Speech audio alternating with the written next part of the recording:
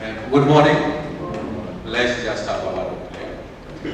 Father, we thank you for this morning. We thank you for being with us since we began yesterday until now, Lord. We thank you for providing safe journey mercies for those who have traveled from various places and have arrived in this particular place for today's session and progress of the conference today. Lord, we thank you because you are merciful to us. You have given us power for us to be able to arrive here safely and start this session. We thank you, Almighty God. Lord, as now we begin today, Lord, be upon us, guide us through, be our guidance through, and protect us from any evil King of glory.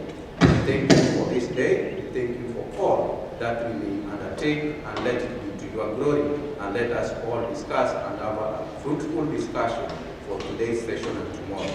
We pray that you be with all of us, and those who are joining us later on, provide them with journey mercies and join us here successfully as we deliberate throughout this conference. We thank you for all, and we pray trust in Jesus Christ. Amen. So, thank you. You may have and enjoy the comforts of your seats.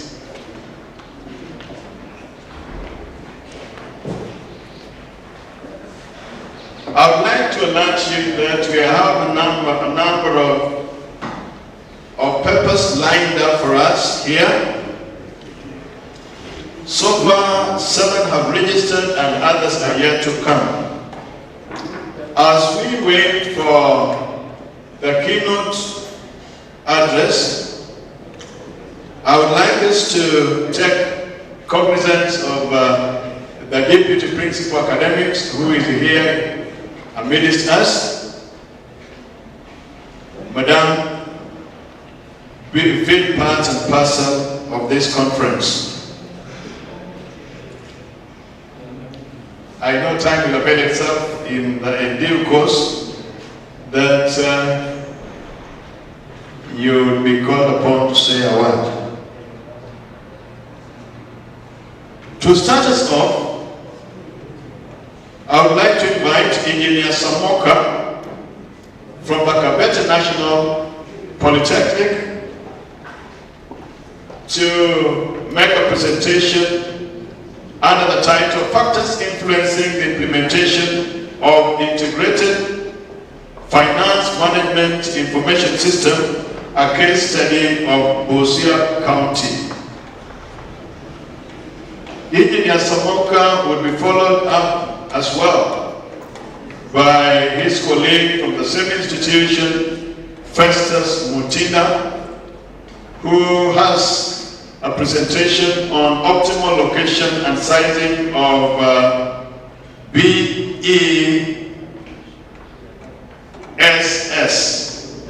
BESS is Battery Energy Storage System.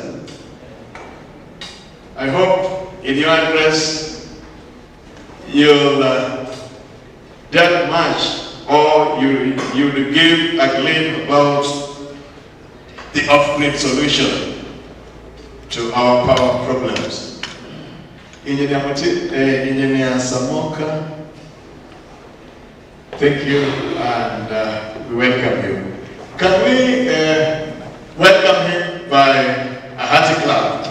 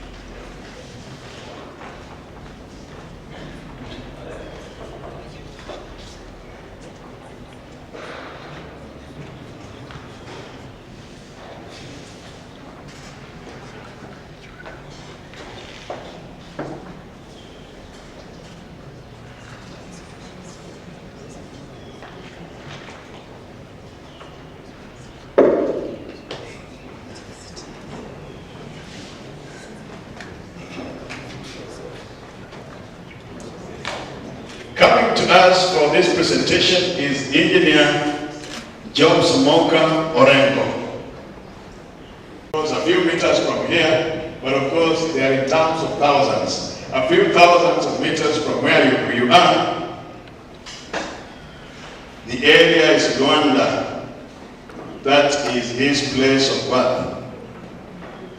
He is a trainer at Kabete National Polytechnic.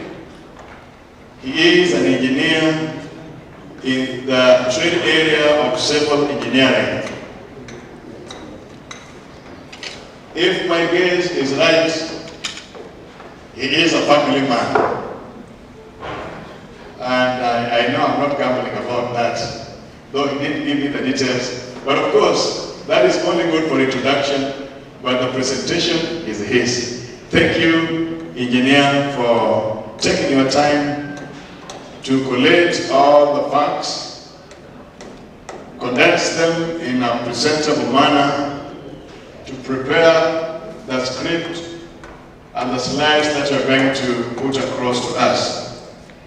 The entire audience, you are called upon to be astute listeners as we join together in this conference. All of us are welcome. Thank you, and Engineer Orengo, welcome.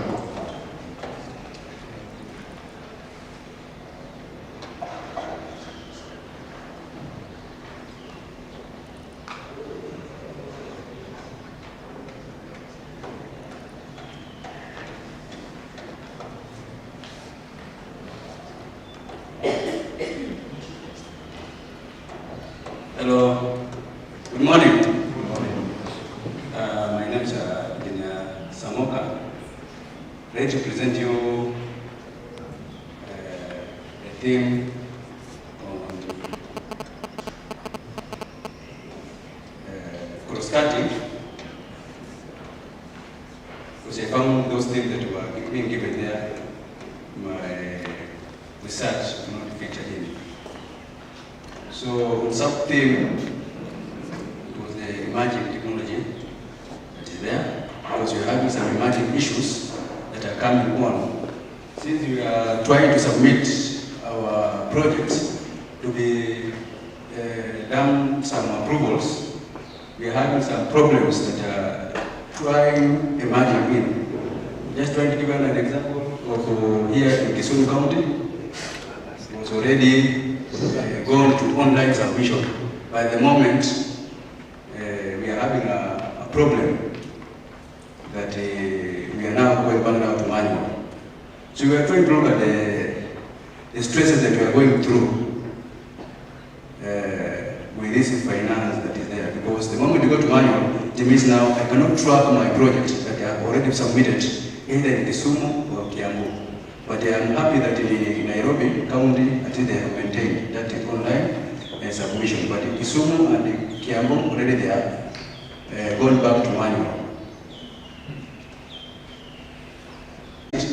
What are these factors that are trying to hinder that implementation? Because we understand that corruption is a higher alert. So if we try to introduce something, maybe there's some factors that they are trying to hinder it, so that we cannot achieve maybe the factors that we put on, so that we can prevent that corruption. So we went ahead. We are supposed to have Mr. Yama, who is not with us. He's having some issues somewhere else. So I'm just presenting myself. I will bear with him. So we are looking at the factors that influencing the implementation of MS, that is information, integrated finance management information system among counties governments in Kenya against state of Busia County. So this Busia County just giving us what is happening in the other counties that is there. Now the background study, we are saying that the benchmarking national budget reforms, programs, and effective management of budgetary resources. So if you are going down to budget, if here in the Kisumu National Polytechnic, if you are going to budget, then there's somebody who is going to watch to track. And if he's going to track, then we must install this software to the user's laptop or computer so that we can track in every corner. And this one makes it efficiently if you are going to use it in your institution. Then we have the statement of the problem. Fundamentally, slow progress in full implementation of MS in Busia County is not an isolated case. However, impedance to fully implement may be unique. So every county can be having its own strategies of how it's going to implement. I've just given you an example of Kisumu and Kiambu. They started very well in trying to make sure that as engineers we don't face problems in submitting all our structural drawings. But at the moment, Busia, Kisumu and Kiambu, they have declined. They have said that from this year they are not going to offer that online platform, which is now going to give us a lot of problems because we need to travel from Nairobi to come and track the progress. Then we have the general objective that which I cannot achieve it when I'm doing my research, which I cannot fulfill. But we have what we call specific objectives that I make sure that I achieve it during the research. One of them we are going to look at to examine the influence of ICT infrastructure in implementation of IMS. Now this one we must look at the trainers or the personnel that are using this software. Have they been trained? Do you have enough computers? Do you have enough machines for every users? Are they applicated to up to standard? We shall find out the influence of employee training on implementation of MS and to establish the influence of management support on implementation of integrated finance management information system at Busia County. Now I want to look at if these MCAs they are going to maybe to Canada, are they now trying to make sure that these subordinate staffs, are they also having some more training on it? Are they going to be given some night out so that at least they can be motivated to their work? Now, the main fight.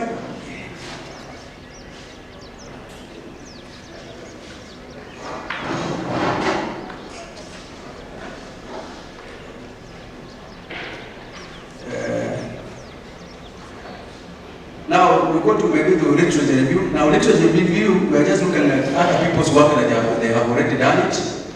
And we try to borrow what already they have done. And we try to look at what can we improve on it. So, in widespread complaints about scarcity of professional support, lack of skills, insufficient network, lack of infrastructure, and lack of training and usage as the main challenge that affect users. So we have some authors who have already done some research, and they have said that already the personnel that are using these softwares, they are not being trained. Remember in 1990s, during the Moy's era, they tried to introduce this software so that you can use and then you can track the management system. But up to now, the counties or the county government is not trying to support. And also the buying of those softwares, installing them, it's now a problem. Lack of computers is now another problem that's being happening there in the other countries, but not in this, maybe in the Busia County. So we want to find out in Busia County what is really happening or what is killing it. Now, with the research methodology, my scope was now in Busia County at large, so we went there to finance department. I just picked 300 of them and make sure that I give them the questionnaires to check, and then they give me some convenient information. Now, you'll find that most of the time we have our challenges because remember, this somebody who's going to give me the information, yeah, and some information are very crucial.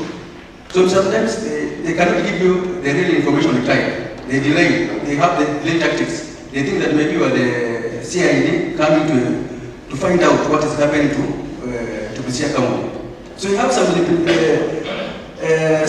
have the sampling and the method procedure that use 10% of target population That means now I took 30 respondents. So 300, I picked 10% randomly. And then I picked 30 of them so that I can use them. I used the stratify and the random technique in collecting my data.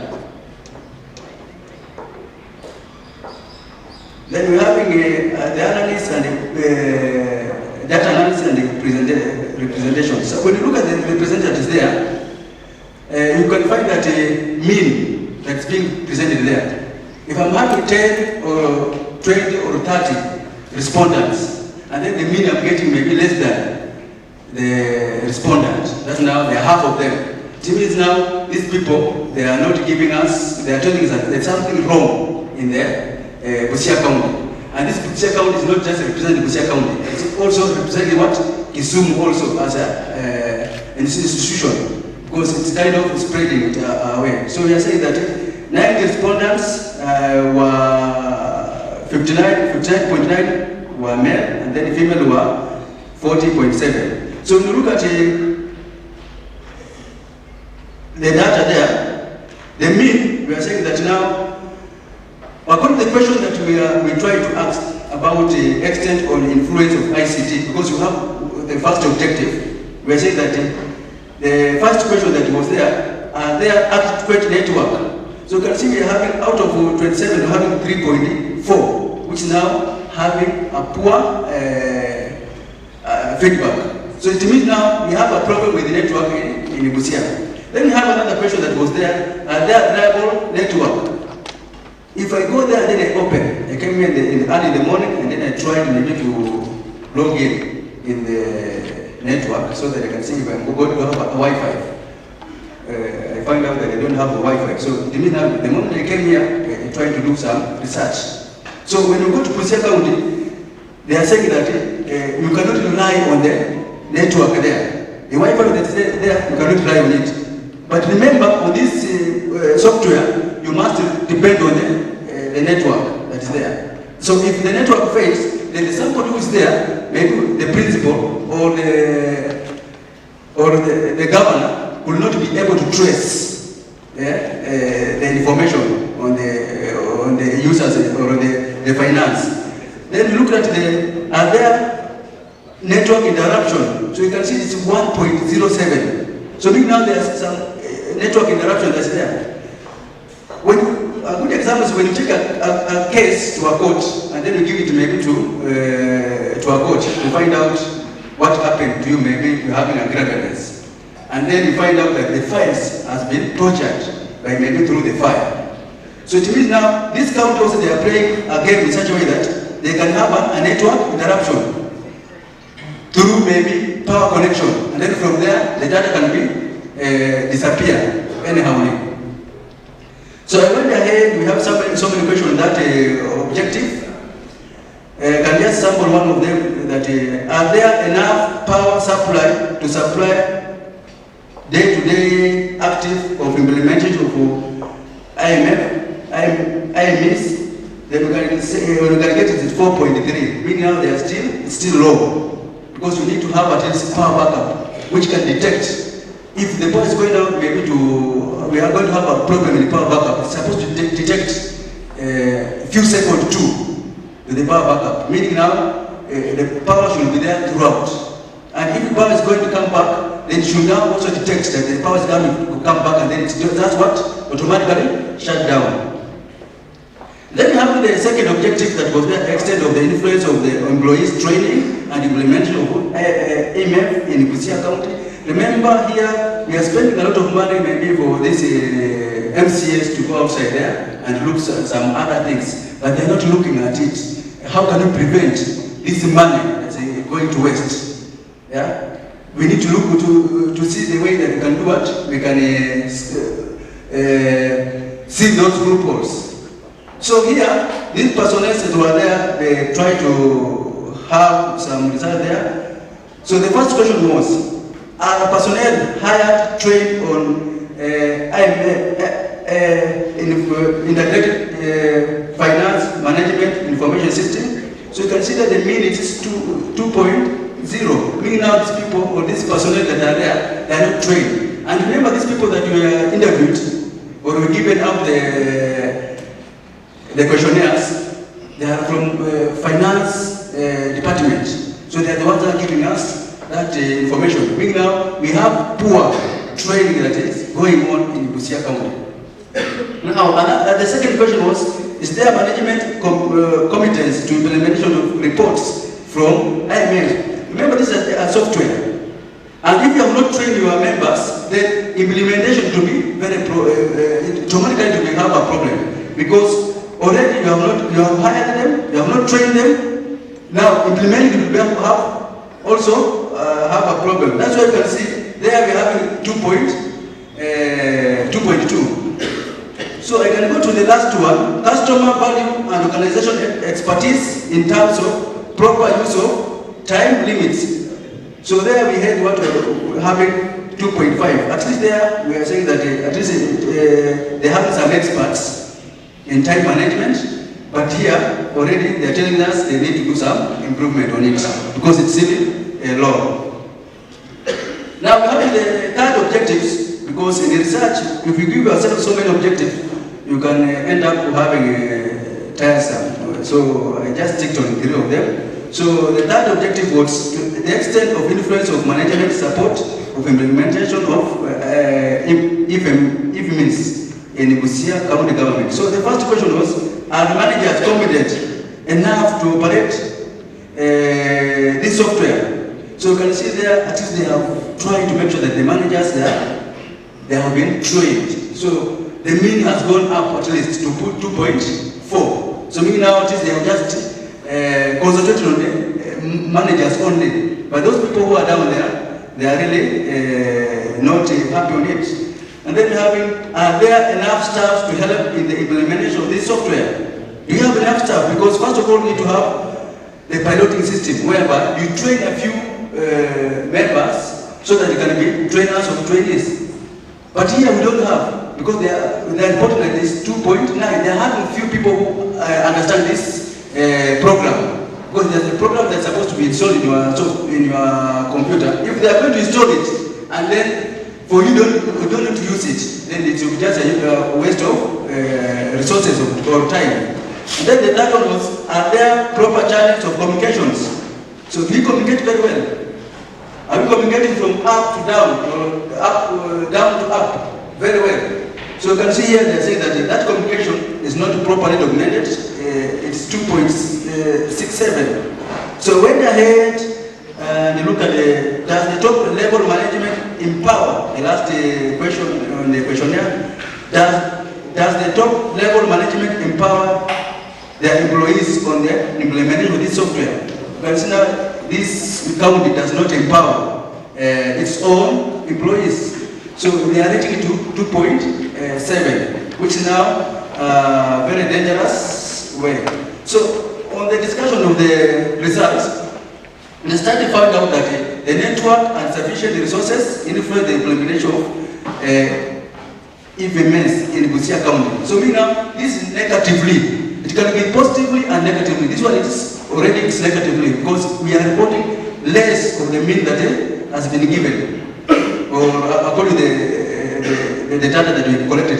The study also found out that the managers' competence on the operation of IFMIS, enough staff, proper channels of communication, involvement in the planning and the budgeting processes, sufficient resources allocation, top-level management support and inspiration by top-level management about the implementation of IFMIS, all positively influence the implementation of this software. So if we don't encourage these people or encourage our staff there, especially in the finance management, especially in that department, then the Busia County, we are just going to lag behind. We're just going to complain about corruption that is there. Remember, there's another county that has reported recently that we have huge amount of money that has been withdrawn.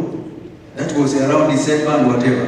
It's still under delegation, but if they can employ, they can give out, they can use this software, then it becomes very advantageous to themselves. So they will zip those loopholes that the cartels are using. But remember, the same county that is trying to kill this software so that they can do what they can create loopholes. Because you can see, government is not created in a vacuum. Government is created by the environment. And the environment is the one that is influencing this software to make sure that it does what? It works. So if you are working from the environment, and the environment is the people that are surrounding you, then you make sure that these people are empowered by this software, so that the finance department can function well, and so that you can make sure that the money that has been allocated to the budget it has been utilized well. Remember, at the moment we are having the finance that is supposed to be passed in the, I think they did it yesterday. But now, if that money that's meant for housing, if they don't track it very well, then you are just going to complain about corruption.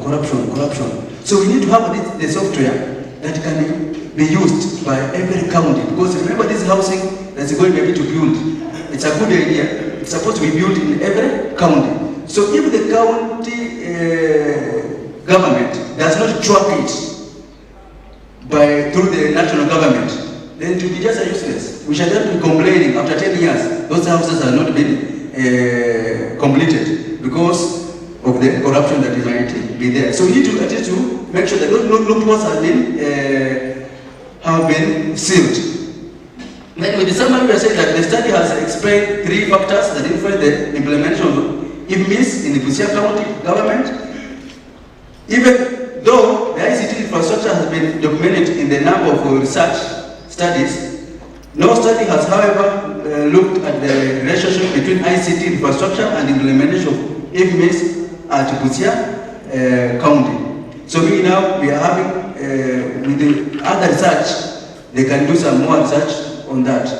Because if you are just going to buy a laptop like this one, or any machine or a desktop, then you have some categories of the laptop that can be installed. For example, if you can just take any laptop and then install maybe a software like Archicad or AutoCAD that is being used by engineers.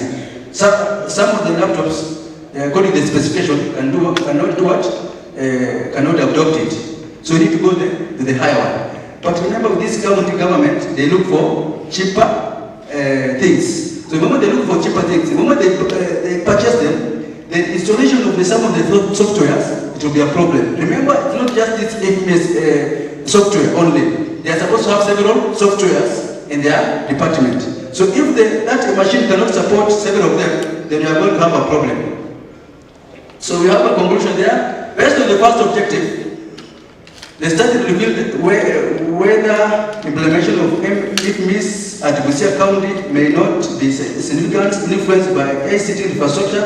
It was discovered that reliable network interruptions, enough ICT infrastructure, and use of computer applications are among the most fundamental ICT infrastructure that the Busia County government need to put in consideration in order to improve this software.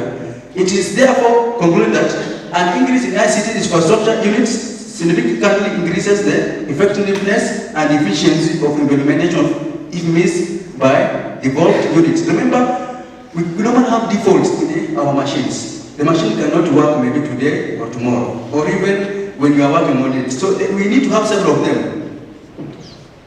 So we need to have at least one accountant, one machine, but we need to have a backup there. Install on it, all of them.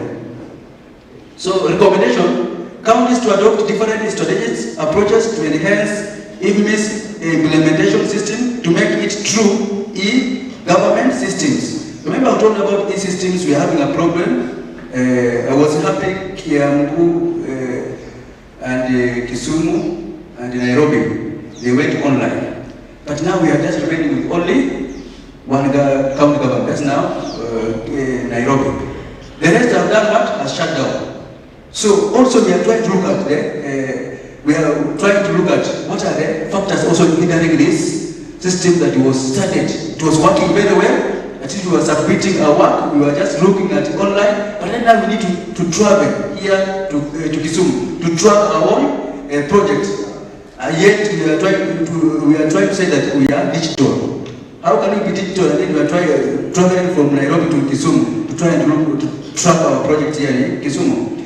Another one, employ a chance agent, charge agent to oversee the implementation of the IFMIS and put users of the system to undergo on-job training. So you need to have somebody who is in charge of that system. Just looking at it, he wakes up in the morning, come and check the computers or the laptops which are there. Are they working? Is that system up to date? Do you have the one which is more applicated? Yeah, you go and purchase and do what? Install. And then make sure that the employees that we are trying to employ every year, they are supposed to go for orientation on that softwares, how it's working. And then strategies should be designed to accommodate all financial transactions within the county government to reduce wastage and the reduction of corruption. There are a lot of corruption there. For example, if I take my project to Kajiado, and my name reads Orengo, and another reads the name from that county, you'll find that the charges that are going to be charged for that person who's coming from that county, it will be lower compared to this person maybe who's coming from this maybe county. So it means now if we are going to implement this one, somebody can now try and track it, and they say that no, this is the factor that you are supposed to use in trying to make sure that the level is we have the ground which is levelized. And then if you are doing research, you need to give your researchers a topic to work on it and do some reference. So I went ahead and suggest some of the topics that maybe researchers can come up with. One of them is the impact. So remember, mine here it is factors that influencing implementation of this integrated financial management information system. But here we can look at now the first one, the impact of IFMIS in the public financial management of the county government of Kenya. You can go abroad, even you can look at maybe Uganda, but it will be now, we face now financial complications. And then we have look at another topic, the influence of political will on the effectiveness in implementation of IFMIS in the county governments of Kenya. So you can look at now these politicians, they play a very big role. Yeah? If they say no, it's no, they will not do that. A good example is Kisumu and Kiambu. They have said no. Just try and travel physically to this county so that you can submit your project here. I think that is my end. I was supposed to have 20 minutes, but 20 minutes is not enough for a presentation. Let's have the next presentation done by Festus Mutinda, equally from the Kapete National Polytechnic.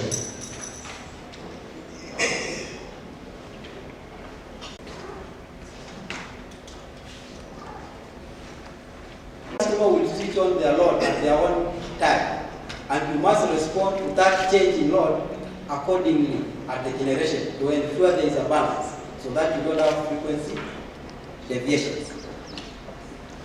Therefore, if you cannot do the amount of energy you will get from the renewable energy, the wind and solar, you cannot be able to say that I will have this amount of energy, I have a play of around 20 megawatts, so I can increase as the load changes. That is a big challenge when it comes to renewable energy. But the conventional generators, the synchronous generators which we have, you can say at this time, I will have this amount of energy, and I can increase it up to this limit. With that, you can be able to prepare for whatever change in load which will occur.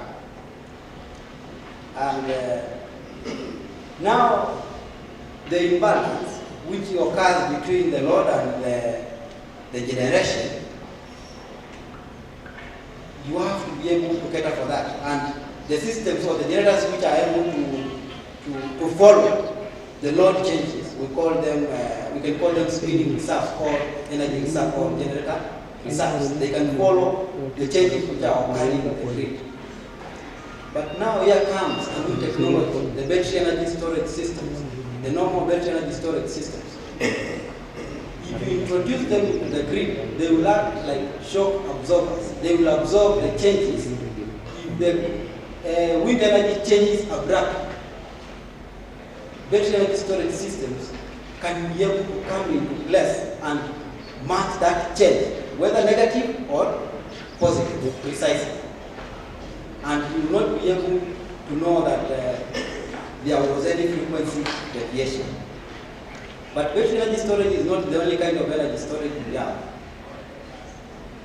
We have different classifications of energy storage systems. But why are we saying that we need battery energy storage systems? You must have compared battery energy storage systems with the other kind of energy storage systems. And one of them are the pumped hydro systems. These are the normal hydro power plants. But now, when you are not using the energy, at the time that you are not using the energy, can I pump this water to a higher ground? And when now the energy demand rises, can I use the water I pumped on the higher ground using the energy which was not being used at that time and filling the gap? When you talk about compressed air systems, they are just the same. In this compressed air system, you don't use now water. You compress air, you use the extra energy and compress air.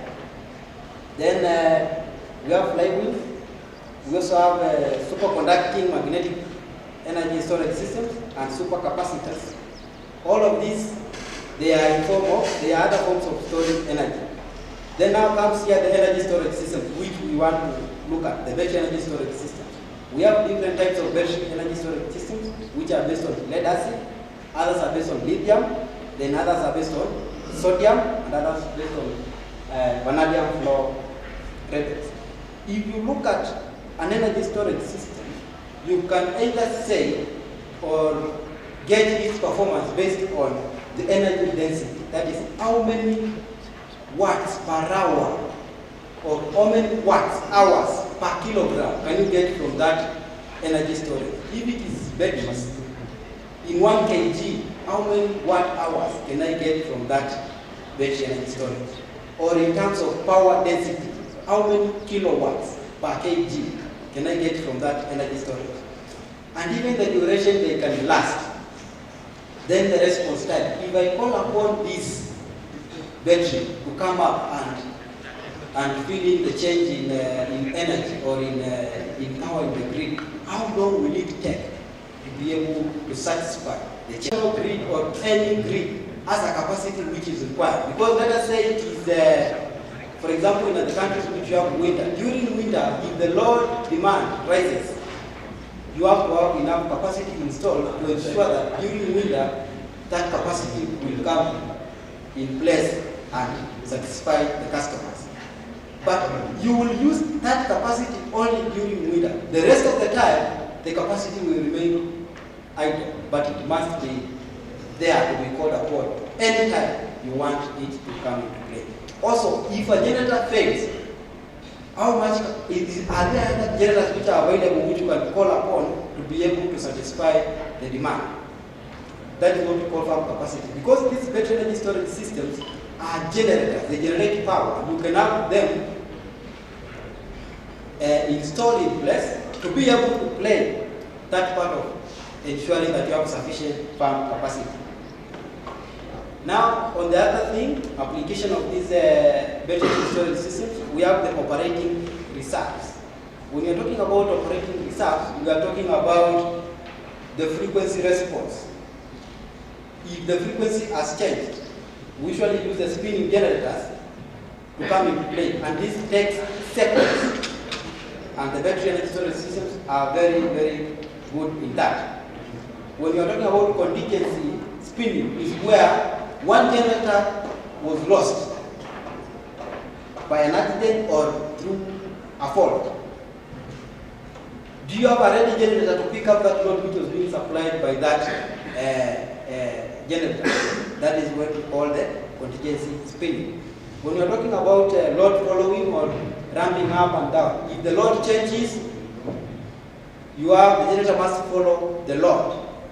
Battery energy storage systems can play the same role. And when you look at in a transmission system or a distribution system of power, if the transmission line is congested, that is, it is overloaded, sometimes hence you are forced to build another transmission line. But this transmission line, why is it overlapping? Because it is carrying power from another far location to the load centers. If you can have a battery energy storage system installed in the area where that load has grown, then it means that instead of building another line all the way from here to maybe Nairobi, if you bring a battery energy storage system here to supply the load locally, then it means that transmission line you were to build has been deferred. You have delayed the construction of a new transmission line, which is an expensive thing. When we talk about black start application, black start is whereby the country goes into a total blackout. How do you restart the generators which have been switched off? If you don't have any generator which is running because of a catastrophic failure in the power grid, then you'll be in a big trouble. But if you have the battery energy storage system, you can restart your system again, and that is what we call black start. Now, because we are talking about renewable energy and these variable renewable energy systems, wind power is the widely deployed energy source in the terms of renewable energy system. But what are the effects of this renewable or wind energy on the frequency of the grid? We say that, first of all, renewable wind energy is very uncertain. You cannot know the amount of energy I'm expecting. Therefore, you are forced to have frequent deviations in frequency. The frequency will keep on deviating every now and then. Secondly, if you cannot predict wind speed, then you cannot plan accordingly. Thirdly, if you don't know the expected change, then how much reserves are you going to set aside to cater for the changes? You don't know. If you don't know, then you are forced to increase the capacity of reserves, increasing the cost of installing cost of generation, because you are forced to have many reserves.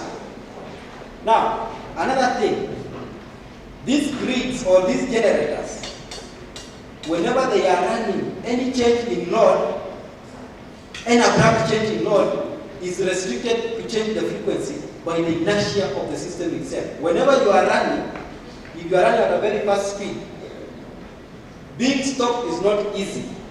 The same way these generators operate.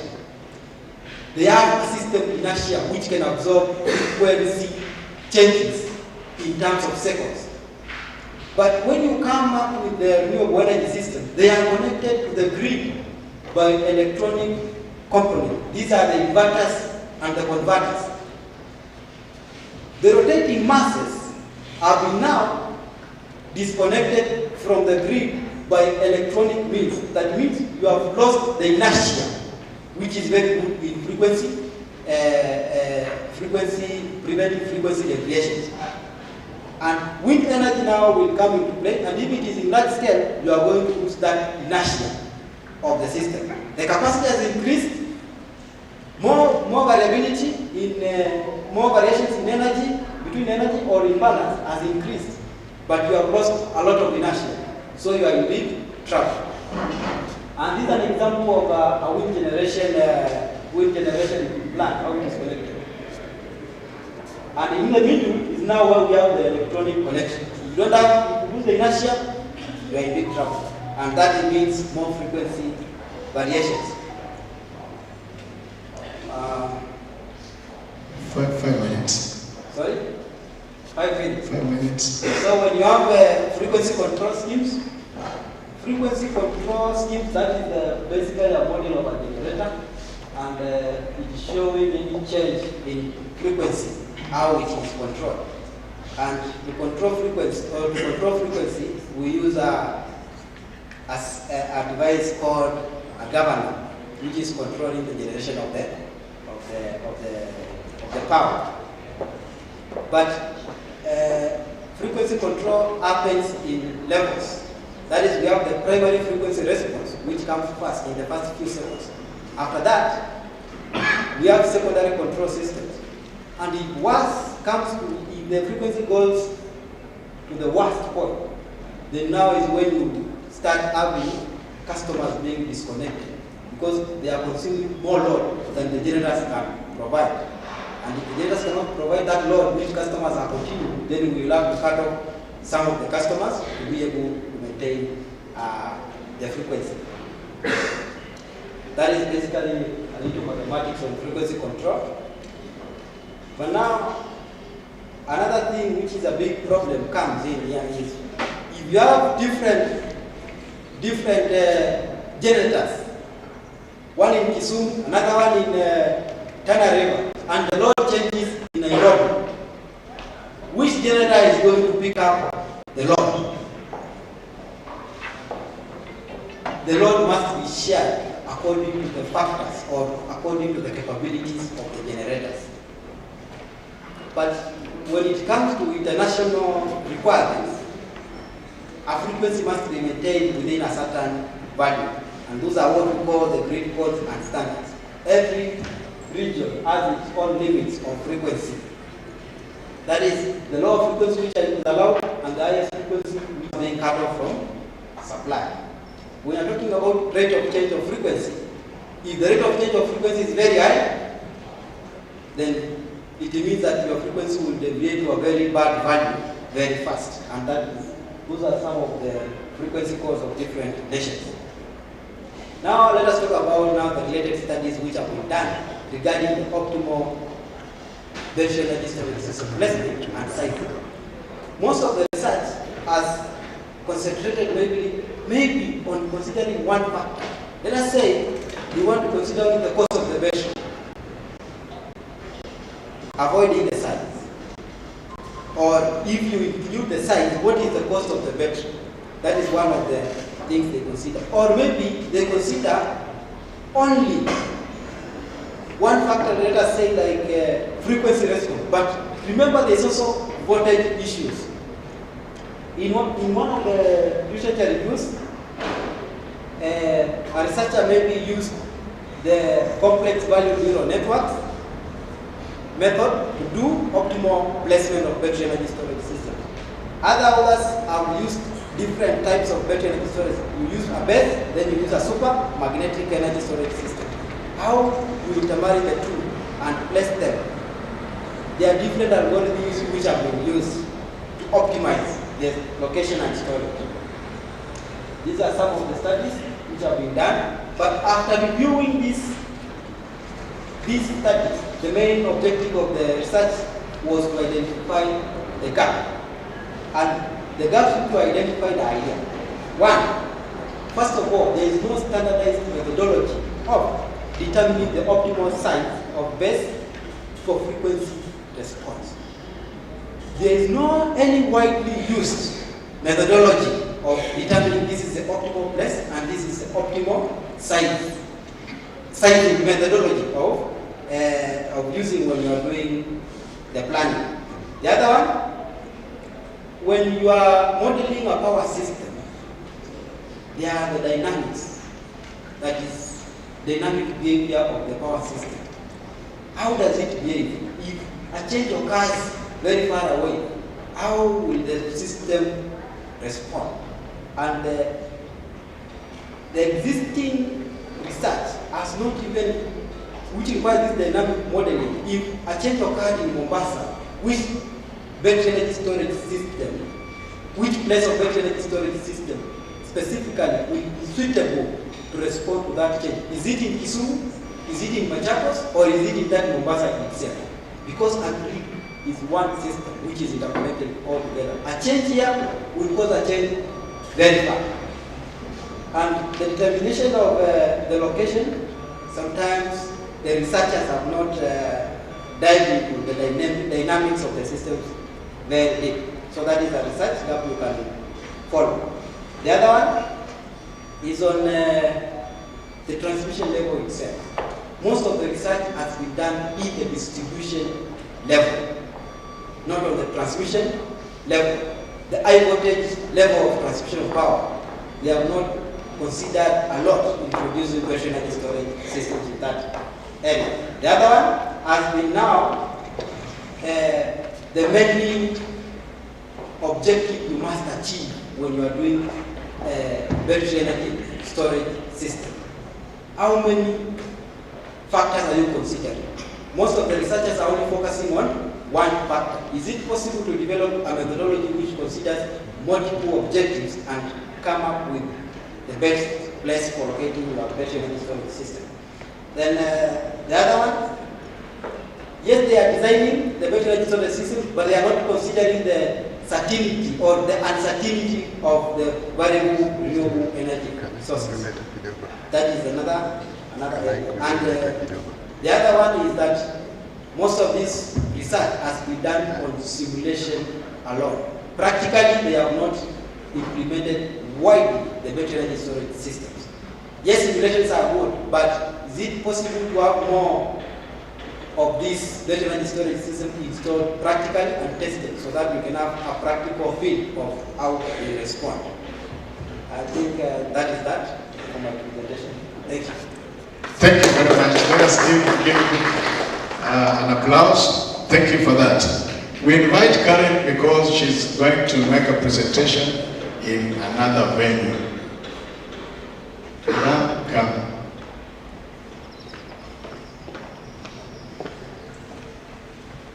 After a short while, we'll invite all the presenters that have done the presentations in the first batch up front for some panel discussion.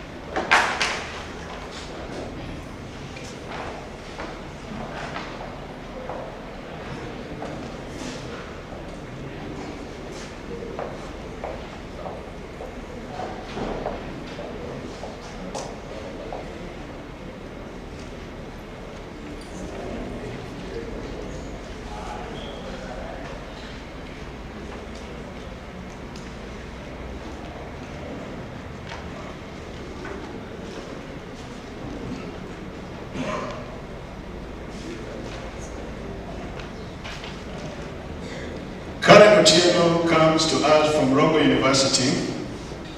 She has a paper under the title Determination of Nutrient Availability and Effect of Composite Waste Agricultural Substrates on Wood Ear Mushroom. Determination of nutrient availability and effect of compost waste agricultural substrate on wood ear mushroom cultivation.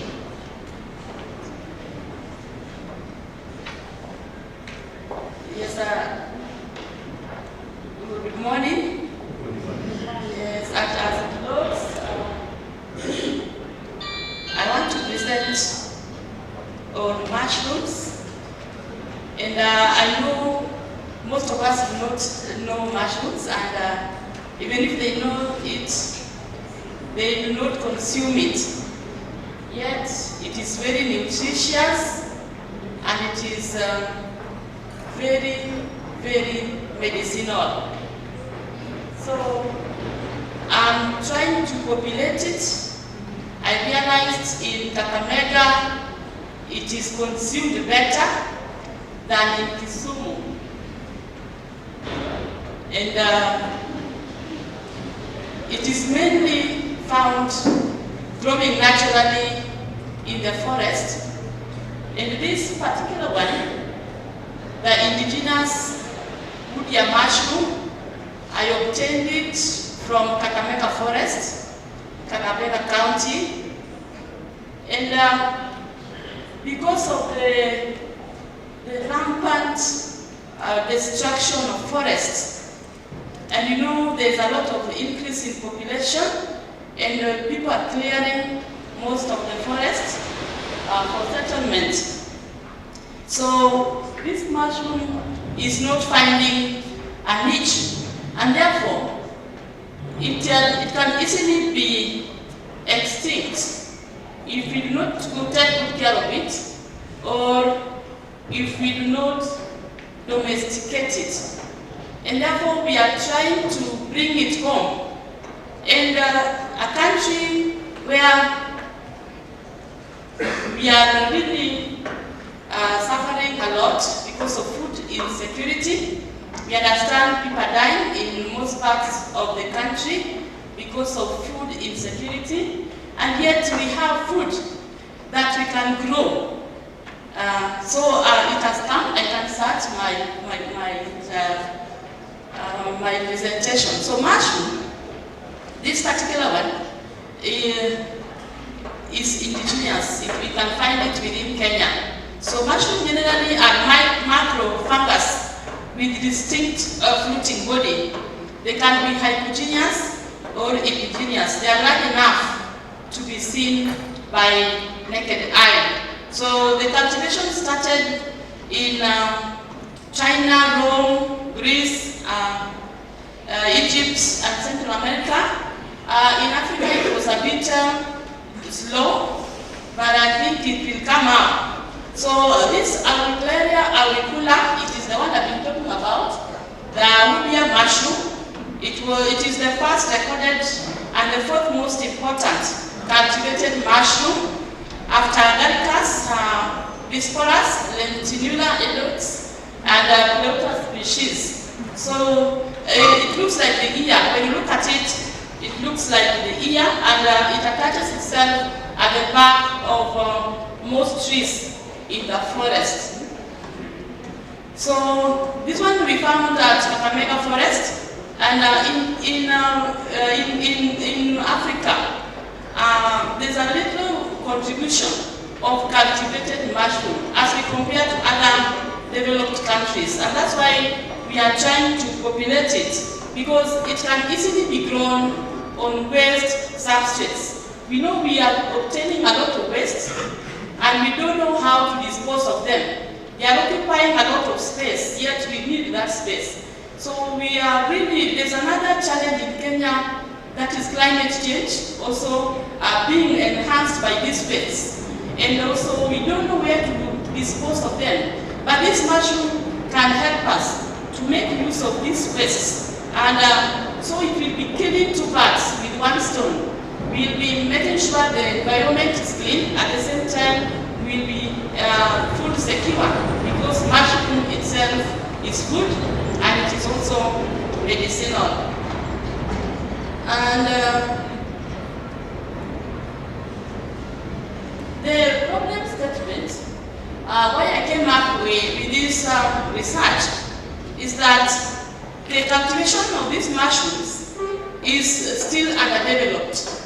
People are not aware that these mushrooms can be grown indoors, and they can do so well, and they are very good food. Even for big hotels, they are consumed and they are very expensive. So they can also be a source of income to our mamas, our youths, and the rest. There is no commercial production of this mushroom that has been done in Kenya. They are just getting it from the forest, and it's like they are exhausting the source. We also have a lot of waste that should be managed, and this mushroom can help us to manage the waste. So the problem that has been there is to identify the exact waste material that can be appropriate for this particular mushroom. That is now the core. That is what I've worked upon.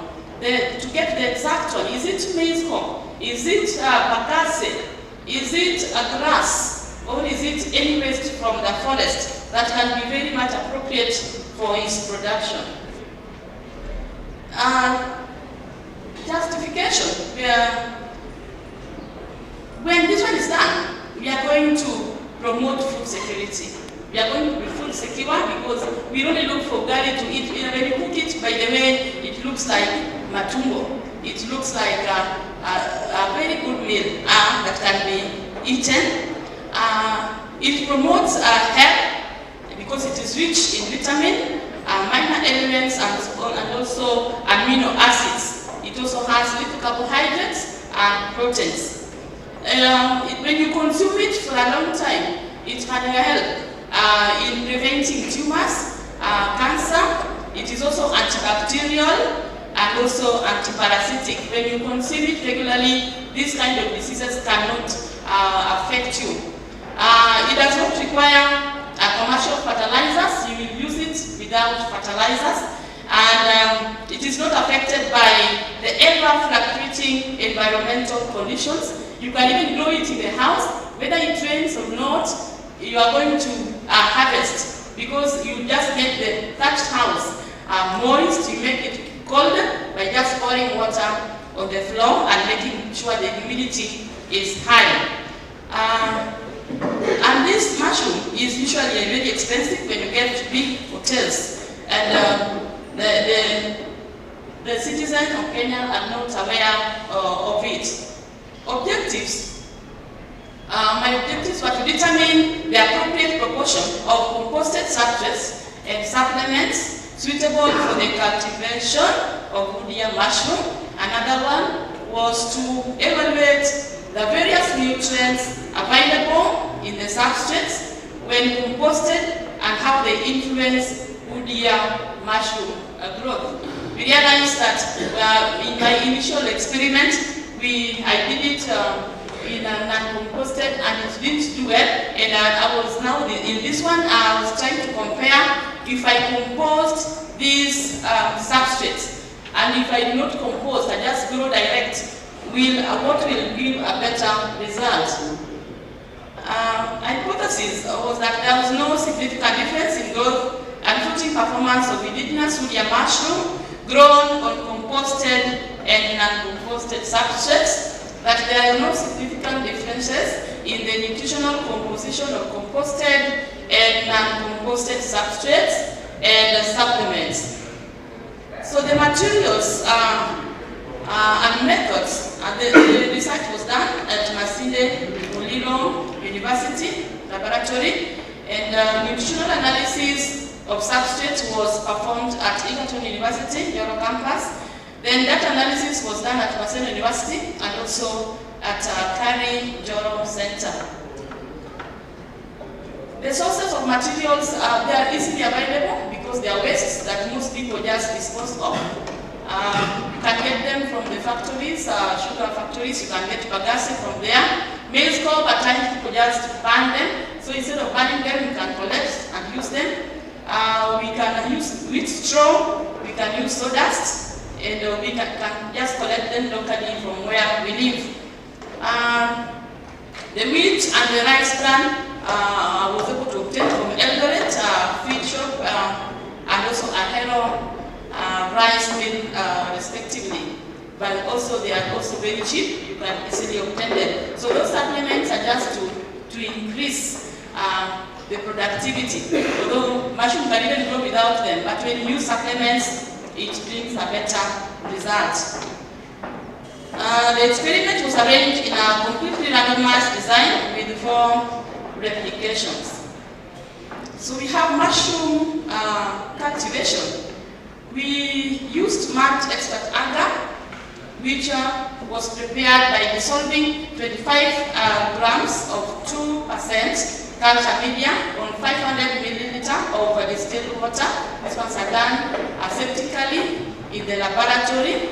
It was autoclaved at 115 degrees centigrade for 1 hour, then poured in a sterilized 9 centimeter petri dishes. Then mushroom was cleaned. This one, the one that you collected from the forest. You clean it in sterile water, and then it is cut into pieces. Then it is again placed in sodium hypochlorite. This is to make sure that all other contamination is not there. Any other microorganism does not come with it.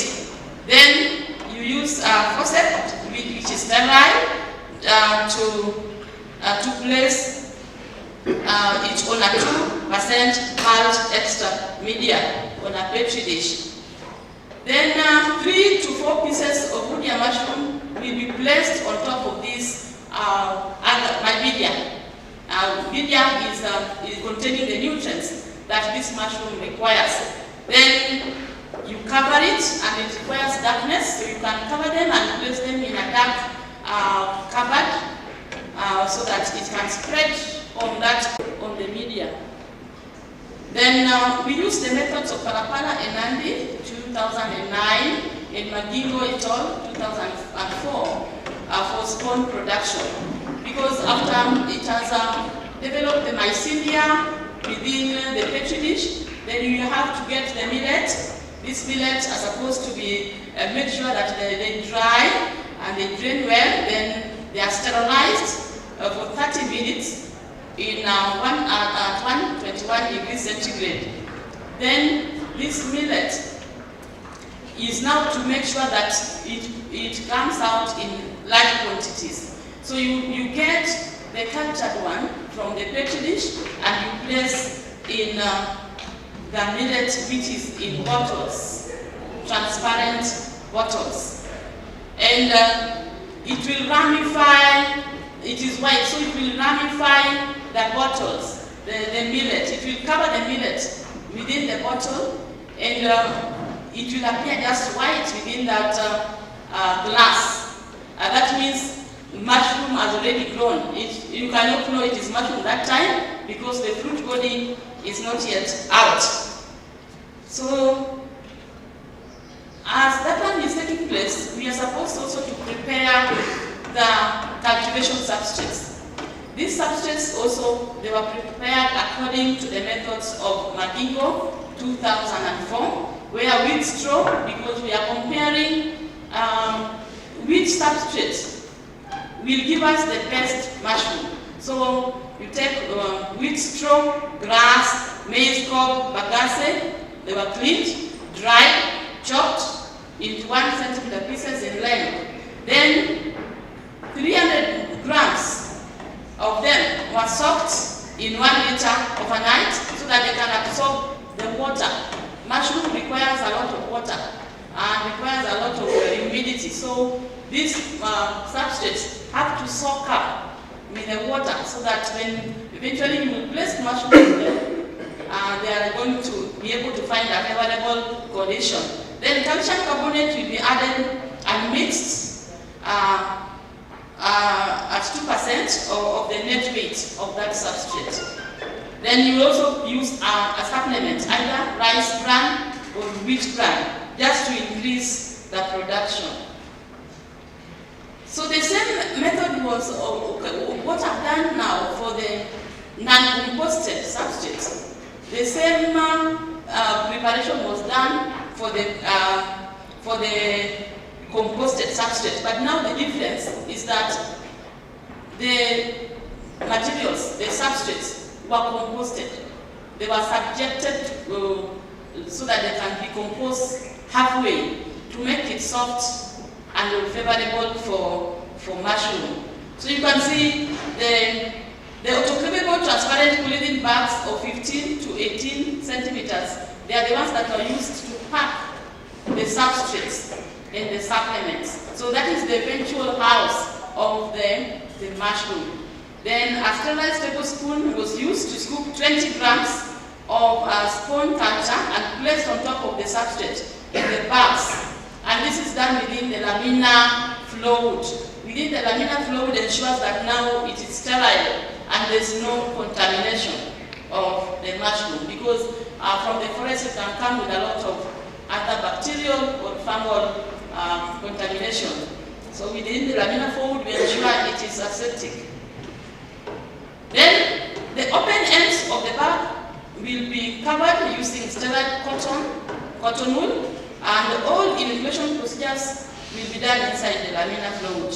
Then you label them and transfer them to sterile cabinets kept in total darkness. So they are now taken to a room which is dark, and they are placed on the shelves. Those shelves, water is poured on them, and the floor also the water is poured to maintain that humidity that they require. Then Primordia will begin to initiate. Primordia is like the one that now brings the stem of it so that the mushroom can begin to sprout. And the number of days to spawn run and the number of days to Primordia initiation were recorded so that we see which substrate is bringing the mushroom faster. No, we need a faster rate of bringing food to the table. So you want things that can bring food very fast. So which substrate is going to make sure that this mushroom sprouts faster? And that is what we were comparing with these substrates. And we use the Primordia density rating scale adopted from Tiruvannamala 2005, where I was able to rate the density of mushroom within the different substrates. So which substrate is giving a more dense mushroom. So no growth, where there was no growth, the number of Primordia was none. Sparse was 1 to 5, good growth was 6 to 10, and excellent growth was 11 to 15 Primordia, those pins that are coming up to bring up the eventual mushroom. Then after that, the fruit body development begins, and the room is maintained at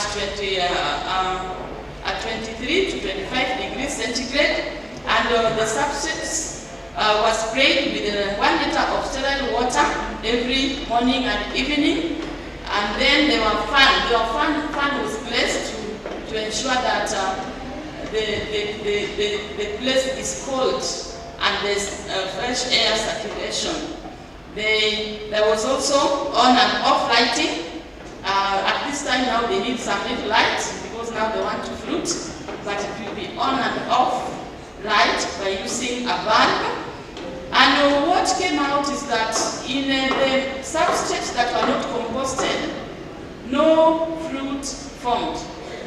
No fruit formed in the substrates that were not composted. Then this other part, because we are comparing these other parts now, we use the same procedure, but the difference is that these substrates were composted. So that when you compost it, becomes softer and easier for the mushroom to penetrate and to ramify it. So we did the composting procedure, and then we also grew the mushroom on the composted substrate using the same procedure that we have used in the non-composted ones. 4 minutes. And then what comes out is that in the composted ones, the Primordia came out faster than the non-composted ones. The non-composted ones, the Primordia were able to come out, but they were not able to fruit. In the composted ones, they were able to get to fruit body development. And I rated the quality of the fruit body, also according to Rogers, 2007, where we are looking at the shape, we are looking at the fruit body diameter and the texture. So the best was when it was ear-shaped, because the mushroom it looks like an ear. That particular mushroom looks like an ear. So the best quality should give us the ear shape.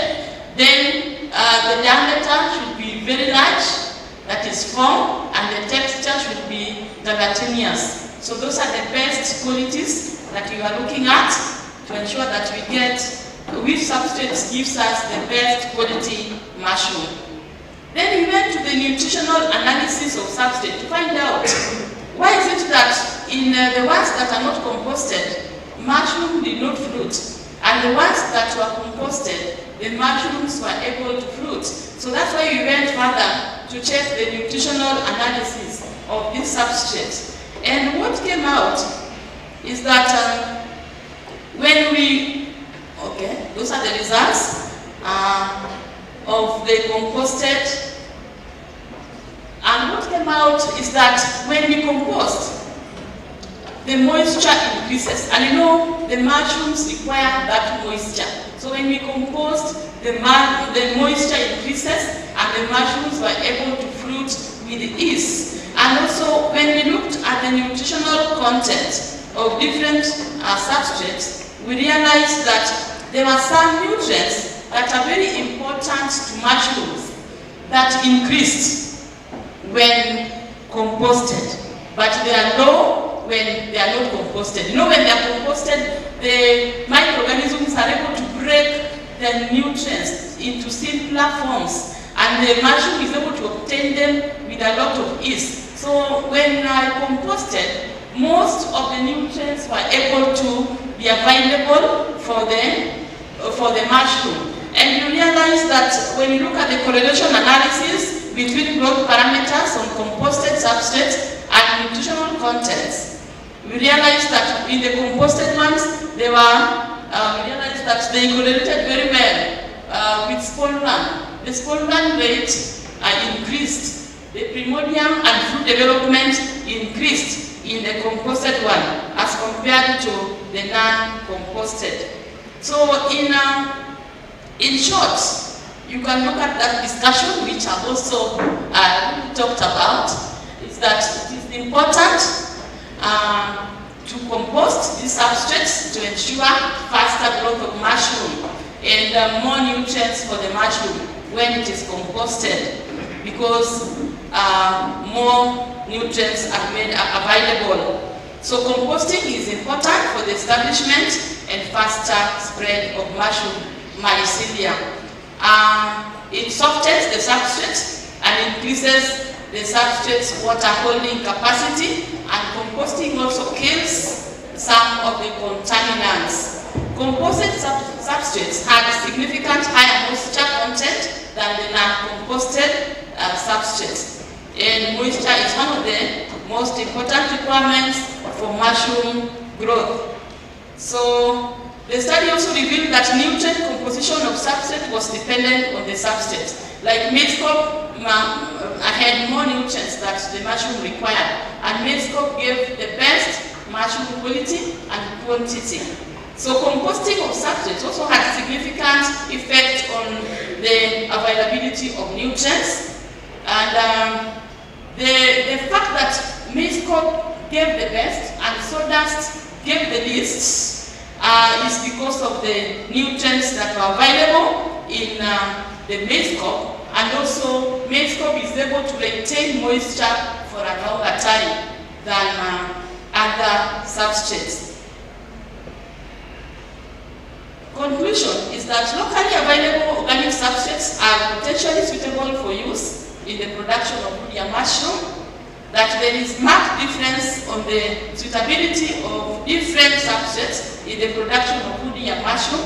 We also realize that composting increases water retention capacity, without which mushroom is not able to attain its full potential. And we also realize that different substrates gave varied results in terms of mushroom quantity and quality. We recommend that we use cheap and more available substrates and supplements at low application level for the domestication of this important mushroom. We also recommend that composting of substrates be used for faster growth of mushroom. Further research that I would like us to do is to look at the effects of substrate and supplement on chemical, disease resistance, shape, taste, color of fruit body, and tolerance to elevated and low temperatures. We need to do that. We also need to identify the genetic background of Woodea mushroom strains by use of modern biotechnological approaches of modern markers to identify more efficient strains and their responses to cultivation conditions and substrates. We need to investigate that. The enzyme activities of Woodea mushroom for degradation of sawdust also need to be studied so that we get all this and we produce mushroom that can be adequate for people in the rural, can be adequate for people in the urban centers for food security. Thank you so much. Thank you very much, Madam, and the mushroom. You know, when you started by saying that the first cultivation was done in China in the year BC, so then I was imagining how a Chinese came to an angle next to the place where I was brought up, and then a broad-headed mushroom came up. Then you only told me it is about commercialization. Just a moment, madam. Because she's leaving for a next function, can we throw some questions to her over the mushrooms?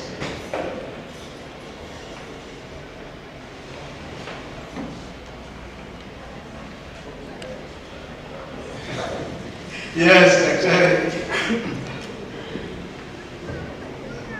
As he picks the microphone, I would like to ask whether you sought to have a combination of number of organic substrates to understand and analyze the output.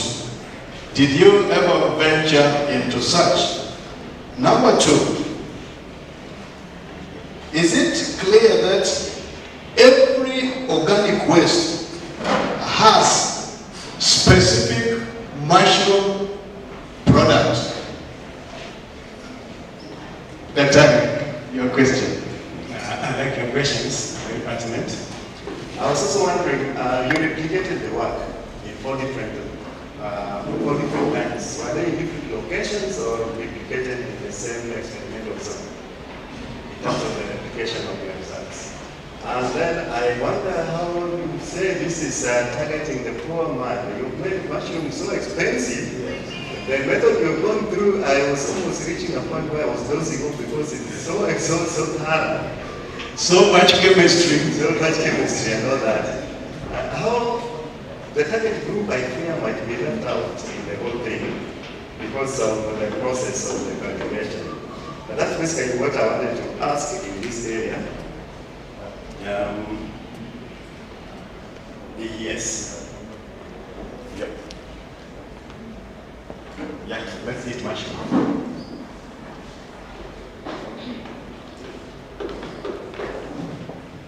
Thank you. I just have one simple question. When introducing, you mentioned that mushrooms are antiviral, antibacterial, and antifungal. So I'm interested in knowing which phytonutrients are really going to do these functions that you mentioned. Again, when at it, mushrooms are full of hydrazines, and which are very toxic. What are you advising that those who will be doing the substrating of the mushrooms will do to make sure that the toxicity levels are not met? Thank you.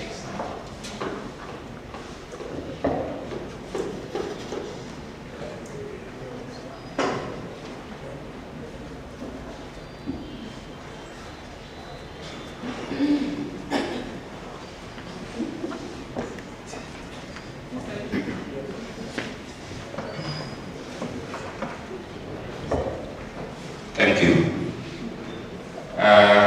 Thank you so much, Madam Karen. It was a good presentation. It's all about food, and we are food insecure in our country. So if we can go a mile, then we might achieve a lot. And remember, food is energy, and it is very important. My question is, throughout my life, I've seen mushrooms grow in the forest. I've also seen some of them growing on the ant-hills. Now, a few people try to find out what is in the ant-hills, which makes them grow in certain localities. Another one I want to ask is, do these mushrooms have, because they also grow just like some other plants or other things. And in such situations, there is normally competition. They compete with other things in the ecosystem. Have you people found out that they produce produce some byproducts to defend themselves from competition from within the ecosystem. Those are my questions, please.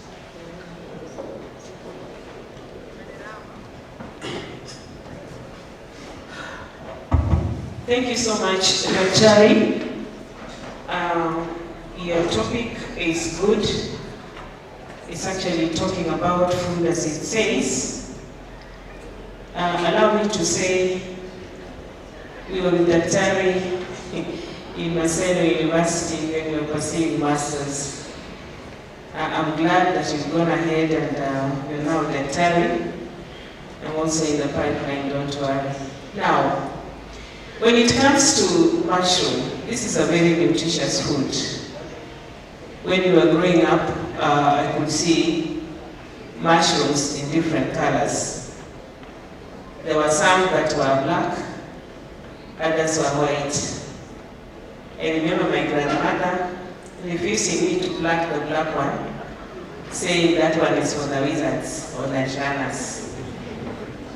So we grew up knowing very well that there are some mushrooms that are not supposed to be eaten because they belong to night runners or wizards. But it is the white one that one can actually eat. So probably you'd like you to clarify to the audience whether both colors are viable and can be eaten. That one you need to tell us so that next time we come across them, we don't discriminate. And secondly, it is true, quite a number of us, particularly in this generation, do not really see the value of the mushroom. They probably think that it is just one of those foods, not knowing that the nutrients add a lot of value to our health. So there needs to be a lot of sensitization on this product so that people embrace it. Probably at the rural or local level, because we don't seem to be knowing them. I am sure if I pluck a mushroom and put it on a plate and ask my daughter what it is, she will tell you, she'll actually tell me, Mamini, I don't know those things, all right? So in as much as this food is so valuable, but there has to be a lot of sensitization that is to be done for people to embrace it. Even our students here, who are our sons here, I'm sure. How many of you have seen a raw mushroom? How many? Or they have seen the black one that belongs to the wizard? Okay, so researches are being done, but we need to put a lot of input on it. Thank you. For the interest of time, because I want us to go for a health break, let her tell us more about the mushroom soup. Thank you so much for those valuable questions. I hope I'm going to tackle all of them. Because mushrooms are substrate specific. There are some that we grow in a particular substrate, but not others. And that is why we are doing this study to find out if this particular one can be able to grow in this particular substrate. So we do the testing. And because we are domesticating them, they are used to be wild, to grow in the wild, or in places that they are not taken care of. So we are testing which substrate will be appropriate for them. So I can answer that they are substrate specific. And replication I did on the substrate, like I didn't do it just once. I did it 4 times because they also grow very fast. They grow after 3 months, they are ready. So I was able to do 4 harvests, and I was able to come up with those replications. Someone has talked about there's a lot of chemistry in it. Not much. What is much about the chemistry is that it has to be done aseptically in the lab. We have to make sure that we do the culturing. Bringing this mushroom, it's like tissue culture. Yeah, I think the complicated part can be simplified by those who know how to do tissue culture. Just tissue culturing in the lab, Then after you've tissue cultured, now you multiply it using the millet that has been sterilized. So there's no much chemistry in it. And then now we have the phytonutrients in the mushrooms. There are lots, and in my literature review, there are so much nutrients in the mushroom. I mentioned a few. There are proteins, there are vitamins, there are carbohydrates, and there are micro and macronutrients that are there. The toxicity level of the mushrooms, there are some mushrooms that are very toxic. And that's why before you go growing it or you go eating it, you have to know which particular mushroom you're working with.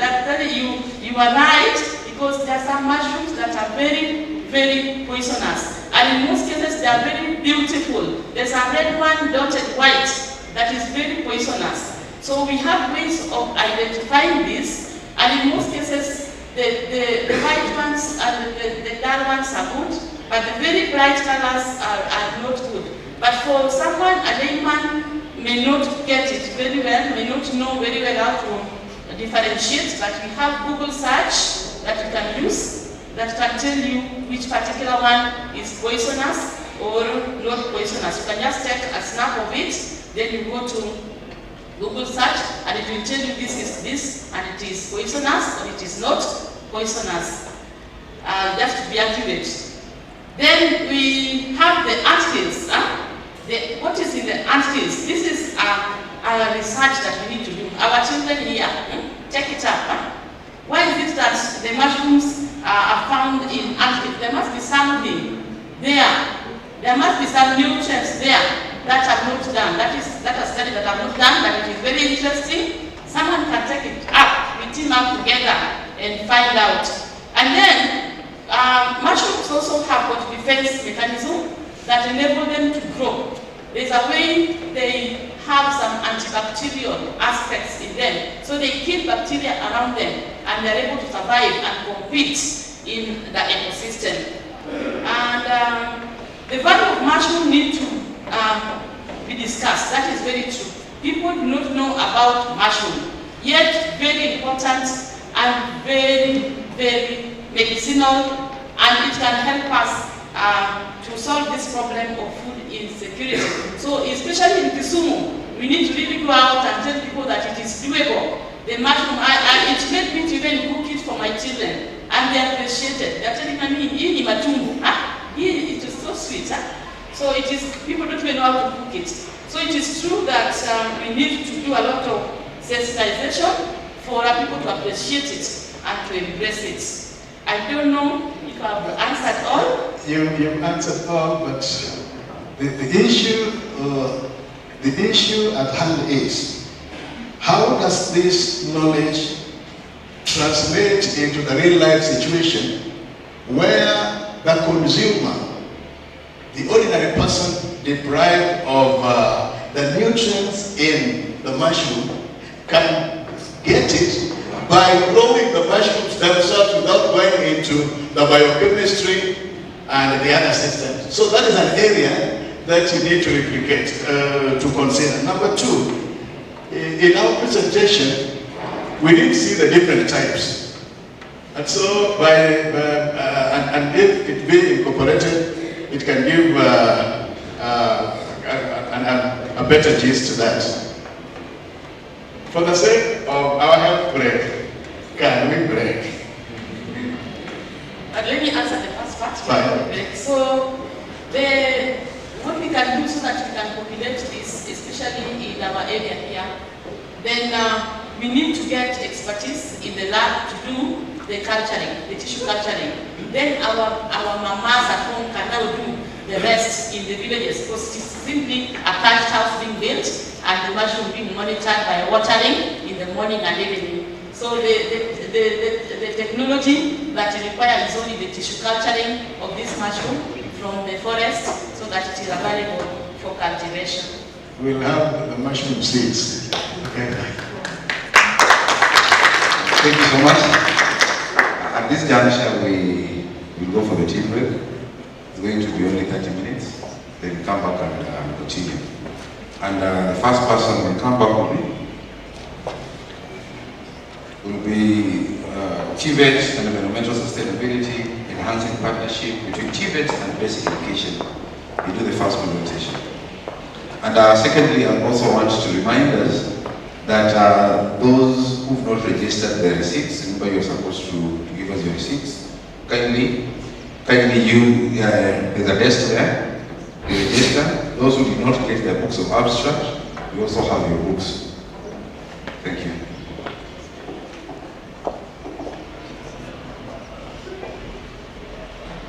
Our guests, we're going to use this tent to take our tea. For our students, we have a tent on the other end.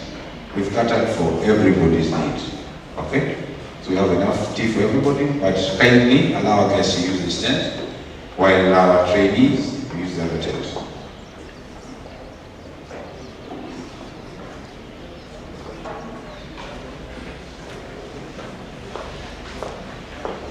Can we have all our guests moving to the tent?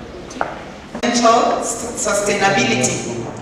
Our main topic this afternoon is enhancing partnerships between technical, vocational, education and training institutions, that is TVETs, and basic education to mitigate climate change.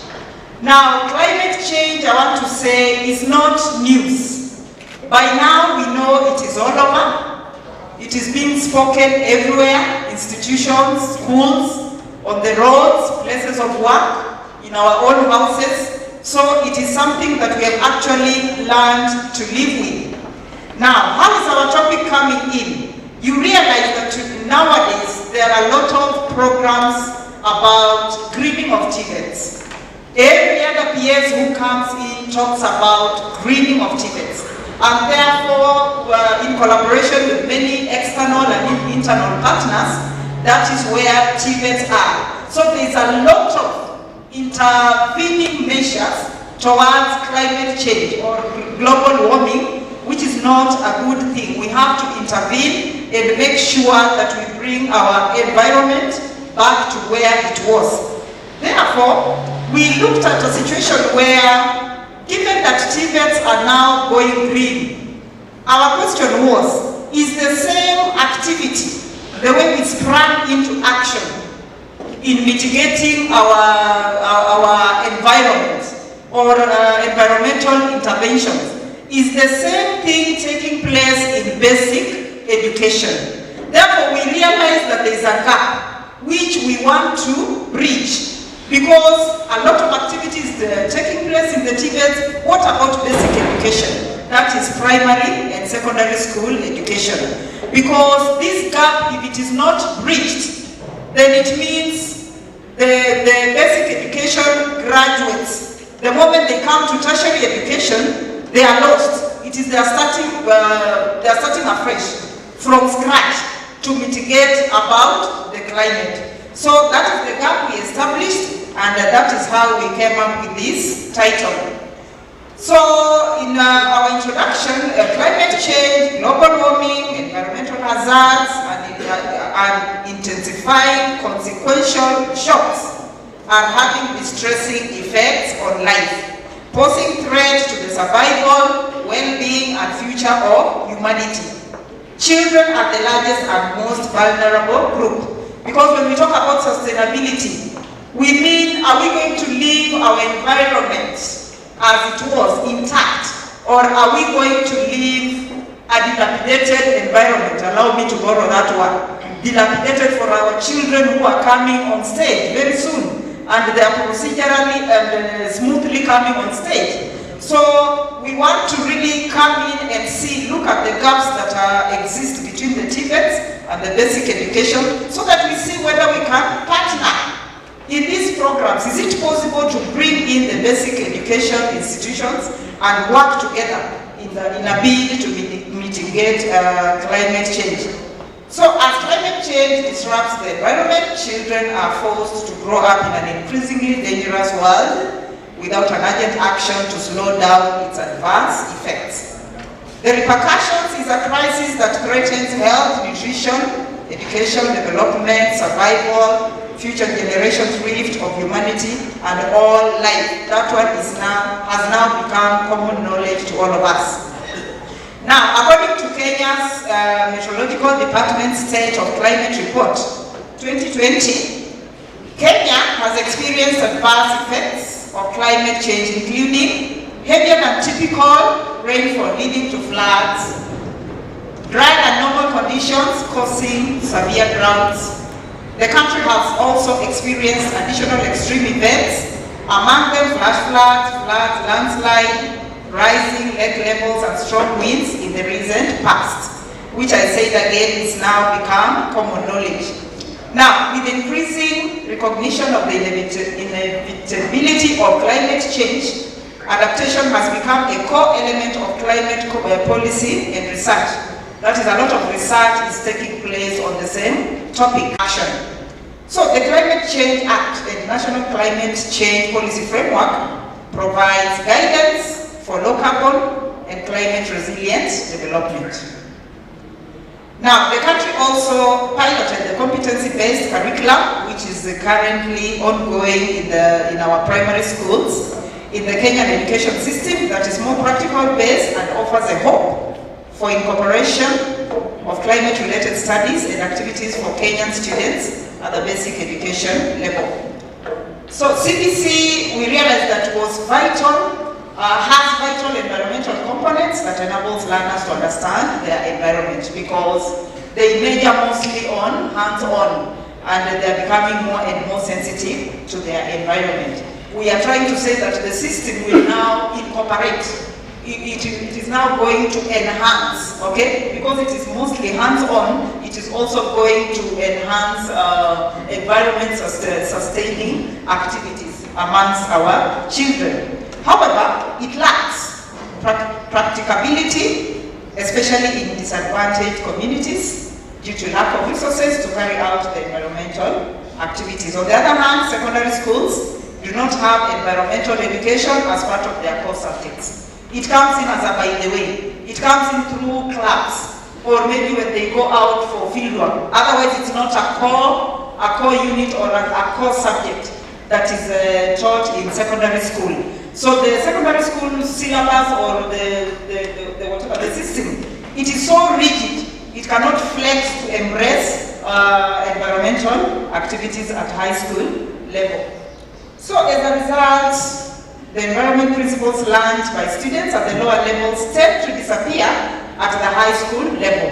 So what we are trying to say, much as we can embrace environmental activities or environment saving activities at the most basic education, that is the primary school levels, by the time the pupils get to high school, there's a gap, because we have seen the syllabus does not incorporate environmental activities. So it is actually this gap that we are trying to see and see how we can bridge it up. To meet the long-term ambition of sustainability, mitigating climate change, there is need for involving students at all levels from primary through high school and TVETs in the mitigation practices. So let there be no gap. We are worried about our climate, we are worried about sustaining our environment, and therefore let these activities not just be at the tertiary institution where most of the climate changing activities are ongoing. I mean, interventions of climate change are ongoing. So we want to bring basic education institutions close, so that there is no gap, maybe in high school, so that it's part of us, it's just part of life, it can flow from primary school, secondary school, and then TVET institutions like that.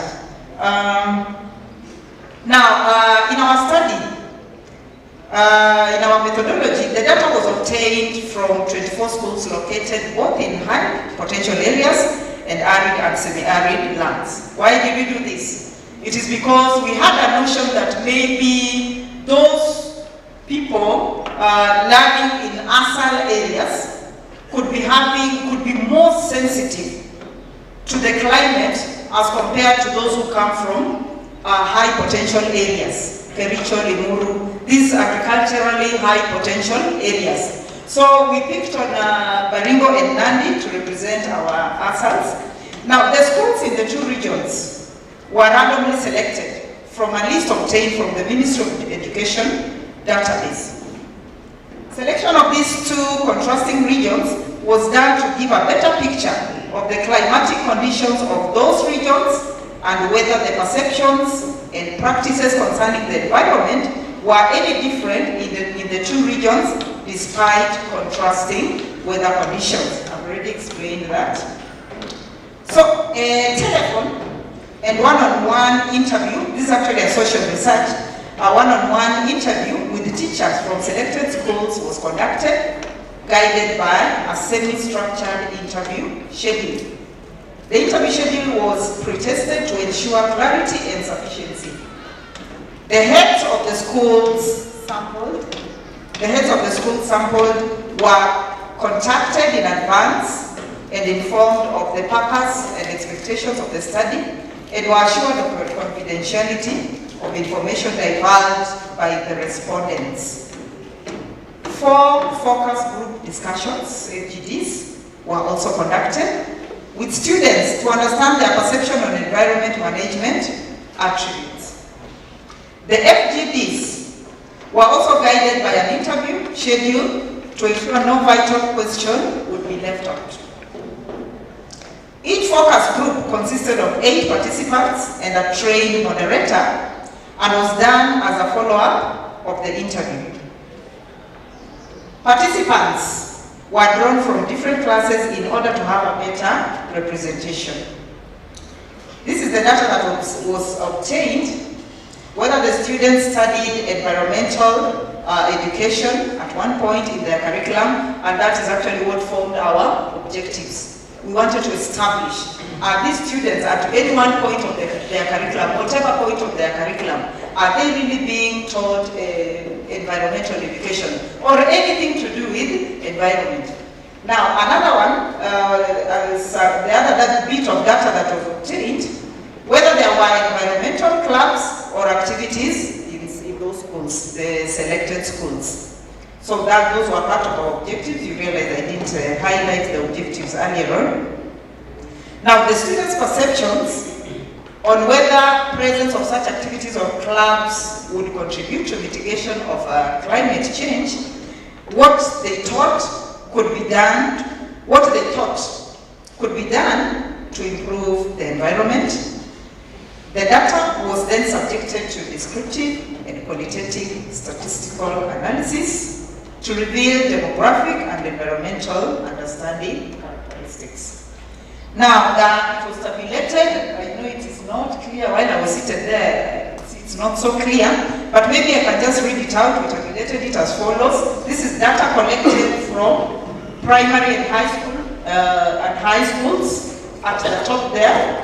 And then on this side, we have the attribute. What is this what was our concern? So the first attribute was environmental education, whether it is taught in schools or not.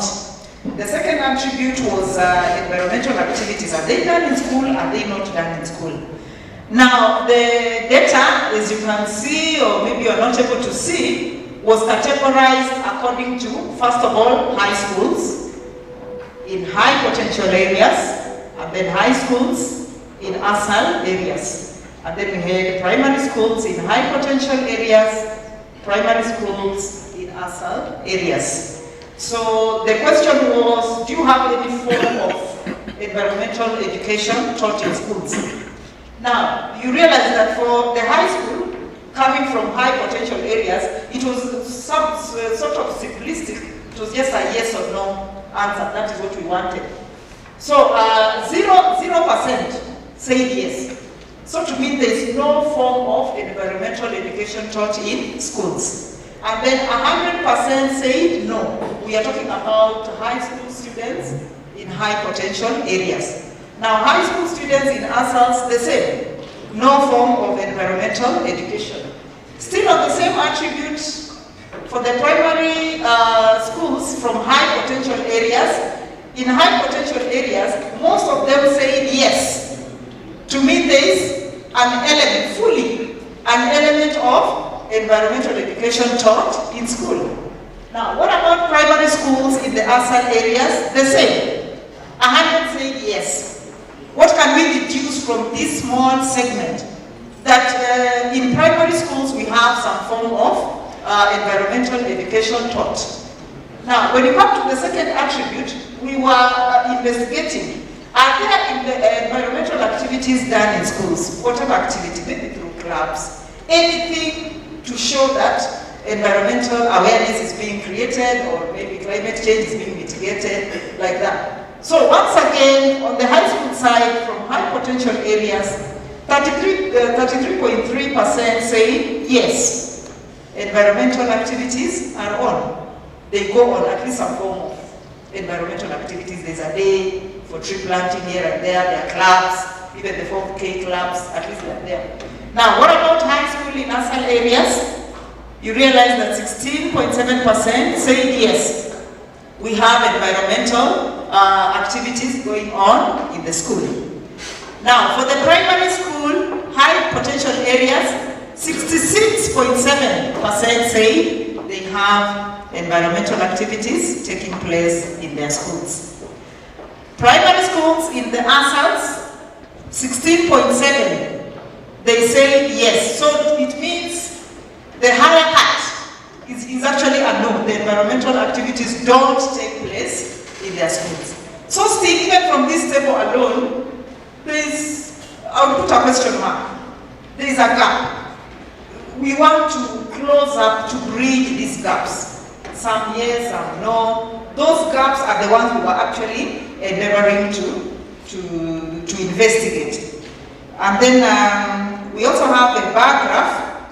A bar graph, blue stands for yes, and then green stands for none. It is just an extrapolation of the first from the table. Environmental clubs available in schools. Those who say yes are those in blue. And you can see at the bottom, we have the high school. So the first two is actually for the high school. And then the last two, you realize that in primary schools, both in high potential and ASAL areas, there's nothing going on, because there's nothing like environmental club available or programs available in the school. So in our discussion, despite the fact that the environmental studies are embedded in primary school education, that is in the CBC syllabus, there's little evidence to show that the theory is followed with a practical bit. All the primary schools also do not have an active environmental club in the school. This could very well explain why very few schools carry out environmental activities. Environmental clubs are known to carry out environmental activities such as tree planting, garbage collection, cleaning of the riparian areas, and such other activities that restore degraded environments. Without an organized club, it becomes very difficult to organize environmental activities on a regular basis. On the other hand, environmental education is not part of the formal education in high school.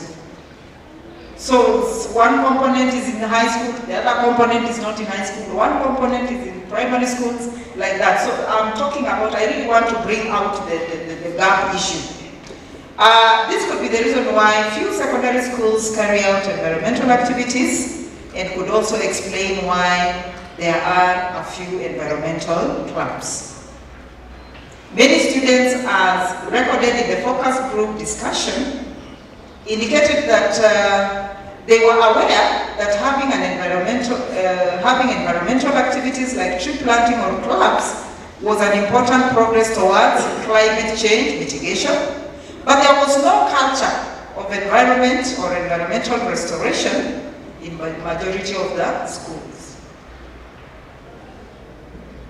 In the primary schools, where environmental activities were carried out, most teachers indicated that the implementation for CBC pushed them to practically carry out the activities. So there's a plus. We already have a plus in the CBC system of education.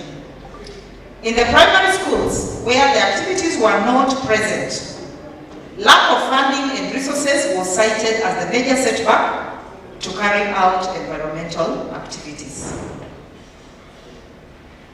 In conclusion, we have this to say. It has been shown from literature review that the greening of TVETs in the country has greatly contributed to environmental rehabilitation and contribution to climate change mitigation. It has also been observed that environmental education is taught in theory in primary school and not in high school, and the gains made on the environment at the lower levels are eroded at high school level. This points to lack of continuity.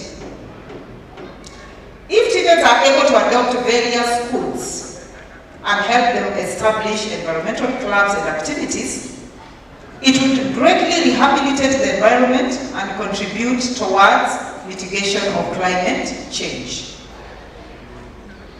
That takes me back to our title.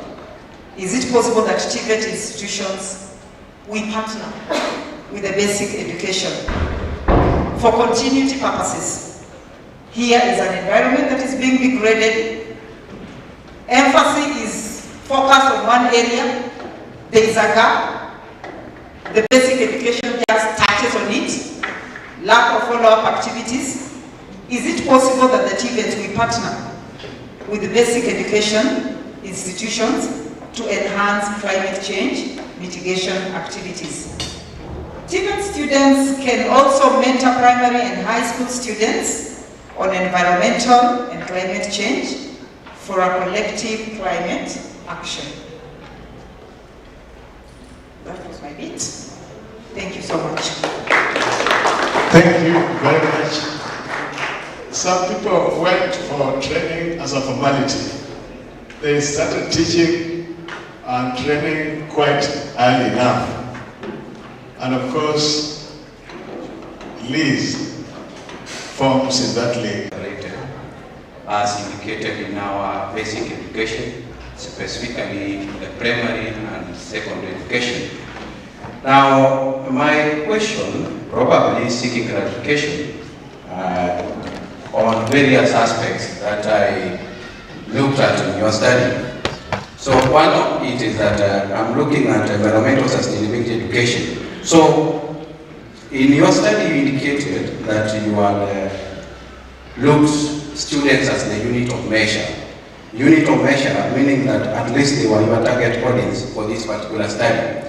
So what if, did you consider that if we used the management of the institutions as the unit of measure, we could as well come up with the policies entrenched on environmental education being inculcated in our secondary education? Then another aspect is the sampling technique you used. When I was following it, I realized that you did a compaction part of it, then you were looking at other areas.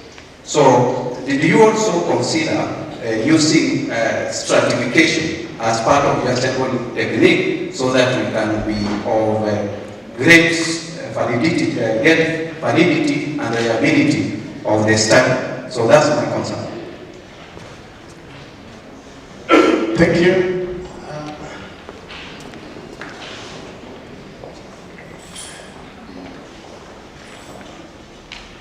Is there any other question? Yes, there at the back. Mr. Momani. Yes, thank you, Madam. I came in late, but I want to talk on the area where you have seen the graph that the table you have presented there about the scenario and the regions, the secondary and primary. I've seen you say in both the scenario and the populated regions, secondary week, there was that practice, although it was very minimal. But those same regions, in primary week, there was no that practice of environmental activities. Did you try to connect why this was not happening? Because we look at it this way, there's always that connection between primary transition to secondary. Thank you.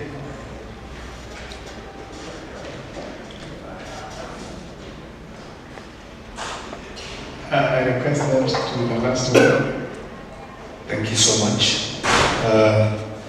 I have a concern and maybe a point of clarification. Number one, if you look at your data output, that is in the high school, primary school, in ASAM, and also in the other areas, there seem to be some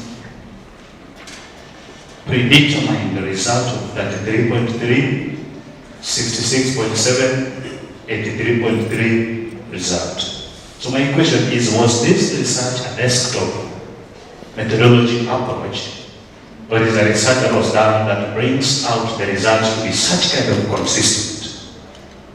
Number two, according to objectives and your title, we really wish to see that the environmental sustainability issues, to what extent are they in the TVET institution? That in the event the TVET institution will partner with the high schools and primary schools, then we will now be sure that they are partnering on something which is done in the TVET. Otherwise, because there is a disconnect, when you are coming to a conclusion, you are bringing up the TVET, part of it in the environmental sustainability. But in your methodology and also gathering of the data and even the introduction part of it, the TVET's role in the environmental sustainability is missing. So there is a link that is not bringing up the two together. Thank you. Yes, I request that Madam Liz respond to the best of her ability. I know she's able. Thank you very much. I'll try. The first question was on what? Environmental sustainability education that we used students as our unit of measure. Now what I can say here, maybe we would have come up with a questionnaire for the management group, but there's always still room for improvement. It's like we just focus on the students or the pupils as our unit of measure. Maybe we can broaden to make the study even more richer in future. For the second question was on the sampling technique, where the audience, the person who raised the question was wondering whether there was some stratification. Actually, there's a point I mentioned. We picked pupils and students from all levels, and each FGD composed of 8 students or 8 pupils. In primary school we call them pupils. Now there's this one for data. It's like there was some trend, almost the same, 33, 16, 83. I don't want to brush it to being coincidental. Let me just allow our main author to assist me respond to that. And there was one that was not clear, and I put just yeah, that one. My co-author will talk about it. And then objectives, to what extent is or are the climate change mitigation activities are taking place in TVET? That one I agree, we need a lot of studies, and you can come up. A lot of studies. How sure are we that surely in these TVETs all this is happening? And how sure are we that all the TVETs have embraced, have greened their areas, their institutions? So that one I agree there's a loophole which we all need to come up. And I challenge you, let us enhance that. Let us partner with both external and internal partners to enhance the greening of TVETs. It's a nice thing. We do this with a real passion. We are passionate about it. So kindly, Madam Priscilla, maybe you can respond to this one of tabulation. Good afternoon to you all. The data, as you've seen, it's because the sample size was so small. We sampled 24 schools, and out of the high schools, 6 were from urban areas and 6 were from high potential areas. So you can also see if one among the 6 schools says this, it will be a certain percentage. So somewhere it is skewed. And it was a very small study, but we are looking at how we can now expand the study from just the little findings that we have so that we can have a better data for the study later on. So let us appreciate them. Let us appreciate them. We thank you very much for the presentation and for the responses. This is given as a challenge that if 4 ladies can sit together and craft a document like this and give one of them who is eloquent to do, then can we also propose that man would also do the same? Shem and Dorcas Kochaberi.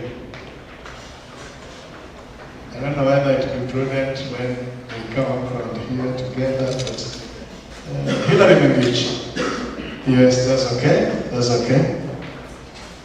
I don't know whether you're agreeing that when is that Hillary, but we can do it in that order. We can do it in that order.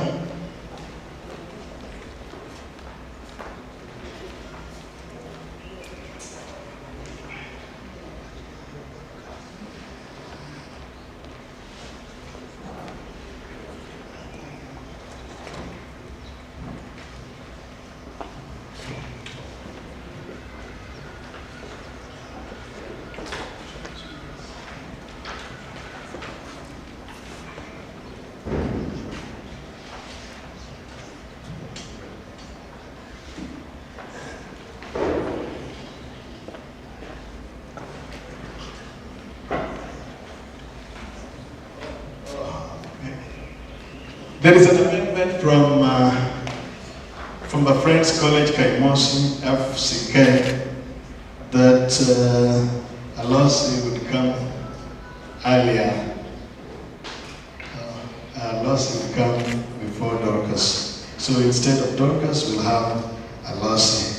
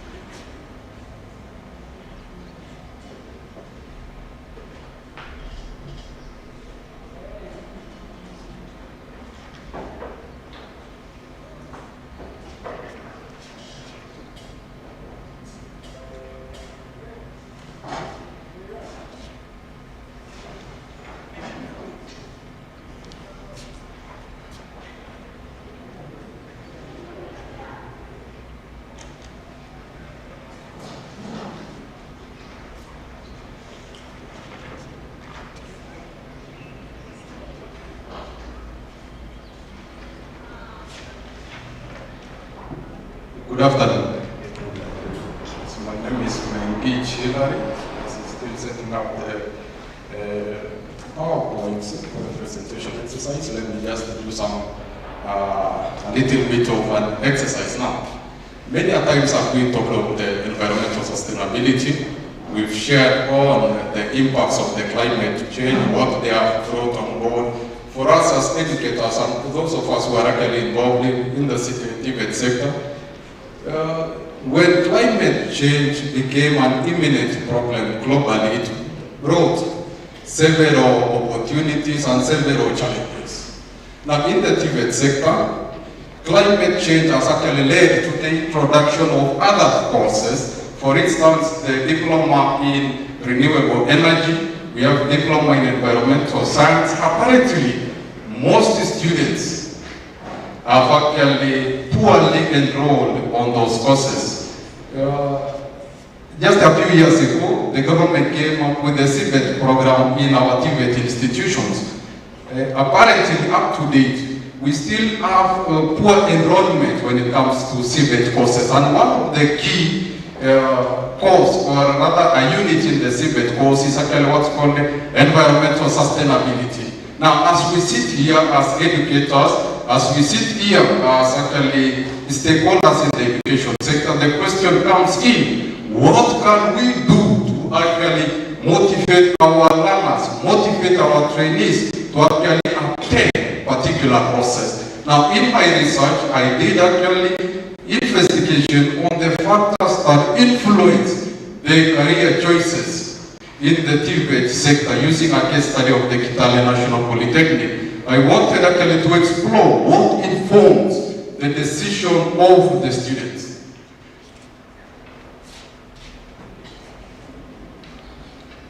Just a few, maybe a few weeks or a few months ago, if not years, the ILO came up with a program called the Greening TVET. They want actually to introduce courses in TVET which are aligned with the conservation of energy and achieving what's called the zero emissions. Now, under my problem statement, career decision, all of us who are seated here, in one time, actually when we were growing up, we had to make a decision to choose which particular field we will pursue.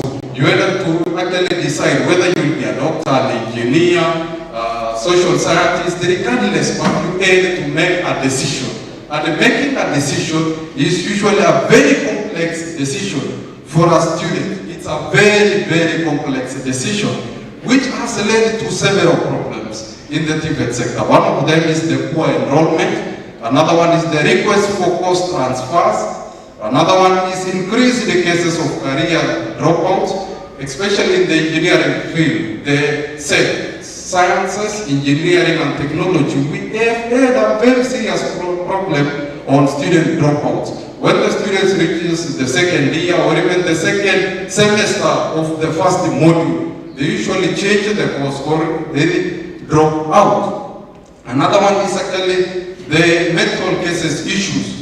When a student enrolls in a particular field for which he or she was actually coerced to pursue that field, in the long run they can actually end up developing what's called the mental issues. And another one is the poor performance in both the internal and the national examination, in this case the NEC. As I've told you, my study was actually to explore the factors that influence the TVET trainees' career choice using a case study of Kitale National Polytechnic. Under my research methodology, those are the materials and methods. Actually, the research was limited to examining the influence of several, rather 4 issues, which is actually the peer issues, the peer influence, the family, the school, and the employment opportunities. In collecting the data, a survey design was actually used to collect what's called the quantitative data. Then a total of 120 research participants were involved. In this case, they are the trainees, 70 of them being the males and 50 being the female. Then the questionnaires were actually distributed to them under the 4 sections: the peer, the family, the school, and the employment impacts. Then a response was actually categorized in a five-level Likert scale rather, from the fifth one, which is strongly agree, to the least one, which is actually strongly disagree. The data was analyzed using SPSS version 26. Now you can see there, we have the participants from the Kitale National Polytechnic, from the different departments. As you can see there, the first department is agriculture. We had a total of 16 trainees from Kitale National, from agriculture, then 17 from applied sciences, 14 from building and civil, 15 from ICT, 7 from hospitality, 11 from mechanical, 15 from IHEM, which is institutional management, then 15 from libero, giving us a total of 120 trainees. Now, under my results and discussion again, just a continuation, we have the influences of each and every variable under consideration, which was the family influence, the peer influence, the school influence, employment influence. We have the t-test there. You can see we have the varying factor of the t-test. Then under family influence, actually the sample population mean was -6 with a p-value of 0.005, while the mean difference is -0.85, and the confidence, the CI, the confidence interval was 95. Now from these results, we can see actually the family influence and trainees' career choice is statistically significant. What does it imply? When a trainee is making a decision on which career or on which course to pursue, usually the family influence comes in handy. The family, most of us here, if we ask ourselves our background, where we came from, who are the professional fields of our uncles, our brothers, our sisters, our parents, some of us are teachers currently, but some of the family members actually influenced our decision to pursue this particular field. Then you also have the family income. If the family income is well, then a student can actually pursue a better course. Some of us are here and some trainees outside there can actually fail to pursue a particular field simply because of the income level of the family. Then we have the peer influence. In this, the p-value was 0.005 with a sample mean of -9.445. Now from this, the peer influence can have actually a major impact on the career choices of TVET trainees. Now, many a times, if I can ask some of us, those ones who are in the science, engineering and technology, when you find the trainees in mechanical engineering or civil engineering, they call themselves engineers.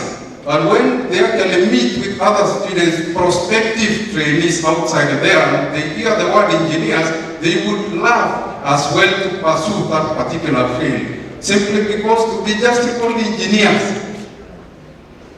Then we have the school influence, the influence of the school. Its sample mean was -8.4 with a p-value of 0.005. Now, the resources in our school, previously or even currently, we have national schools, county schools, extra county schools, all those listings in the TVET sector. We have the national polytechnics, we have the TTIs, we have even the youth polytechnic. Now, when it comes to the classification of an institution, it gives it what we call a status quo. A particular student will actually opt to pursue a particular course in a particular institution simply because of the school's name. Another one is the resources in a school. You can find a school offering a particular course. Now, if you told me if your sons or daughters today comes to you and ask or inquire from you for an advice, you want to advise him or her to actually make a decision, he or she wants to pursue electrical engineering.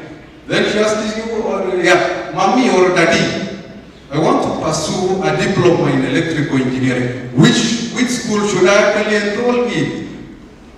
All of us will have different answers. Regardless, though we actually have the electrical engineering in several institutions, but our responses will be different based on one of the things is the resources in that particular school. Is that school having the enough resources to actually produce a qualified electrical engineer? Then another factor is the employment opportunities with a sample mean of -7 and a p-value of 0.05, which with the CI, the confidence interval of 95. It gives us, or rather informs us that it is actually a significant factor. Now, how does it come into play? Now, when a student wants to enroll for a particular course, he or she will consider the employment opportunities or rather employment prospects in that particular course. Nikimaliza kutakuwa na kazi. Before even enrolling for the program, they have already thought of the end product, which is to secure a job. Not even thinking of the skills.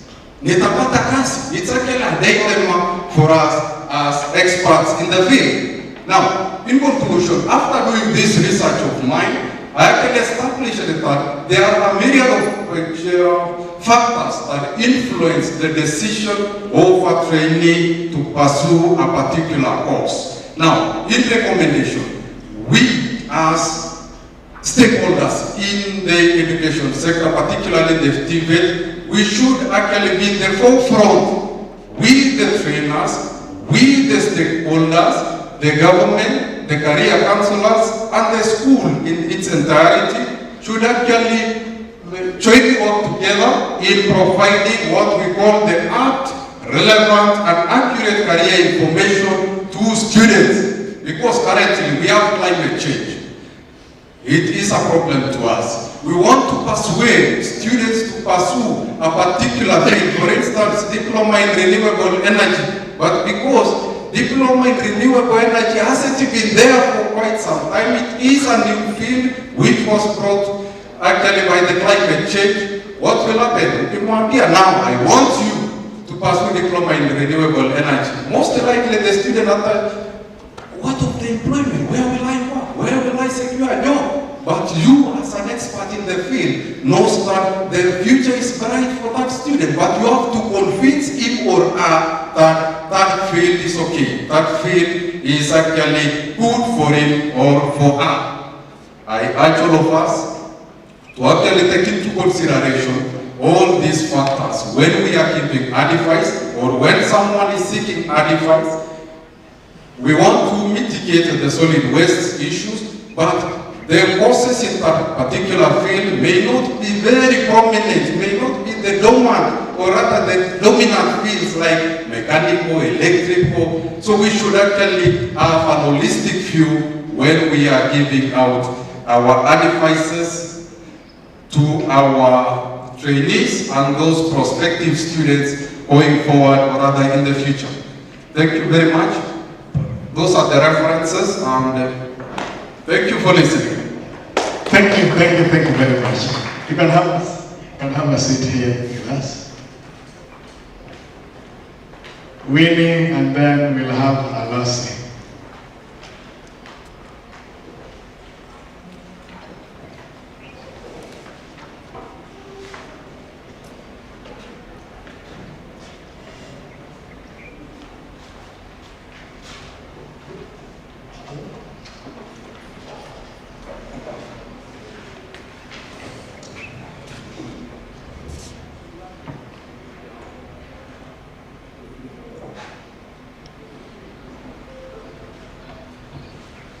Good afternoon. I'm Winnie Chen. I'll be presenting a paper titled Floating Farm Opportunities and Assessment of Nyando Topography, that is Kisumu County. So you realize that flooding is a menace in our country, especially when it rains. In a year we have like twice or thrice flooding seasons, and not only in Nyando, but even other parts of Kenya, Western region like Busia. But then the question is, what happens when flooding occurs? So, and to background information, you realize that On background information, you realize that Kenya alone has got 3 to 4% of wetlands coverage, and this increases with when it rains, especially like you find 6% increase whenever it rains. So the wetlands, they bring problems. When it rains, they're saying there's flooding. And when it floods, how do we produce our foods? So when it rains, the foods, the crops that are already grown in the regions are always swept away by the floods. This leaves us with problems of food crisis, nutritional crisis, because at the end of the day, the production we would get will all be interfered with. But then, the end result of flooding is waterlogging. You find that a lot of land is wasted in water flooding. So that takes us straight to our statement of the problem. So farming is an agricultural activity that the majority of our population depends on for their growth of foods. Again, flood land, but then with the floods, tillage of land no longer becomes viable form of farming activity.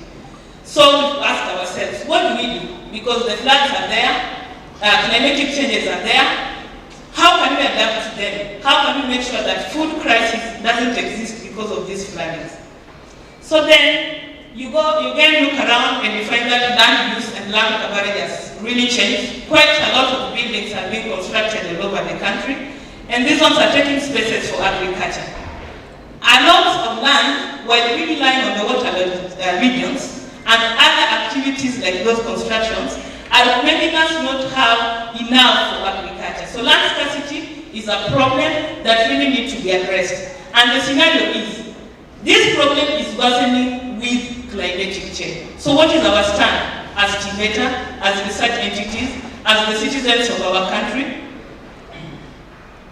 So then, let's look at our research objectives. First of all, we wanted to find out the socio-demographic characteristics of the farmers of Nyando region and see if they understand this water flooding, what their opinion would be if floating farming is introduced into Nyando. Then we are investigating the farmers' opinion towards the implementation of the floating farming venture in their waterlogged lands. Then lastly, we did a review of the topography of Nyando to establish its suitability for implementation of floating farming. How did we approach this research? On our approach, we did a descriptive survey research on the demographic and opinion of the farmers based on the objectives. Again, we did a desktop review to understand the topography of Nyando. That is where we looked at several articles and publications that have been done on Nyando and the flooding occurrence. So on our desktop review, we were specific on the criterion used. For example, the keywords, we were really interested in the words that touched on hydroponics. Hydroponics is another term for floating farming. We were keen on Nyando, we were keen on topography, we were keen on floating farming that has been done in other regions. Then we wanted the articles to be addressing flooding specifically in Nyanza. Then the years of publications also matters a lot to us and the validity of the research. These publications that we are reviewing, were they published officially? Are they from government agencies? And so on and so forth. So our study area that we've mentioned quite a number of times is Nyando. And if you can look there, you can see the longitudinal and latitudinal map of Nyando, so you can locate it wherever you are. Again, Nyando, like you say, has got a huge wetland coverage, which we've tried to group into different categories. Like we have lacustrine, we have pilastrines, we have man-made waterlogged areas, and so on. So that is the map of Nyando, and it's in western region of Kenya, that is Kisumu. Kenya, you know, is in East Africa. So our population, we were targeting 385 farmers from Nyando, but then after doing purposive sampling, which had also a criteria of making sure that all these 385 farmers, who of them were really farmers, who of them had practiced farming for more than 5 years, and these farmers, do they have waterlogged lands in their areas of farming? Those are some of the criteria we used. And then we used a formula by Otari, which was also used by Portia in 2018 to find out our sampling size. So at the end of the day, our target audience or target participants were 140. This research had two variables. Dependent variables, which was the opinion of the farmers towards utilization of their waterlogged farms in practicing floating farming.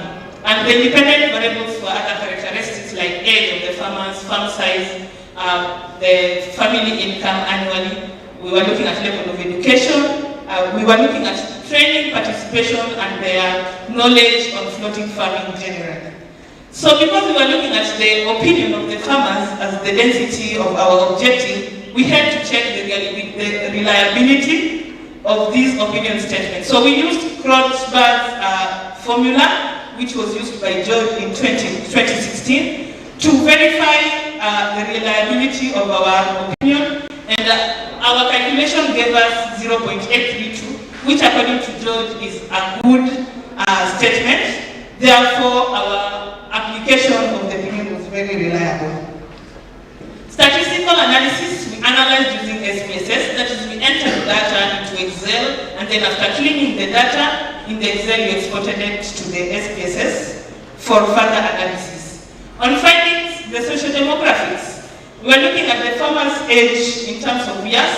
So we counted the years from birth to when they were doing the study. We looked at level of education, including the number of years they stayed in school. We looked at family size, that is the total number of individuals in the family unit, be it dependents, be it those who came visiting during the period of our research.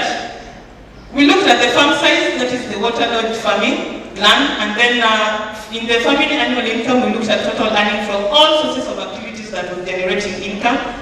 Then extension media contact was very important for us because we wanted to know that if these farmers were really in contact with the media, current issues, and were they able to get knowledge on smart agriculture on this form. And then training participation, also knowledge on floating farm was done. So the findings are shown, but then the farmers' opinion was of really great importance to us. So after analyzing the farmers' opinions on implementation of floating gardening for the waterlogged farms, we found that 60% of these farmers had moderately favorable opinion towards utilization of floating of farm. Majority of them was quoting words like, if my farm is lying idle there with waterlogged, I can be really happy to use a floating farm to get food and earn revenue from it. So the majority really had favorable opinion. 23% had less favorable opinion, while 17% were highly favorable of that. On the characteristics of Nyando topography, from the articles that we cross-checked, we find that the fact that Nyando has got a terrain slope area makes it a flood-prone zone, and that means if floating farming was to take place, then it could be used because Nyando topography actually helps in this. So 83% of these articles agreed with the fact that Nyando topography is a flood-prone area and the soil helps in retention of water, and this really matters a lot when it comes to floating farming. So the review on Nyando topography, like we said, 80% of the articles agreed. The farmers' opinion, we looked at them on Likert scale indicators, and 3 to 5 of the ratings were giving a positive agreement. And then the socio-demographic information gave us that the relationship between the socio-demographic and the opinion, there was effects, like these socio-demographic data affected their opinion on whether they would want to use floating farming for their activities. Then, like we said, 60% of the farmers had moderately favorable opinion, 23% had less favorable opinion, while 17% had highly favorable opinion. Looking at these and our research objectives, where we really are trying to find if there is opportunity in Nyando, and if the farmers can have understanding of the implication of floating farming, then we are finding out that floating farming is a very profitable venture in 3 dynamics: ecological, economical and the fact that agricultural, it will enhance sustainability in production. To conclude, 83% of the farmers maintain moderately to less favorable opinion towards utilization of the waterlogged farm lands into venturing of float farming. So farmers' age, family size, and training participation on agriculture influenced their opinion towards floating agriculture, and then the topography provides appropriate characteristics for floating farming activities.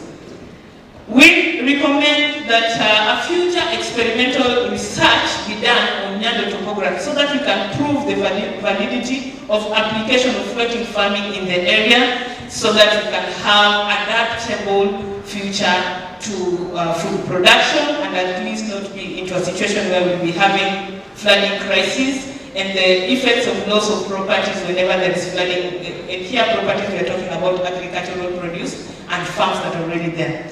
Again, we are talking about need-based training to the farmers on smart agriculture like floating farming to be done to the farmers around Nyando. Thank you for listening, and thank you for this opportunity. Thank you very much, Winnie, for that presentation. Please have a seat close by here as we welcome Alase from Friends College, Kaimosi. Then once Alase is through, we'll have to raise questions to them. I'm impressed by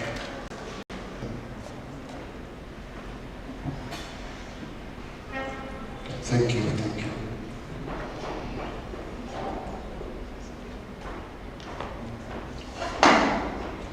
Good afternoon, members. I know we are tired, but I'll not take much time. I'll just take maximum 10 minutes in my presentation. First, I'm Alose Geoffrey from Friends College Kaimosi. I'm a trainer, a postgraduate student in my final year, and also a researcher. This is my third paper this year. So basically, based on this our conference, the theme of the year of adaptation and resilience, I chose on sub-theme 4, which are cross-cutting issues, and majorly integrated research, innovation,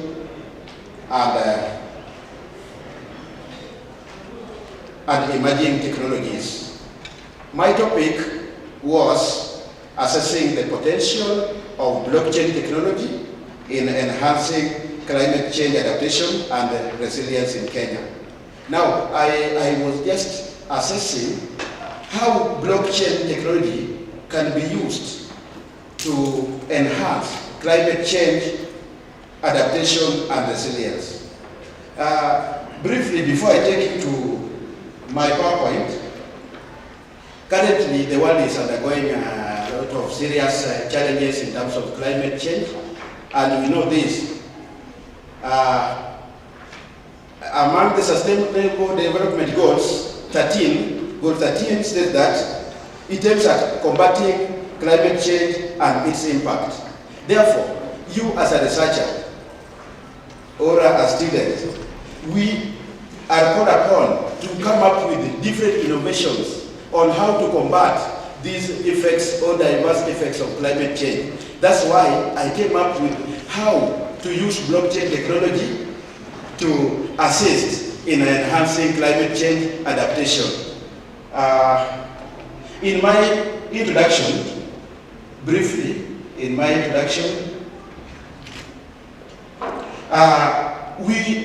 know that climate change has really affected the economy, and some aspects of economy which I've just named amongst many is agriculture, being an aspect of economy, has been affected seriously by climate change.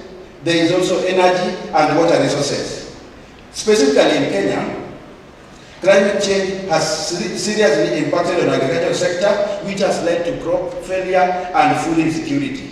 Those are some of the reasons why we are currently undergoing food insecurity as a nation because of climate change.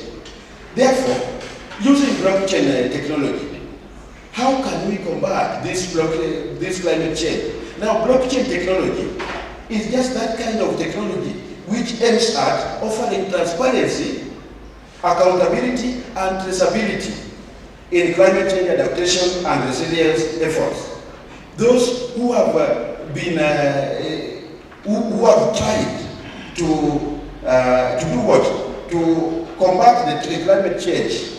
I'm now using blockchain technology to offer a transparency, accountability, and traceability on this data which exist. Therefore, my study aimed at assessing the potential of blockchain technology in enhancing climate change, adaptation, and resilience. This, my research, at the end, it contributes to the body of knowledge and provides insights for policymakers and practitioners. In my literature review, some of the serious issues or some of the serious effects of climate change include droughts, floods, and extreme weather events in Kenya. Also, under literature review, I've taken some studies which have been done on potential use of blockchain technology. Some of the studies include, there's a study by Barrett and Van Bell of 2022, which aimed at developing innovative solutions to adapt and build resilience to the impacts of climate change. At this study, it found out that there is, when we develop innovative solutions to assist in adaptation and building resilience, we can achieve changes in terms of combating climate change. Apart from that, there is another study, because I just highlighted some of them. Chabani of 2021 also did a systematic review of literature on the use of blockchain technology to address climate change, adaptation, and mitigation. This study by Chabani found out that blockchain technology can enhance transparency, efficiency, and accountability in climate change efforts. Lastly, because I said I just have to highlight three, Gikonyo also did another study on the potential of blockchain technology in enhancing resilience of agricultural supply chains to climate change impacts. This study by Gikonyo found out that blockchain technology can also enhance traceability, transparency, and accountability in agricultural supply chains, which includes food safety and quality. These authors also, they also identified some of the challenges in this, in using blockchain technology. Now, in my conceptual framework, I've just come up with 4 variables which will also form my research questions. I came up with 4 variables. The first one is potential application of blockchain technology. Another one was potential benefits of blockchain technology. Then the challenges and limitations of blockchain technology, and perceptions or attitudes of key stakeholders towards the use of blockchain technology. All this, my aim was to ensure that there is enhancement of climate change adaptation and resilience. Research questions are also, I've come up with the 4 research questions which take me back to the to my conceptual framework. For instance, on my first variable, on the potential applications of blockchain, the first research question will be, what are the potential applications of blockchain technology to enhancing climate change adaptation? Second one is potential benefits. What are these potential benefits? The third one is, what challenges and limitations may hinder the adaptation? Then lastly, what are key stakeholders' perceptions and attitudes towards use of blockchain technology? All these 4 research questions, I came up with a null hypothesis. For instance, null hypothesis 1, on the research question 1, was using blockchain technology enhances No, this one was on an alternate, sorry, this is an alternate hypothesis, which I think on my PowerPoint, which I sent, there was another hypothesis. So the first one was use of blockchain technology does not enhance transparency and accountability. That was another hypothesis one. Hypothesis two, another hypothesis two was using blockchain technology does not increase the efficiency and the effectiveness of climate change adaptation. Then plus hypothesis three was the need for more awareness and understanding of blockchain among key stakeholders does not hinder adaptation and implementation in enhancing climate change. Then lastly, perceptions and attitudes of key stakeholders towards using blockchain technology does not enhance climate change adaptation. These ones were four null hypotheses which were adopted in reference to my research questions, the four research questions. In next, under materials and methodology, in my research approach, this study used a mixed method approach which incorporated both qualitative and quantitative data collection and analysis methods. In my sample size and the selection criteria, I had a target population of 700 respondents. Then through the 700 respondents, I used Cronbach formula to calculate a sample size. Cronbach formula, if I would have gotten enough time, there is M, capital M, then over 1 plus N capital in bracket E power. The E power is the error power. Therefore, using the target population in your phones, if you have the calculators, when I calculate the sample size comes to 255. 255 is calculated from the target of 700 using the Cronbach formula. And now, from these 255 respondents, I targeted majorly government agencies, NGOs, private sector actors, and community-based organizations. Because this my topic is on Kenya, I could not do it whole Kenya. Therefore, I selected a certain section of Kenya, that is Western region, and mostly the 4 counties of former Western province. Vihiga, Kakamega, Busia, and Bungoma. In my sampling techniques, I used a stratified random sampling based on the sector after I had calculated the 255. Therefore, I proportioned each respondent in their strata. In my data collection method, qualitative, I used interviews and questionnaires. Qualitative data, I used interviews. There were interviews, there were also surveys, but majorly I focused on interviewing. These my 255 respondents, some of them were interviewed, while I also distributed questionnaires which were done through email because of time. I sent questionnaires. Questionnaires were adopted. They had components.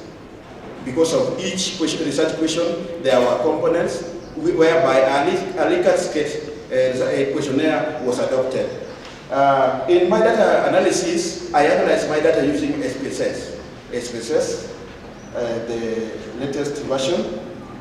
Ethically, I also considered there was also ethical consideration in this my research. For instance, I had to seek consent from my respondents. There was informed consent from each respondent. Also, I adhered strictly to ethical guidelines. I also ensured that there is no biasness. For instance, I could send the emails randomly without selecting this one and targeting this kind of information. Those are some of my ethical considerations and past limitations, because limitations will form the part or will form basis for the future studies. So I also had the limitations in this my study. I'll come back to it. Now I'll have to the final part, which are now the findings, discussions, and the conclusions. Findings were based on each research question. For instance, research question 1 was on what are the potential applications of blockchain technology. Based on the interviews and also the questionnaires which I distributed, there were some questions which I posed to them. And these questions were on liquor scale of 1 to 5, where 1 meant strongly agreed, 2 meant agreed, 3 were neutral, 4 disagreed, then lastly strongly disagreed. So some of the questions which were in this the interviews and also questionnaires, respondents gave out their responses and feedbacks. For instance, based on climate-related agreements and transactions, that one was a question on potential application. How can we apply blockchain technology? There was one area on application in climate-related agreements and transactions. We found out that 85% of my respondents either agreed or strongly agreed. They either agreed or strongly agreed that blockchain technology can be used for climate-related agreements and transactions. This highlighted the recognition of blockchain's potential in facilitating secure and transparent climate change initiatives. Next was application on decentralized climate database. Now, let me take you briefly in the introduction section. Some of you might be wondering, what is blockchain technology? I had said that this is kind of technology which is used. It is a technology which is used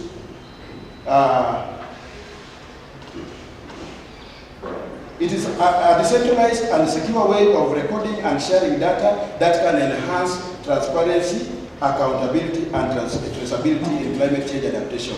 This is its definition based on the research of Asante 2022 and Mavilia Pisani 2022. Therefore, decentralized climate database, 82% of participants also agreed or strongly agreed that blockchain technology can be used in decentralized climate database.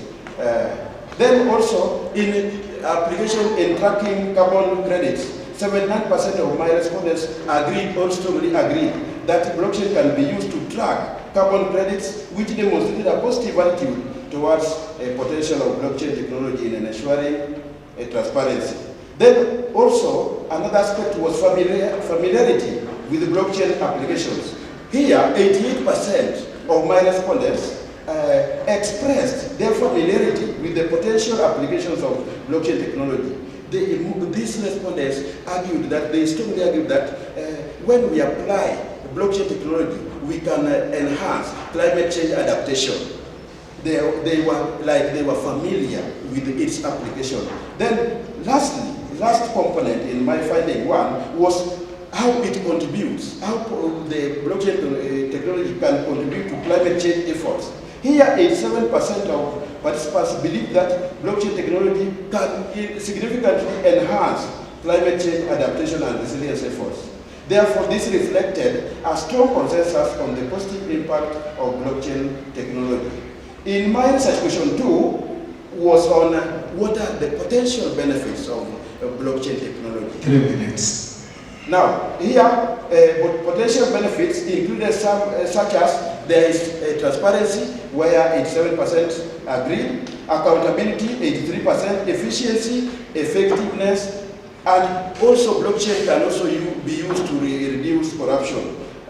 In research question 3 on the challenges and the limitations of blockchain technology, some of the challenges which my respondents came up with, which they are facing, was lack of awareness and understanding. Most respondents agreed that there is a lack of awareness in application of this technology. Technology and infrastructure is also a challenge. Regulatory and legal barriers, then lack of resources and lack of expertise. Those are some of the challenges they highlighted. In my research question 4, the perceptions and attitudes of these of the key stakeholders. Some of them argued that blockchain has a potential to enhance climate change adaptation. This one, 92%. There is also, some also argued that there is transparency and accountability in using blockchain technology. Then most of them also brought the issue of efficiency and effectiveness. Then also blockchain has assisted in cost saving, reducing cost, and lastly, improvement of data management and sharing. In my discussion, now based on this finding, what was the overview? Number one, from the findings, we see that there is strong consensus and positive outlook. Most of participants overwhelmingly agree that blockchain can enhance climate change adaptation. Also, transparency and accountability. Most participants recognize the potential of blockchain to improve transparency. There is also efficiency and effectiveness, which most of them are arguing. Then the cost-saving aspect I've discussed there, and also the improvement of data management and sharing. Recommendations to address these challenges which were highlighted by the respondents. There is need for policy support. We should provide a conducive regulatory environment. Then we should also enhance or foster collaboration and partnerships. There should also be education and awareness campaigns. And more studies also need to be done on areas like my area. I focused on the Western region. Therefore, it's a recommendation that in future, some researchers can also focus on other areas of Kenya to gauge the potential of applying potential in the blockchain technology on climate change adaptation. And thank you very much. I would not want to waste more time. Asanteni sana for listening. Thank you very much. Thank you very much. Please have a seat. Thank you for the presentation. Can we give an appreciation to the three presenters before we ask questions? Ready, go? You wanted us to use a formula. Thank you for that. Yes. Do we have any questions to be raised to them?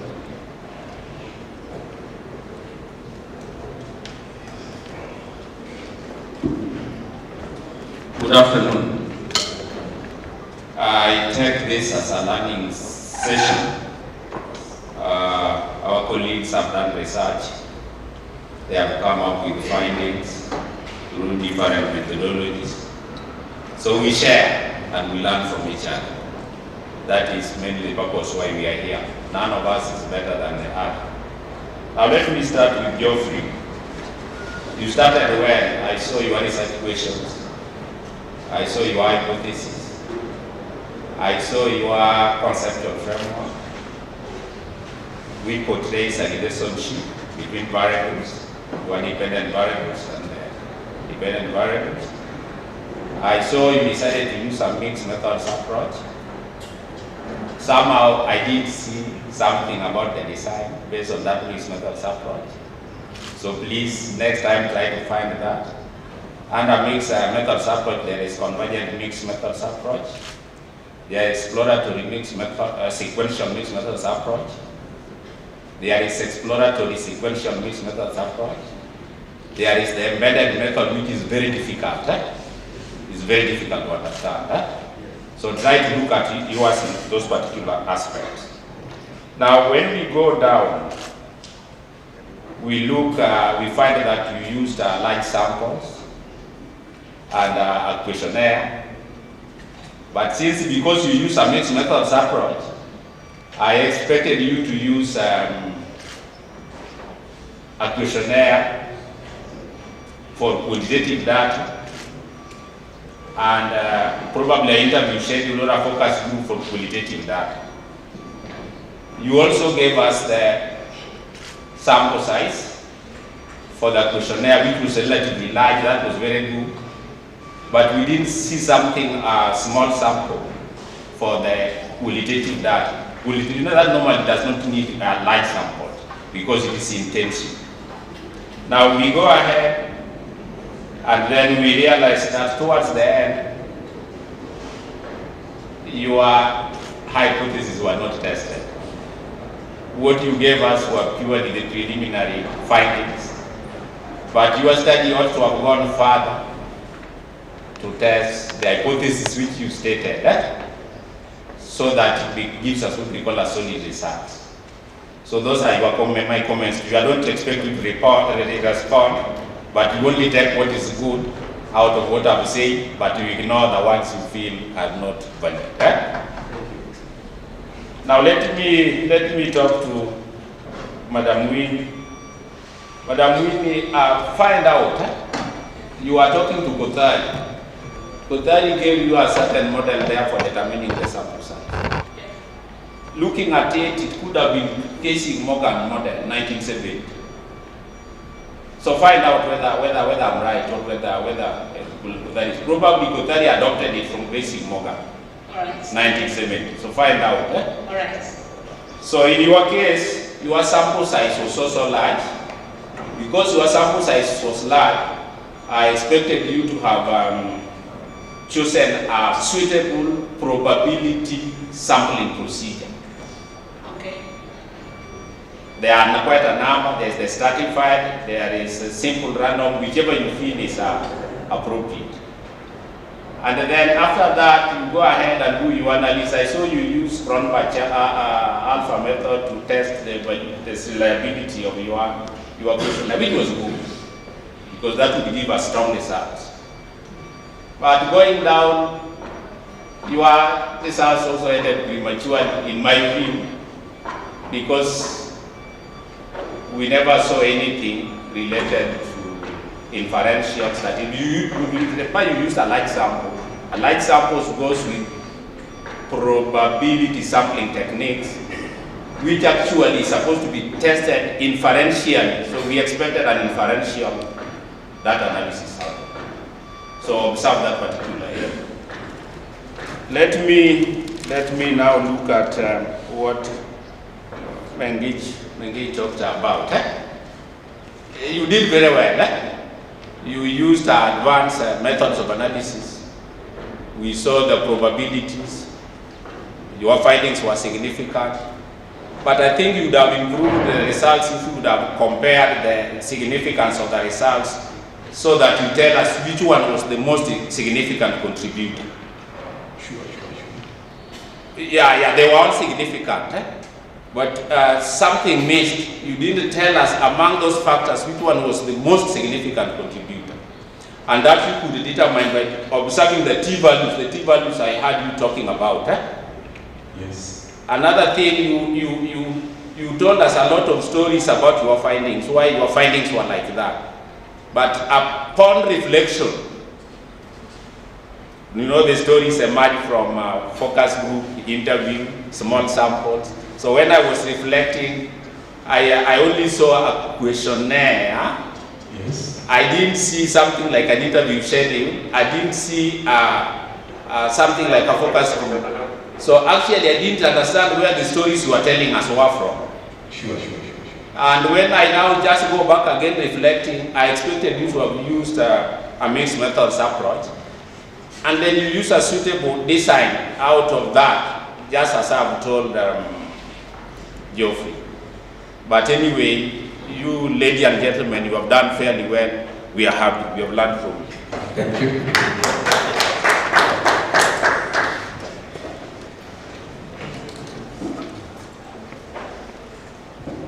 Thank you so much.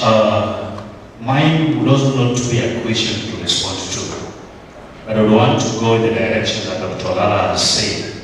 My name is Roy from Kisumu National Polytechnic. Allow me to start with Mengich Hillary. Mengich Hillary, your title was Factors Influencing TVET Trainees' Career Choices. I would want to have a beef with that title because we are in a learning session and seeing how to present a paper that in the end we will wish to publish some of these papers. And that when we are really crafting a title, let us craft a title that is catchy to the eyes of the readers, to the eyes of other researchers who would want to find out what is it that is very key and very special into this particular research. Because if you say, if you are doing a research on factors influencing ABCD, I can as well Google factors influencing ABCD and get some results. And then it means that the title would not be so catchy, would not get you to it because still as well I can Google and check that. So maybe we look at the title, so that the title, when it is published, there is a document that someone will have some interest and zeal to find out what is more about the research. Two, I see you used a stratified sampling approach. I have a problem with the methodology that we only use, because we are not convincing the readers that why are we picking this methodology. Now you are picking a strata, you're using a strata in your sampling. What qualities or what informed the strata? What behavior, what basic characteristic defines this strata, so that in this particular strata I pick AB, this one I pick AB, this one I pick BC, this one I pick EF, based on what characteristics? It is been quite a number of those. Two, still on the gauge, you talked of analyzing data, there is some qualitative way, you talked of using ANOVA, you not mentioned whether you're using one-tailed, one-way or two-way ANOVA, and your result output does not depict the ANOVA in your paper. So maybe you look into that. If it's not coming out clearly in ANOVA, then you'd rather delete it and use the other means of testing your statistics. That is for Megich and many others. Maybe it's taking a long time for us to respond to some of these papers, so we might not really get exactly. Maybe let me go to the second person, and this is Alosi Geoffrey Owen. Alosi Geoffrey Owen, I would not really be far away from what my colleague said, that we are using a mixed method of research design. You also did mention you are using questionnaires, and all of us mentioned using questionnaires. One question that will always disturb someone who is looking at these papers, that's to what extent did you use this questionnaire? Were they self-administered, or you used a research assistant, or you just sent them? So what is the percentage response of these questionnaires? Because we don't know whether you are giving your conclusions and findings based on 10% return of the questionnaires. So in your findings, then find out, tell us that I administered 100 questionnaires. Out of 100 questionnaires, I received back 50. I received back 10. Because you administered 100 questionnaires, the result you will get in receiving back 10 and receiving back 80 and receiving back 100 would vary and may not be enough reason to make an inference out of the research. Let me go to the last person, that is Winnie. That is Winnie Achieng Odhiambo. You also say you are going to use descriptive statistic to analyze quantitative data, while quantitative data are analyzed through content analysis. You are not bringing this out clearly in your research. What is this content analysis that you have used to analyze your data? So in a nutshell, what makes the research to be catchy as you make recommendations is the methodology that leads into the findings and the results. That's the methodology that you use. Because now the rest of the literature may not be catchy. Because literature, someone can just pick this, wake up, pick this, wake up. But I will run to the methodology and see that how deep did this researcher carry out this research. Then lastly, we also mentioned this thing called SPSS. Or almost all of those who presented SPSS. I would wish that as these papers are presented for publication, let us have the output of the SPSS. That is a sure thing that shows that truly this researcher got or generated the result from an SPSS. Normally the output has to be an appendix and attached on that, so that we can see that if this research is carried out by another person in this particular area, a different region, then the consistency of the result can be seen and can be helpful to even other stakeholders. Thank you so much. Thank you very much. I do not know whether I'll be fair to those asking questions, but unless it is very pressing, because I want us to have in this order, Yuri Kerubo Zipora, Andrew Angela Omondi, and and Kurui Faith Chepchirchir. So as the team also gets ready in that order, let us get the last question. Thank you so much for the wonderful presentation. Mine is also just a brief comment to Mr. Alosi. In your title, you mentioned that you're looking at the blockchain. They're assessing the potential of blockchain technology in enhancing climate change adaptation and resilience in Kenya. And so you're actually proposing to look at Kenya as a whole. But yet in your presentation, you're only zeroing in on Western Kenya. Is that really representative of the whole of Kenya? Because we have different features that will not pick up on Kenya as a whole. So that is just a comment that you need to know. If in your title, are you really focusing Kenya, or where is your focus? Let's not give a misguiding title. Thank you. Madam Namorosa, I saw your hand up. Okay, fine. So let us congratulate this by giving them a round of applause. So thank you very much. Please you've done a good job, and you're going to go to the higher level. Andrew comes to us from Nyandarua National Polytechnic. Welcome. Good afternoon, team. As said, my name is Andrew Kilomondi from Nyandarua National Polytechnic. My line of specialty is procurement and logistics. I have been missing that line, and I'm also a practicing practitioner. I'm an assistant supply chain in Nyandarua. So we shall go through this document together. It's about effect of resilience, circular supply chain, performance in counties in Kenya.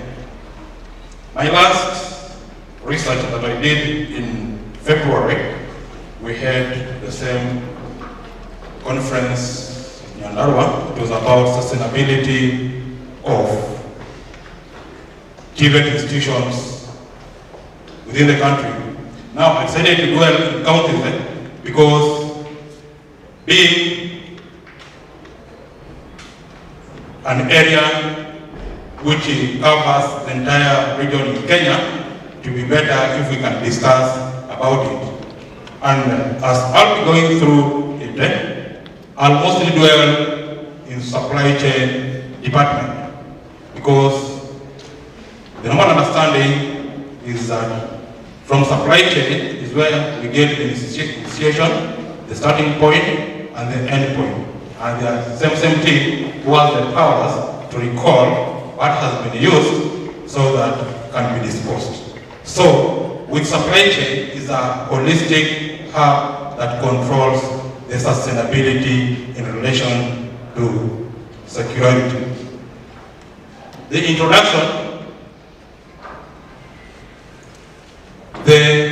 we have 47 counties, and out of 47 counties, they are spending and they are using products and goods, and also they are disposing the wastes or obsolete or the unserviceable goods.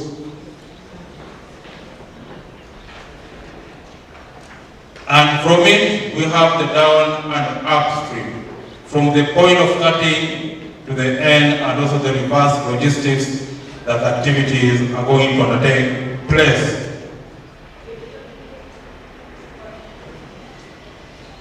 We are saying that this resilience is that ability of being flexible and adapting to the environment. And now, circular is about whereby you ensure that you have zero waste in any processing, that you don't interfere with the environment, so that the current and the future team may not suffer because of us.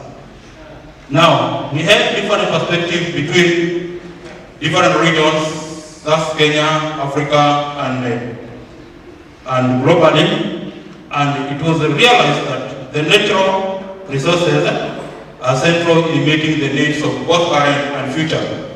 And then for the Africa, the resilience and circular economy has the sustainable development in terms of competing within the environment. And the last one is about the global, which has realized that actually the challenges that are raised within the environment are increasing. And for this case, we can concur that during the time of COVID-19, it gave us a very big challenge that many institutions, many corporates got a challenge in it.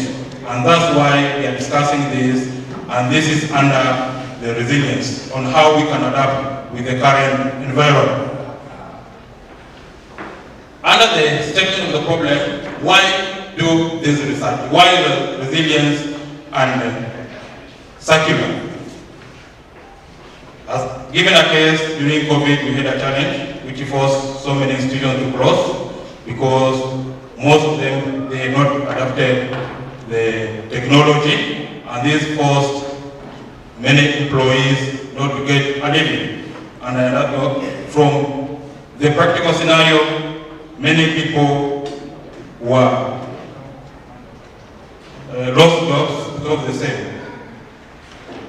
Two, being among the 17 SDGs, which is stipulated under the Vision 2030 of our manifesto, is that this is an area, if we control it, then we shall manage it easily. And this is why we are discussing about the resilience and circular economy.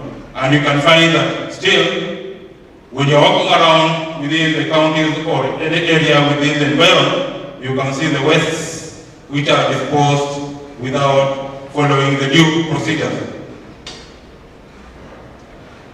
On this discussion, I learned on the 4 basic objectives. The first is about government regulation.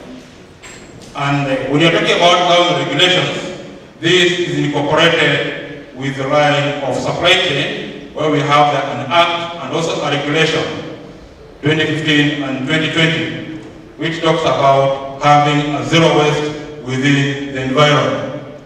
The second one is about adaptability.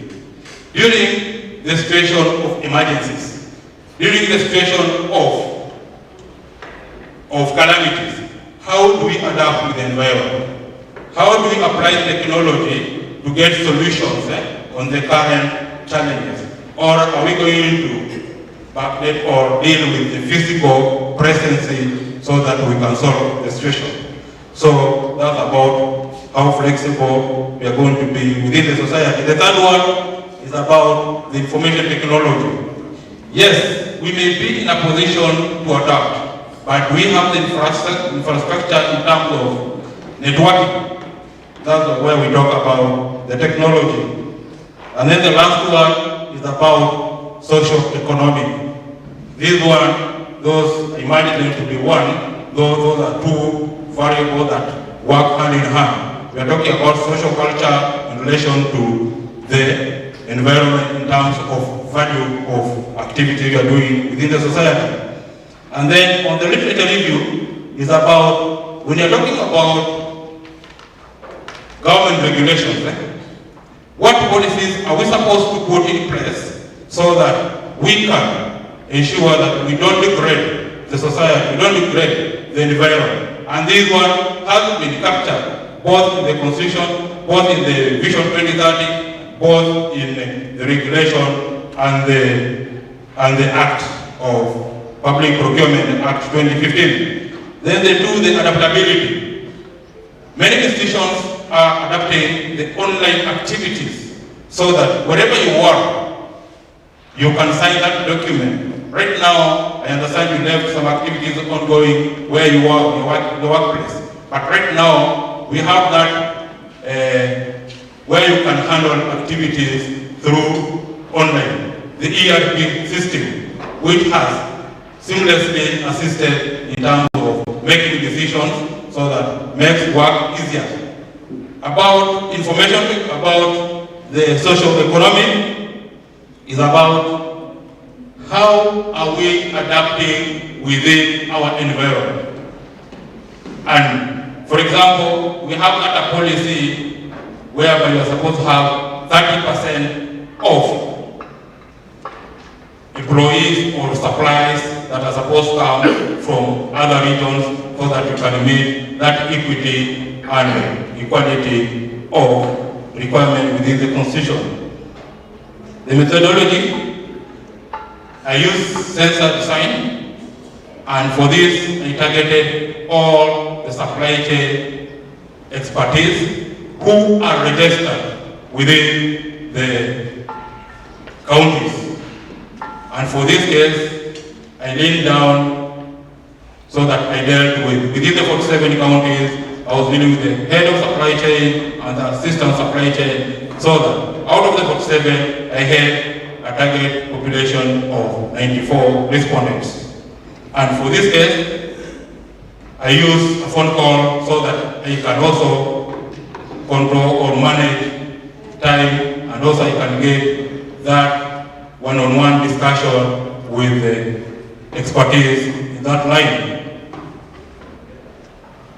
Now, from the findings, when we maximize the usage of materials within our counties, then we shall not have a challenge, because from the analysis, 98% concur with it. On the issue of social, is about ecosystem, having or ensuring that we have a friendly environment that doesn't affect the society at any given point. And also, besides this, on the emissions that may degrade the environment, especially water and soil, so it becomes harmful both plants and the blue economy, is a highlight that we are supposed to manage that area.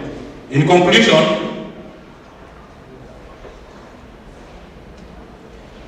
when we can adapt the resilience and circular supply chain in entirety, then we shall be solving the challenges that are faced within the environment.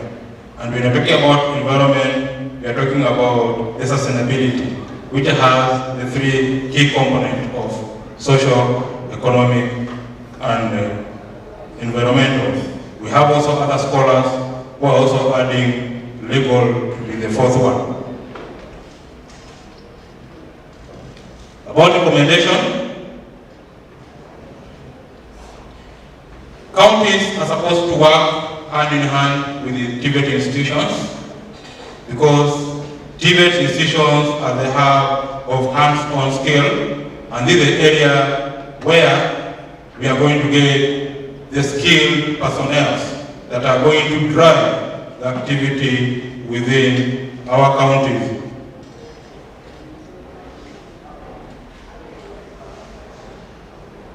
Now, because of time and also other constrained resources, I decided to dwell on this line. However, we have not exhaustively managed to the latter, and also being we have a wider area in circular and resilience, is an advice that the research can be done in other areas which are related to this, like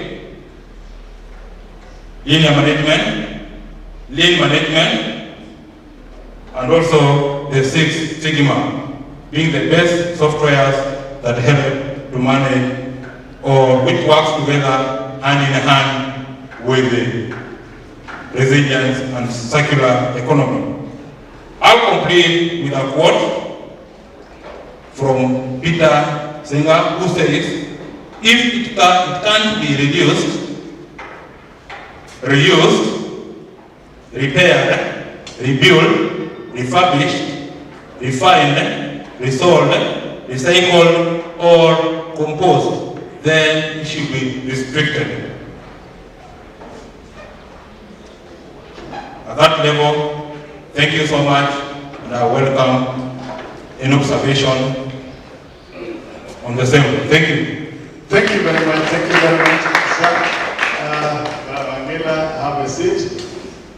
I still get that there's a bit that our friend Nyamogosa has an urgent issue to address at 3 o'clock. We give him 10 minutes. Please come.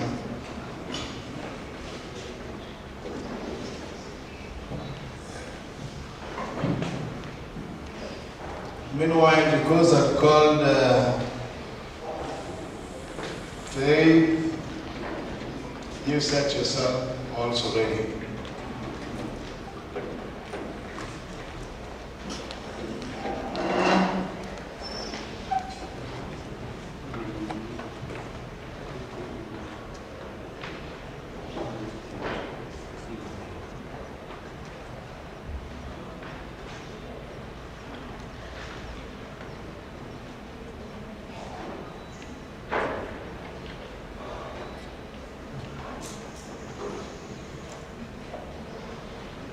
Henry Nyamogosa is a trainer in the Department of Institutional Management at the Kisumu National Polytechnic. This paper is done by the duo Dr. Michael Murimi and Henry Nyamogosa. Michael Murimi is from Alupa University, and Henry is from the Kisumu National Polytechnic. Welcome, Henry.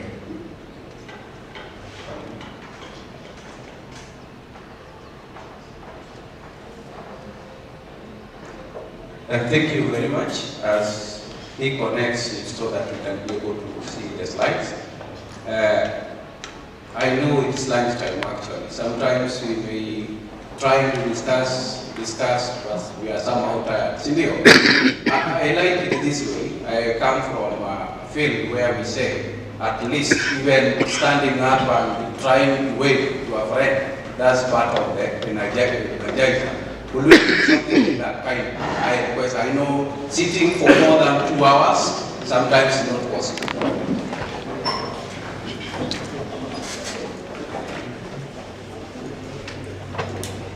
Yes, and we are very quiet. This is a seminar for networking, knowing one another. Sometimes you see nearby someone already know. You should at least network to get to understand other people's perspective, even through chatting. That will be better. Now, I will just go on as they connect so that we continue. We don't waste much time. The topic we had, which we had a study in Kenya, is sustainable.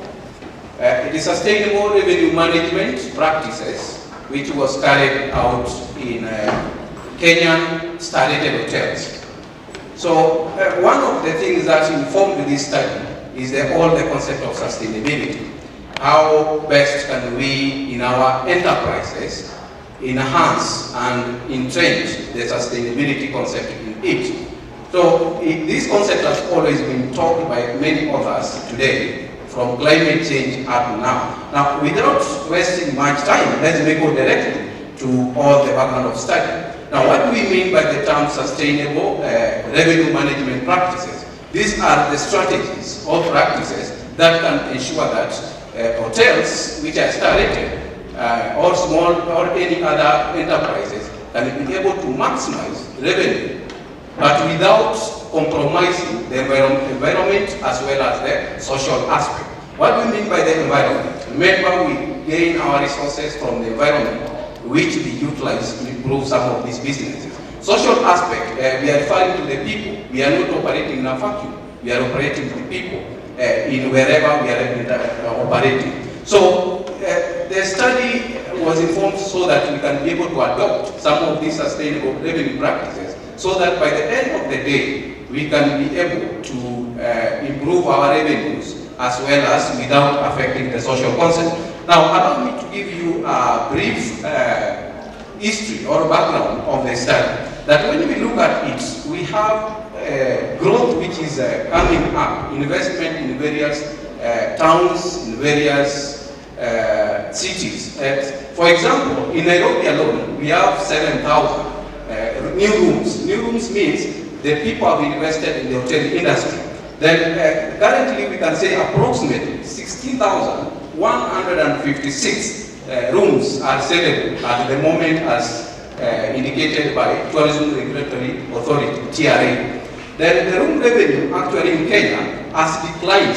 This is one of the problems we are having, that we are having a great investment in terms of rooms construction, but unfortunately the revenue that we gain from those rooms construction is not aligning to what we are investing in. Then we ask ourselves that the intention of us constructing more rooms for the purpose of increasing occupancy is not happening. What is the reason? What could be the problem? So that's some of the questions we need to answer here.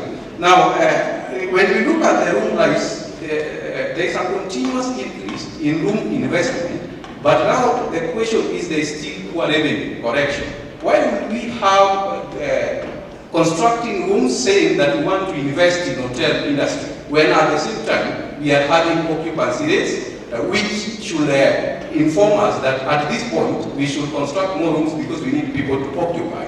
Those are some of the questions we looked at. Therefore, having looked at that, we highlighted some two key objectives in this particular study. One of them was to identify what are some of the sustainable revenue management practices in star-rated hotels in Kenya. So then another one, to assess to what extent are these sustainable revenue management practices adopted by some of these hotels. So those are some of the two key objectives that we wanted to look at. And the research question now, what are some of the sustainable revenue management practices being employed in these particular hotels? Then another one is looking to what extent they are. So my methodology is what we did. We did use quantitative approach, and at the same time we used descriptive, census survey design. Then our target population was 225 star-rated hotels in the entire country, as guided by Tourism Regulatory Authority, published in 2021. The sample size was 138. Which was census type of study. Then our targeted was, the unit of measure was the revenue managers. Then we used the questionnaire as our data collection instrument. Then we also, the study area was star-rated hotels across Kenya. Now, in that analysis, for us to be able to answer the two objectives, we are saying identifying sustainable revenue management practices, as well as to what extent do they implement those sustainable practices. We did use descriptive statistics. So in this case, we did at least look at how best can we be able to identify those. Then this was some of the identification we did. We noticed that the first objective, which was identifying sustainable revenue practices, one of was the sustainable revenue techniques. What are some of the techniques being employed in those star-rated hotels? Then we also did look at the policy and implementation of it. How was it? Then also we looked at the pricing that was also found to be being implemented in those star-rated hotels. And we have also social media integration was also one of the important part of identification of sustainable revenue management practices.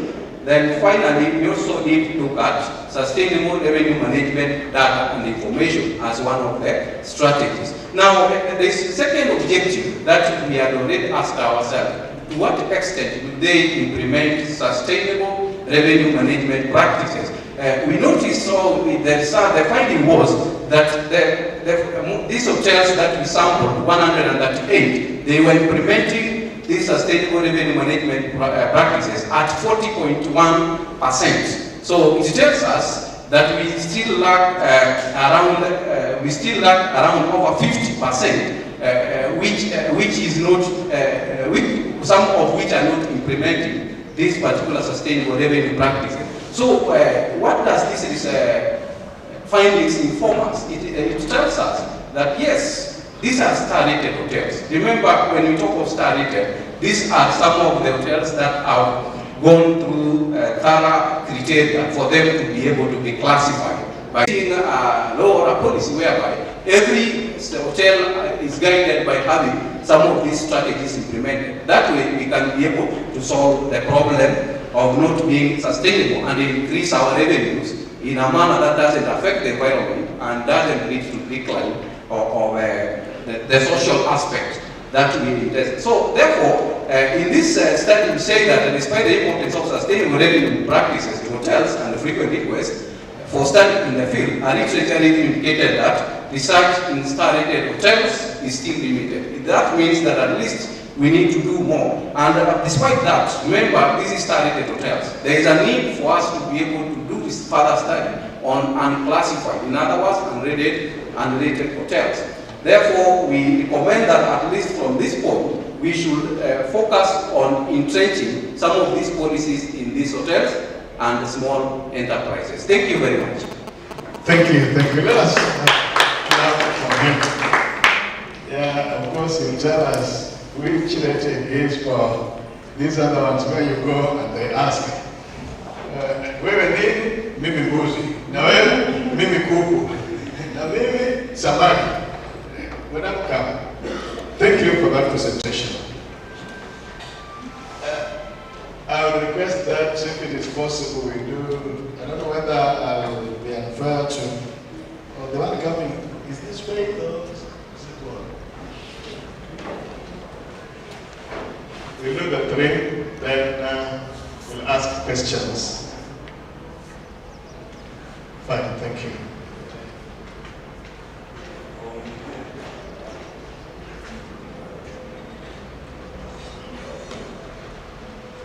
Kurup Faith Chepchirchir comes to us from the Kabete National Polytechnic. She has a presentation on design of low-cost laboratory panels for training electrical engineering students at TVET institutions.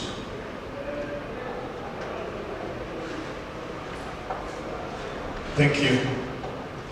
Good afternoon.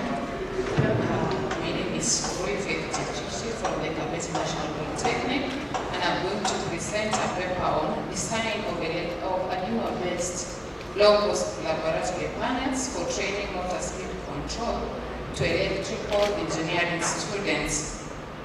So the theme is that for this research conference, but my research title falls under the cross-cutting issue. So when we talk about designing of Arduino-based laboratory panels, we all know that Arduino right now are available in our markets, and we can use them to simulate laboratory panels for training our electrical engineering students. So it presents basically simulations, PID simulations of a DC motor. So when we talk about PID simulation of a DC motor, that means we are trying to control the speed of a DC motor. So the speed of a DC motor was controlled using Arduino programming platform and MATLAB Simulink. So due to this, our Kenyan government is aiming at improving the manufacturing sector, and that means the engineering courses and technology courses which are offered at our higher learning institutions must be made more practical, so that the courses can meet the market demands.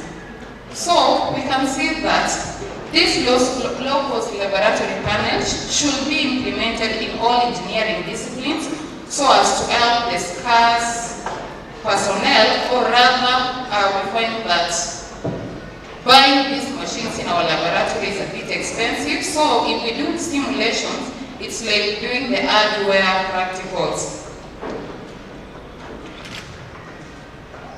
So the problem statement of my research title, it was due to the scarce resources in our TVET institutions to student ratio, and purchasing those machines, we see that they're so expensive, and if they're expensive, we can purchase the MATLAB, and this MATLAB will help us in simulation. So if we do our simulations in MATLAB, it means that we are going to design a low-cost laboratory panels, because if we have, like, let's say one motor being incorporated to a MATLAB platform, then we'll be able to see the timing graphs, the speed control in MATLAB rather than the hardware. So the main objective of this research title is to design a Arduino-based low-cost laboratory panel for training motor speed control to electrical engineering students. And the specific objective, I had 3 objectives, but for this conference, I streamlined to only one objective, that is to simulate speed control of a DC motor using MATLAB Simulink.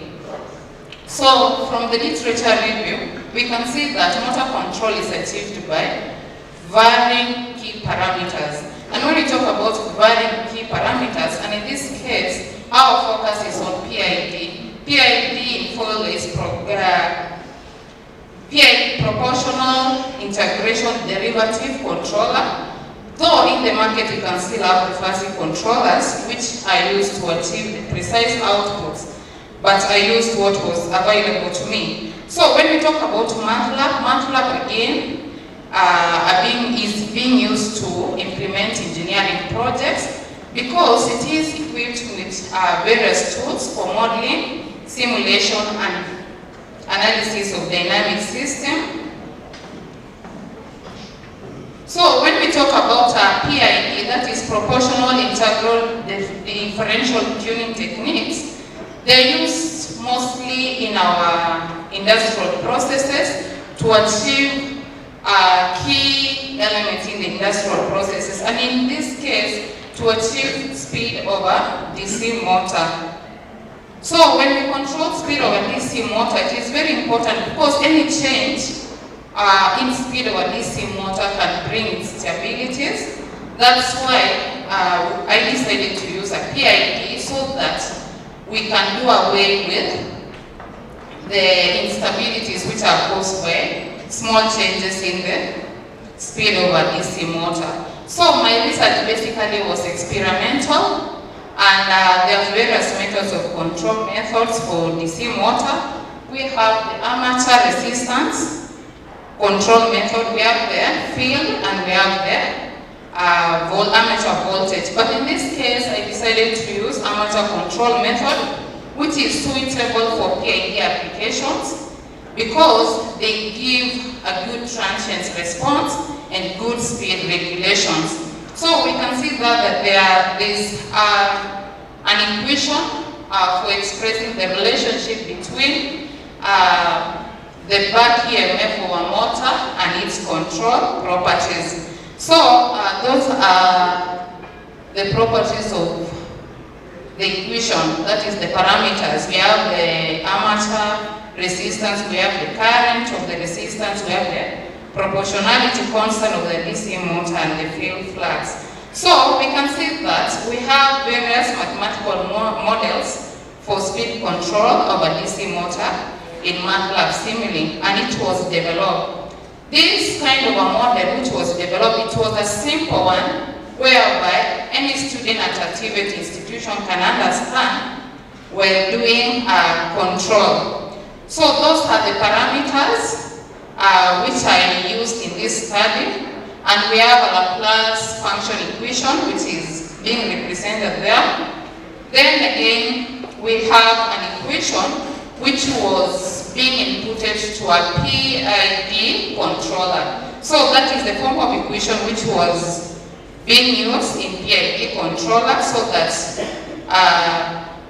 to represent the control of that DC motor. So we can see that in that case, I had a proportionality constant for proportional constant, that is Kp, which was 75. Ki for integral was 1 and Kp for derivative is 1, so that you can get a unit response. But if we are too vary between, if for example 1 for Ki and 1 for Kp, if I vary them, it means I'm going to get a different graph, which is not a unit response graph.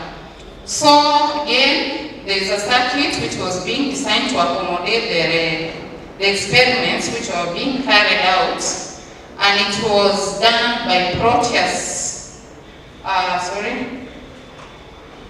The circuitry was done by the students in a lab or in a workshop, and the students were able to understand the parameters which were being used to control the speed of a DC motor. And as I had said earlier, you interface a DC motor to your computer, and the computer of course should have a programming software which is the MATLAB. So I'll go to the research findings. From there, Arduino, I realized that Arduino cannot run motors having ratings of more than 5 volts.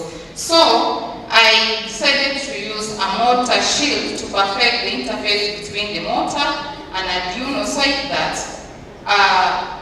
the motor shield will enable the Arduino to control the motor, because the motor is of higher voltage than the Arduino. So the output was sent to a motor shield together with the external power supply, so that it can enable the model to effectively drive the motor. So that was the circuit diagram.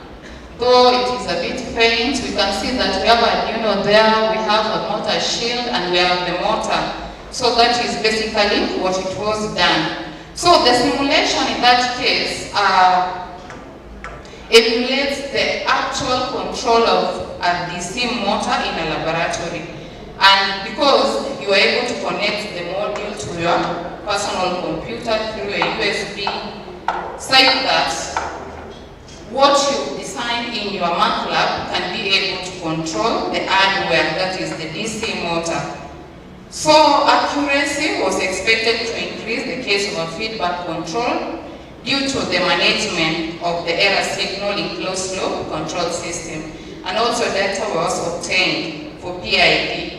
So earlier on I used 75 for my KP, 1 for my KI, and 1 for my KP. So it gave me a unit response, that is a unit step in, for a unit step input, that graph is what it generated. But when I varied the values of KP, KI, and KD, it was able to bring changes in our graph, and that is the changes in the graph. So in conclusion, we saw that it was simpler to implement the actual control, the actual DC motor speed control in our computers, because you only require MATLAB, and you are able to see the response of the graph if you vary your values of PID. So our recommendation is that maybe next time I'll try on using softwares which are a bit, I normally call them open source softwares, because you have to purchase MATLAB. So if we have an open source software, for example, like the Scilab, though I'm not sure if the Scilab will have all the tools that I require, but for future reference, an open source software should be used to make it more to reduce the cost, or to be more cheaper than when you are purchasing a MATLAB software. Thank you. Yes, thank you very much. So here, it is no more of SPSS, but it is MATLAB. Can we raise some questions to them or comments? Yes. Yeah, that is my senior. I knew him 40 years ago. That is my junior. Yes. Okay, I'll take this opportunity to thank all the presenters. Talking continuously for about 12 or 15 minutes is not very easy. One thing I liked about them, they were very steady and affordable. However, mine is not a question. I don't expect you to respond to it. But one thing that came out very clearly is that all of you, except the last presenter, looked the data.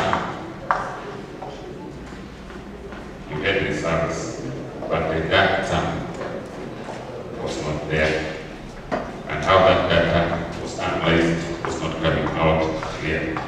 For example, if you have a value, for example, value A, we should have known N was what, then the frequency was what, then it was analyzed. For example, you could see percentages. Where were these percentages coming from?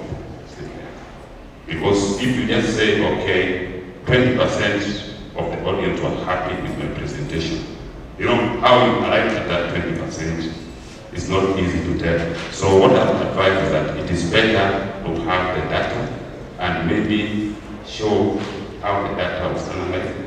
And if possible, maybe you give us a level of confidence.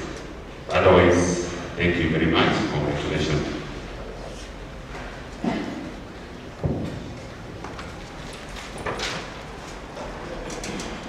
Thank you, Thank you. Mine is simple. Henry, this one you need to clarify. This one I'm about to talk about. Somewhere in your methodology, you told us you use sensors.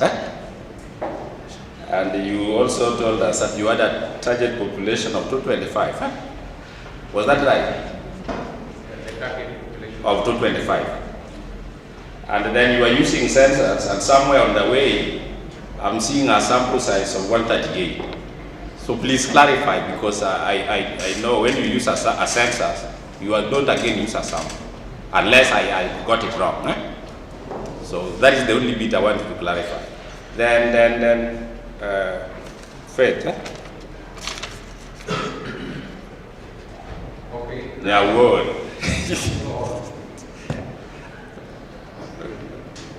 Thank you for that.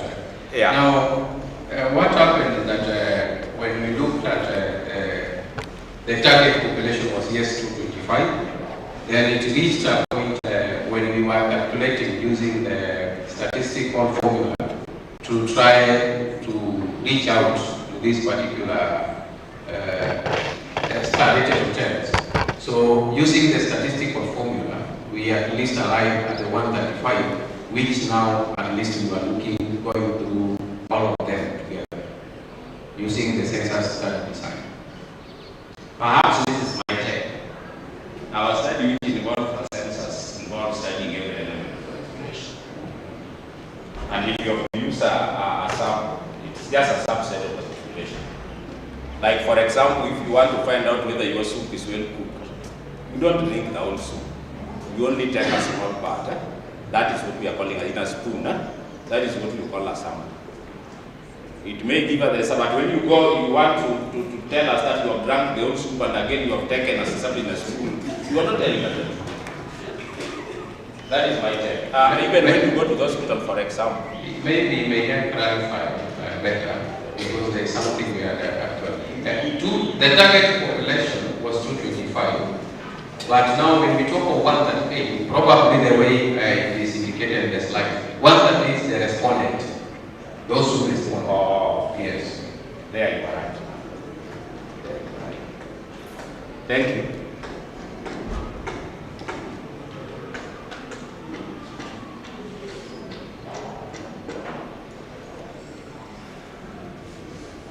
Yes, is there any question to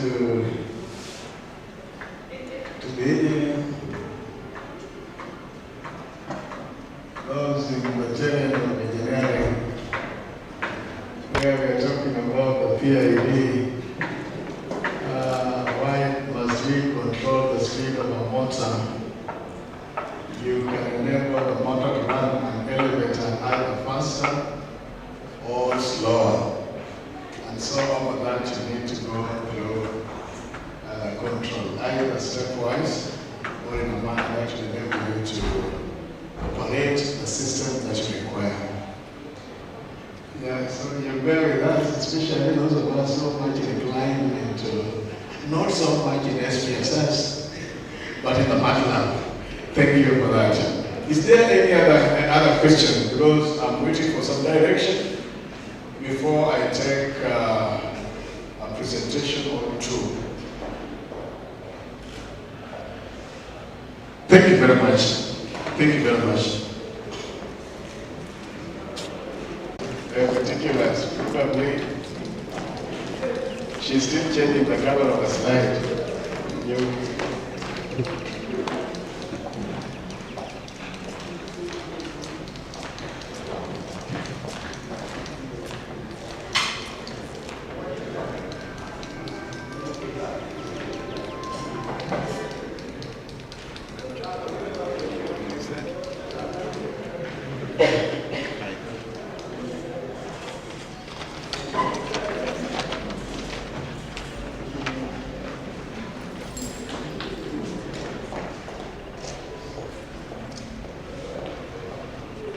I'm being advised that the energy level has gone down a bit,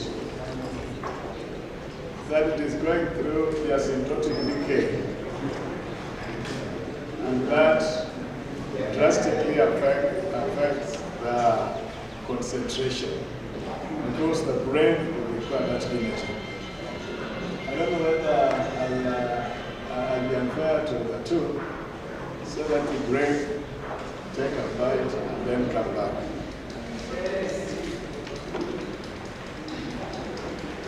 What is the feeling of the audience? Yes?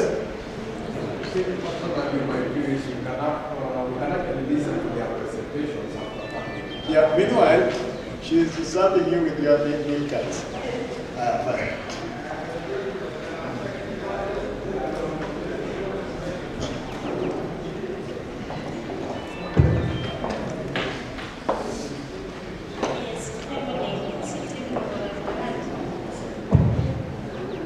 Zipporah from Nyandarua National Polytechnic. So my topic is, so the subject is the cost-cutting issues. So my topic is factors influencing integration of ICT on students learning in TVET institutions. So a case study of Nyandarua National Polytechnic, Nyandarua County, Kenya.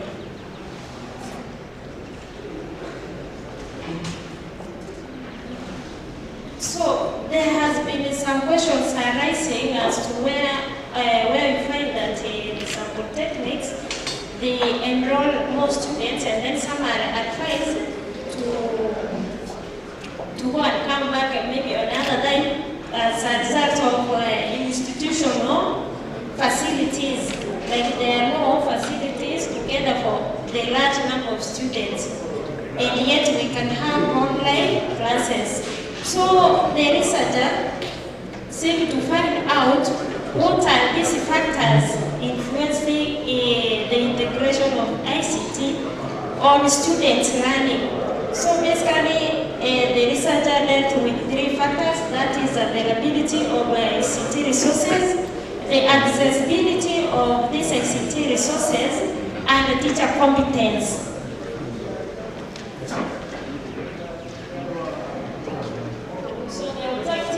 Were to determine the influence of availability of ICT resources on the integration of ICT on students' learning, to determine influence of accessibility, and then to investigate the effect of teacher competence in ICT integration while teaching or equipping the trainees with knowledge.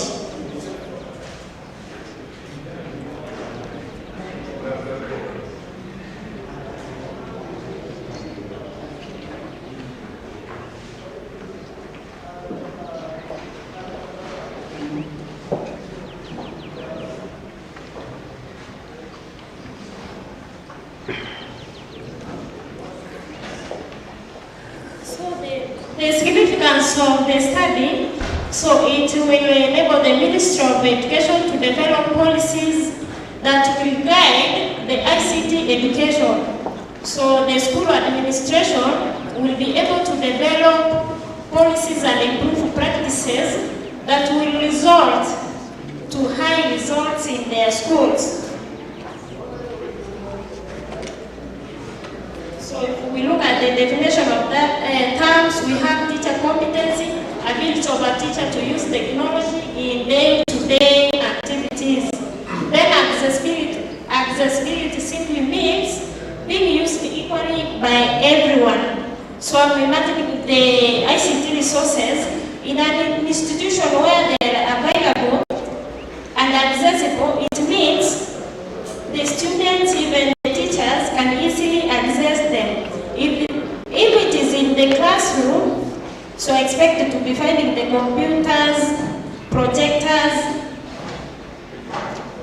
in the classroom, a computer lab, and even in the laboratories.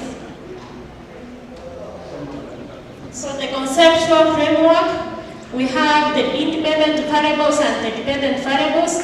So the dependent variable is students learning, so referring to application of skills and knowledge.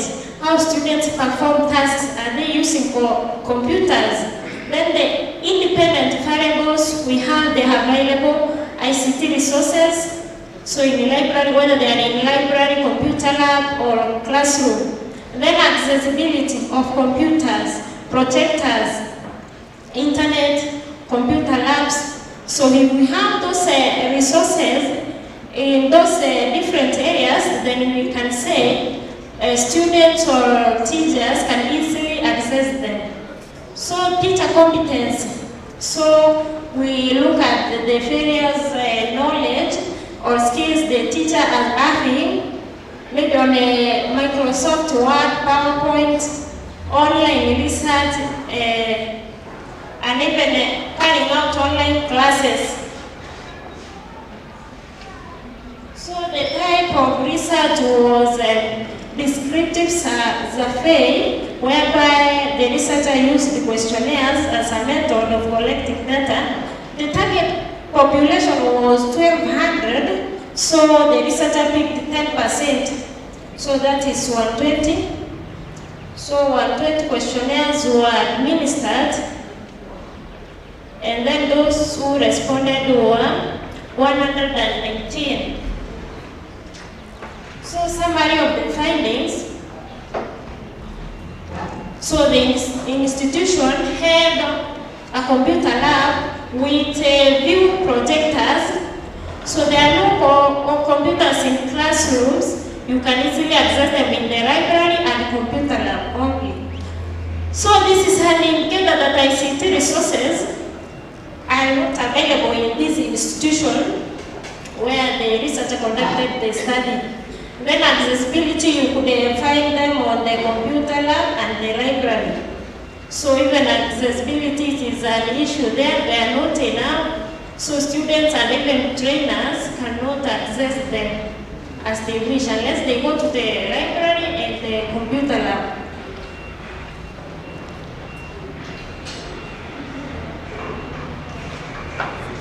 So in conclusion, what I can say, if I want to, from the research findings, the recommendations, the learning institutions should formulate policies on integration of ICT. And then, for the case of the ICT resources not being adequate, the institution also should look for ways of getting even the sponsors such that they get enough ICT resources required. And then the teachers, on the issue of teacher competence, so there should be regular refresher training on ICT skills. So, ukimalizia, we've heard of the Jitume project. So, in many institutions, you will find the Jitume lab. So, and if you enter that, you will find it is full of computers. So if we cannot equip these trainees with the knowledge, skills, and using these computers, it will become a challenge.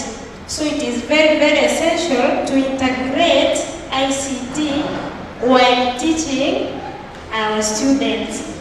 Thank you. Let us appreciate her. Yeah, only one question mark is the fonts are smaller. I don't know if people will apply practical spectacle lenses like Professor here has seen it well. Please, I just have one request. I've pleaded with him to present after lunch. So kindly get out into that tent at 8. Is it harassment? Is it harassment? Very good. Now, if it be, it is a good one. So let's get out, join the queue and eat. Are we praying for the food? Yeah, please, calibrate. Let's pray.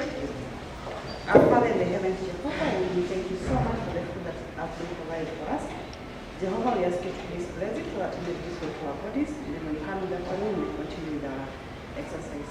Be with us, and in Jesus' name we pray. Amen. So thank you. Please let us go.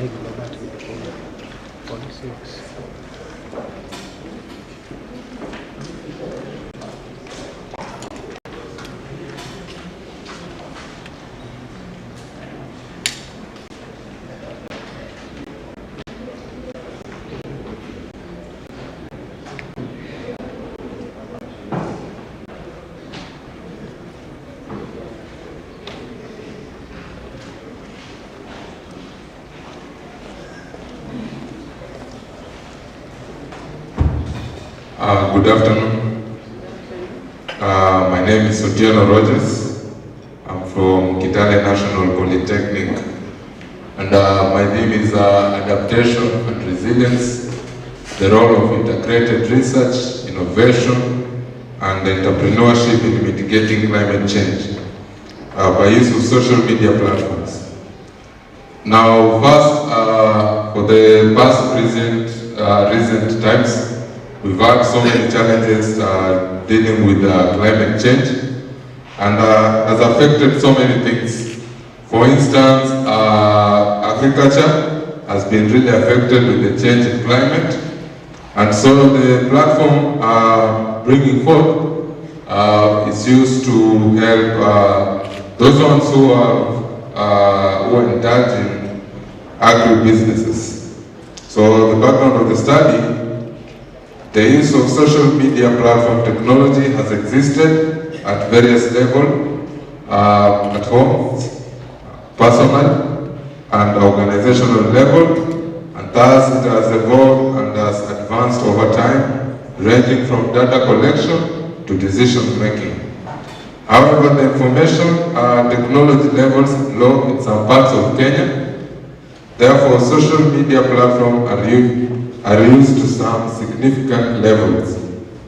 Several agri-entrepreneurs have gotten rid and have also gotten strategies, sourcing ways that have collectively saved them financial resources. Yet, even after benefiting from the social platform, other agri-entrepreneurs still live and realized savings on the table.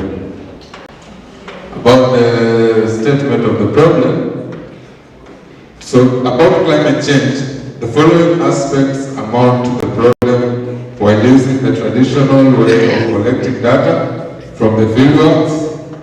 Uniqueness of change of climate is a problem faced by agri-entrepreneurs during the change of climate. According to Costello 2021, use of social media platform, if well utilized, the online platform will aid to save on time and money. This study wishes to look into agribusiness procedures, hence establishing performance and efficiency.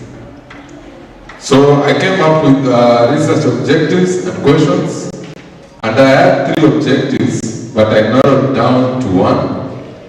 And which is to assess the impact of the application on the performance of agri-entrepreneurs in the North Rift region.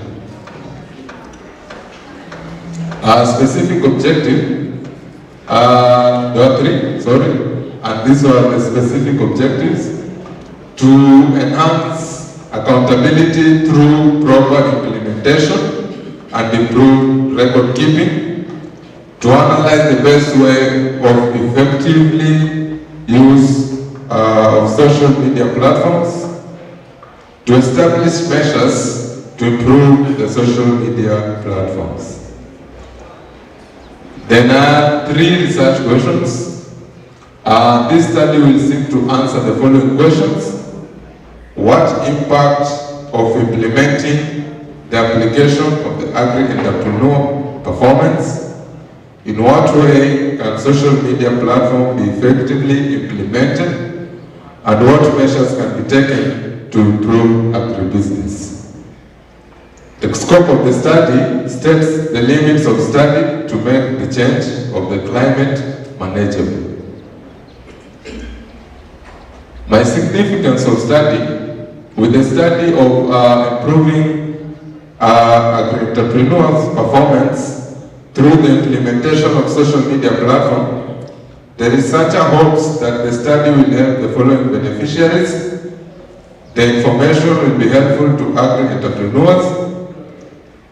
The research findings will also be of great use to other agri-entrepreneurs in the same line of study.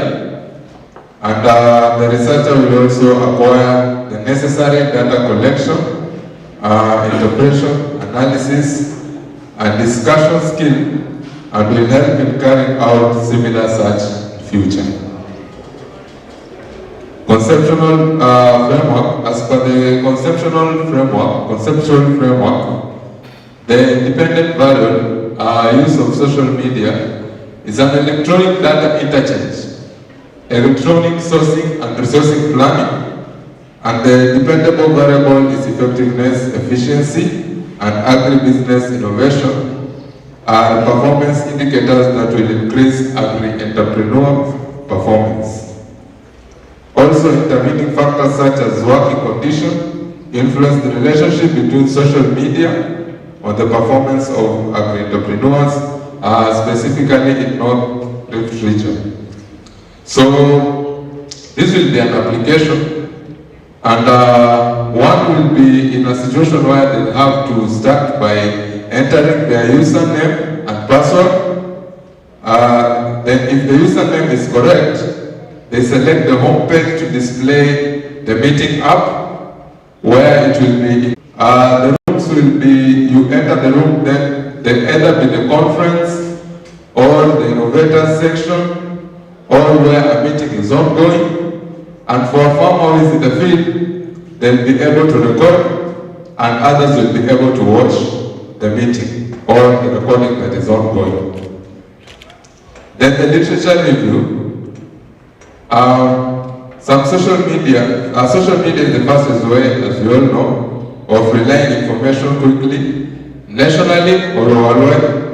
And social media will use the social media workers. For example, a farmer who has decided to have the app for use will be able to reach out to people by giving critical communication during climate change. The tools used in the social media application are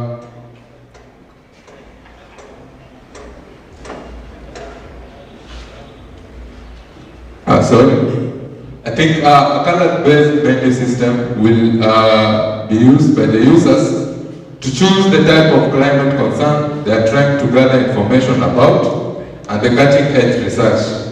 Articles will also be put in the application, and other farmers will be able to download, and link will also allow users to join forum debates and also share information. The benefits of the social media application will be, social media will provide an accessible and powerful toolkit for highlighting and acting on issues that causes that affect the interests of users. It will help on debating and discussion skills to help users develop a way of presenting themselves and learn how to function successfully. Conclusion of the literature review.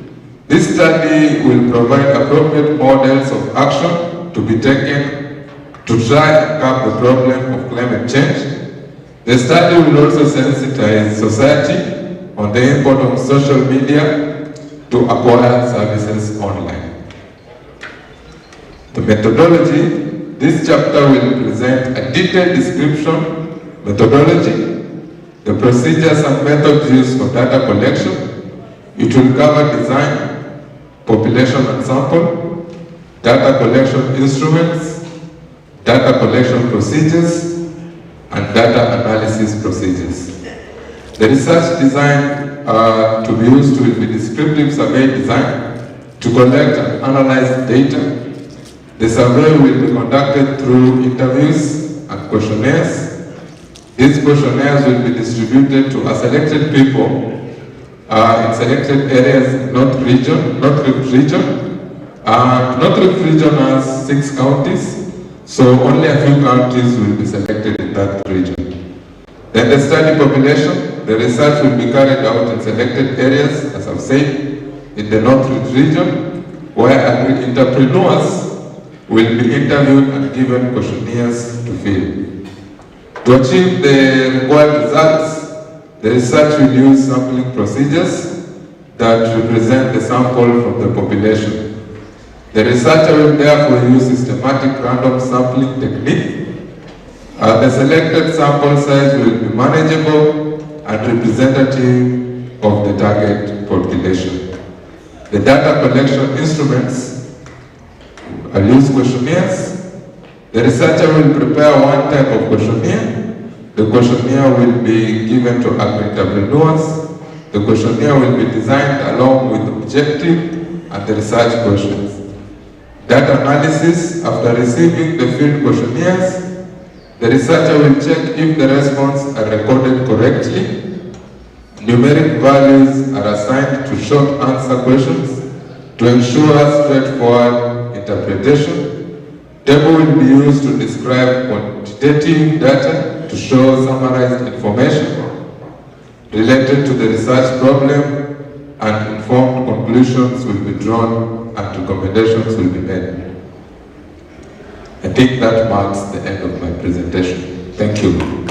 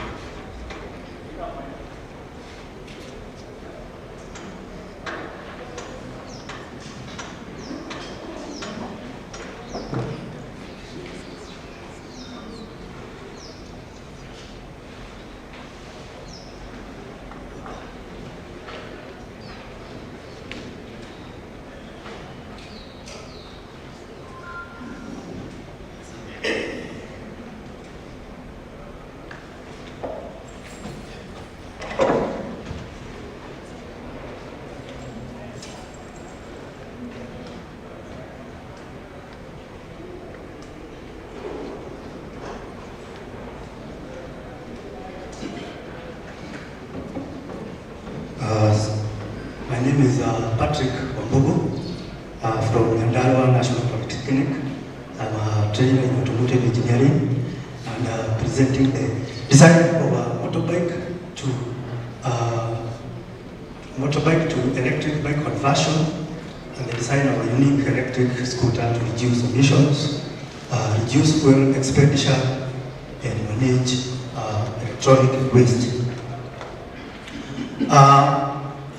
The electric vehicles have been gaining popularity over the time due to the awareness or the increasing awareness on global warming and the effects of global warming.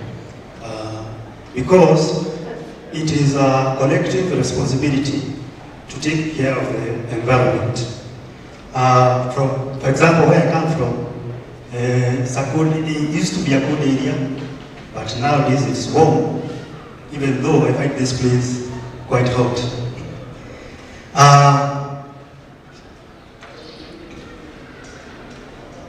So the motivation now is to help mitigate these problems of global warming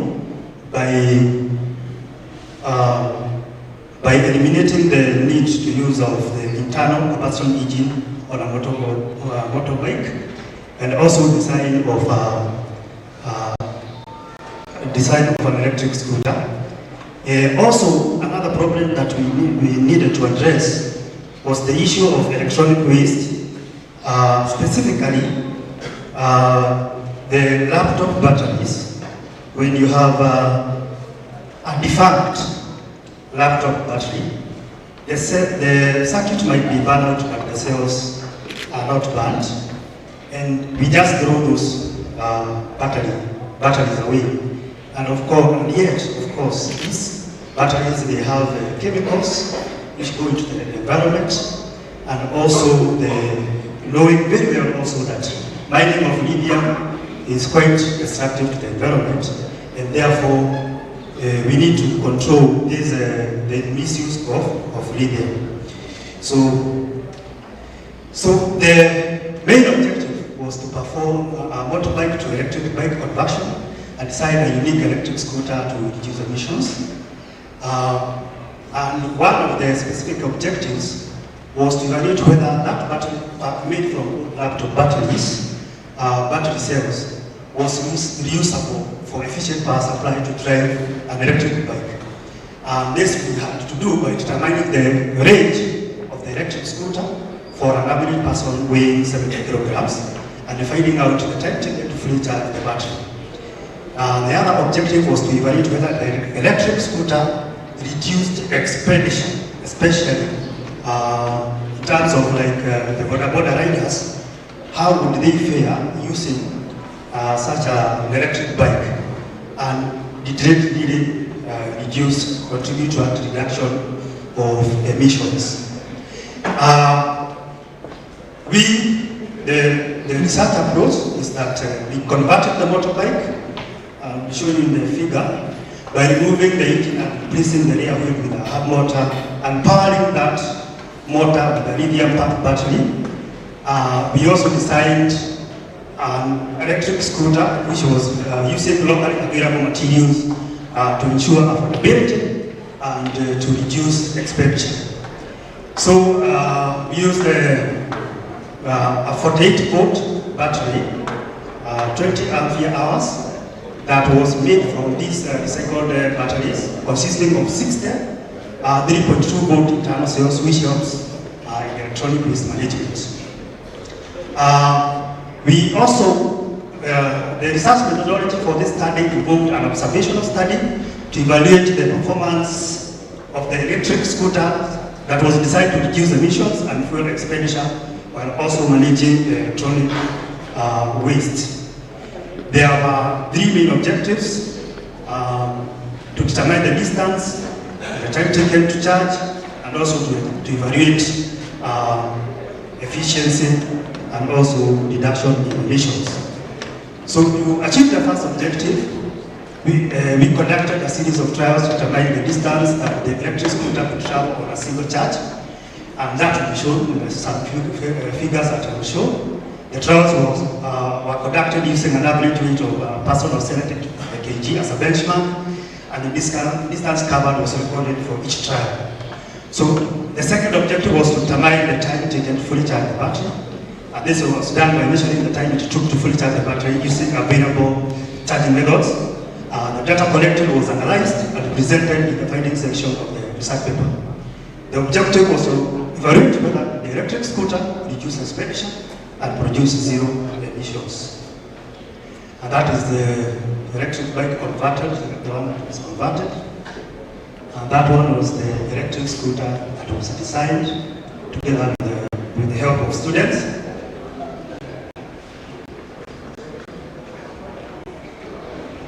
And of course, that is me having a joy, and we are also conducting the trials. So the trials were conducted in a track field, and you know the track field is about 400 meters, so you can accurately measure distance and so forth. These are the battery cells. Inside, a lot of charging time left. For example, they can travel up to 100 kilometers in one charge, and this is a significant distance for an electric scooter, making it suitable for commuting, especially within cities. The maximum speed of the scooter was about 80 kilometers per hour, and the converted bike 100 kilometers per hour. So we found that the battery took 2 hours to fully charge, which is a relatively short time to compare to other electric bikes, making the electric scooter a convenient option for daily use, especially for people commuting to work. Because once you travel to work, you can charge at workplace, and then you can also charge at home. So this is the best option for people going to work in the morning and leaving in the evening. Of course, there will be no carbon footprint due to elimination of the internal combustion engine. The overall findings suggest that the design of an electric scooter using recycled laptop batteries and locally available materials is a promising solution to reducing the emissions. There were many kilometers on a single charge with a maximum speed of 80 kilometers per hour. The battery pack made from the laptop battery cells allowed for efficient electronic waste management, and the scooter was designed using locally available materials to reduce cost and make it affordable.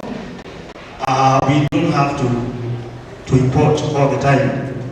I know we are talking about the economy being quite bad, but how can it be good if we are importing everything? How can we make money if we are not exporting or reducing imports? So the study also found that electric scooter took 2 hours to fully charge. The information is critical for users who would like to plan their trips to know when it is important application to reducing spread of diseases caused by global warming, like in the case of COVID-19, exposure of animals to human population, and in case of global warming, animals will migrate to places where they switch their adaptation, and when they come into contact with human beings, they create a contagion. The conclusion, overall, the study findings demonstrate that the proposed electric scooter design is an efficient, affordable, and eco-friendly, and suggest that this design could potentially contribute towards reducing greenhouse gas emissions and promoting sustainable transportation. The scooter, powered by laptop batteries and local available materials, will reduce the environmental impact of transportation and promote sustainable mobility. The use of electric scooters can also promote food security, particularly in the agricultural sector, where they can be used to navigate farms, monitor various farming activities while reducing fuel expenditure and providing a more comfortable and safer riding experience. The recommendations to use the recycled laptop battery cells in recycling electric bike and scooter battery packs to contribute towards electronic waste management. Use the converted electric bike and scooter to help reduce expenditure for job or workers commuting to and from workplace. use the converted electric bike in order to contribute towards reduction in emissions, and this will mitigate global warming. There were two areas we found that needed research. One was the design of a standard interchangeable battery pack to be exchanged at charging stations, such as in the case of how we do gas refill, so that we reduce that amount of, we mitigate the problem of charging. And that is not up here. You have not heard that about, you don't have that. But if you can decide that, you can mitigate what is happening all over the world, even if it is electric vehicles. You don't have interchangeable batteries, which can be seen next.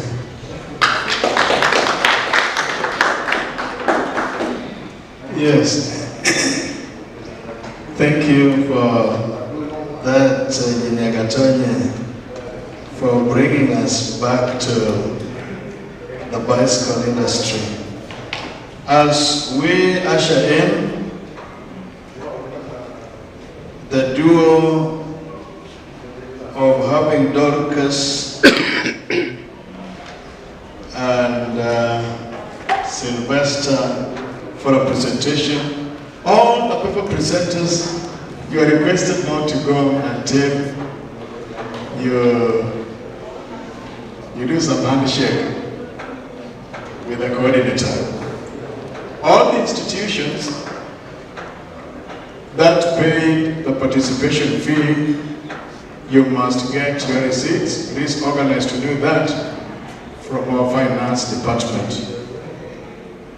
We take this opportunity to welcome this team from the Friends College, Kaimosi, to make their presentation.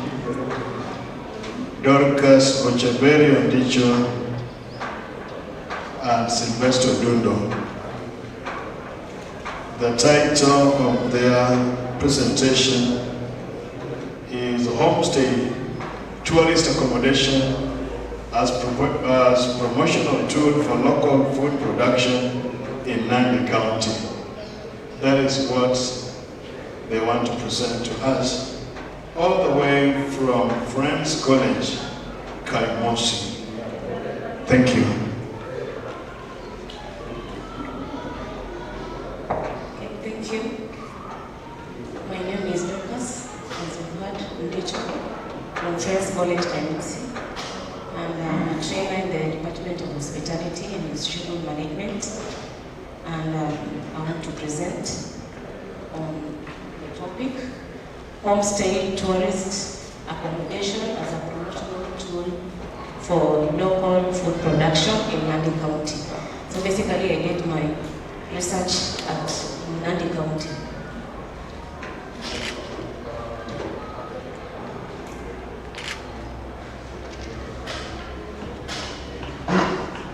So I have the outline that I'm going to present on. I will have the introduction, methodologies, findings, conclusion, and recommendations. So from the introduction, you can say that the promotion of cultural food production is a big drive of climate change, and food system is under threat and needs to become more resilient and sustainable.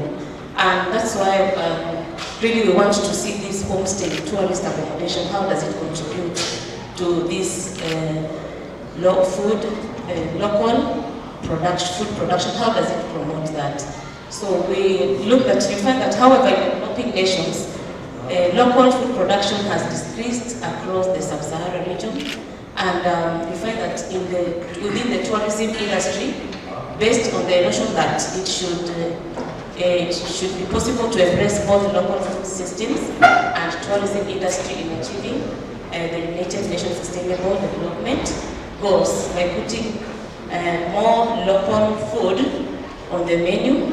And that's why we find that the homestay business is known for a good source of income generation for local farming. That means it will encourage the local people to be able to provide the food. So you find that under Kenya's development blueprint vision, it aims to transform Kenya into a newly industrializing middle-income country, providing a high quality of life to all its citizens.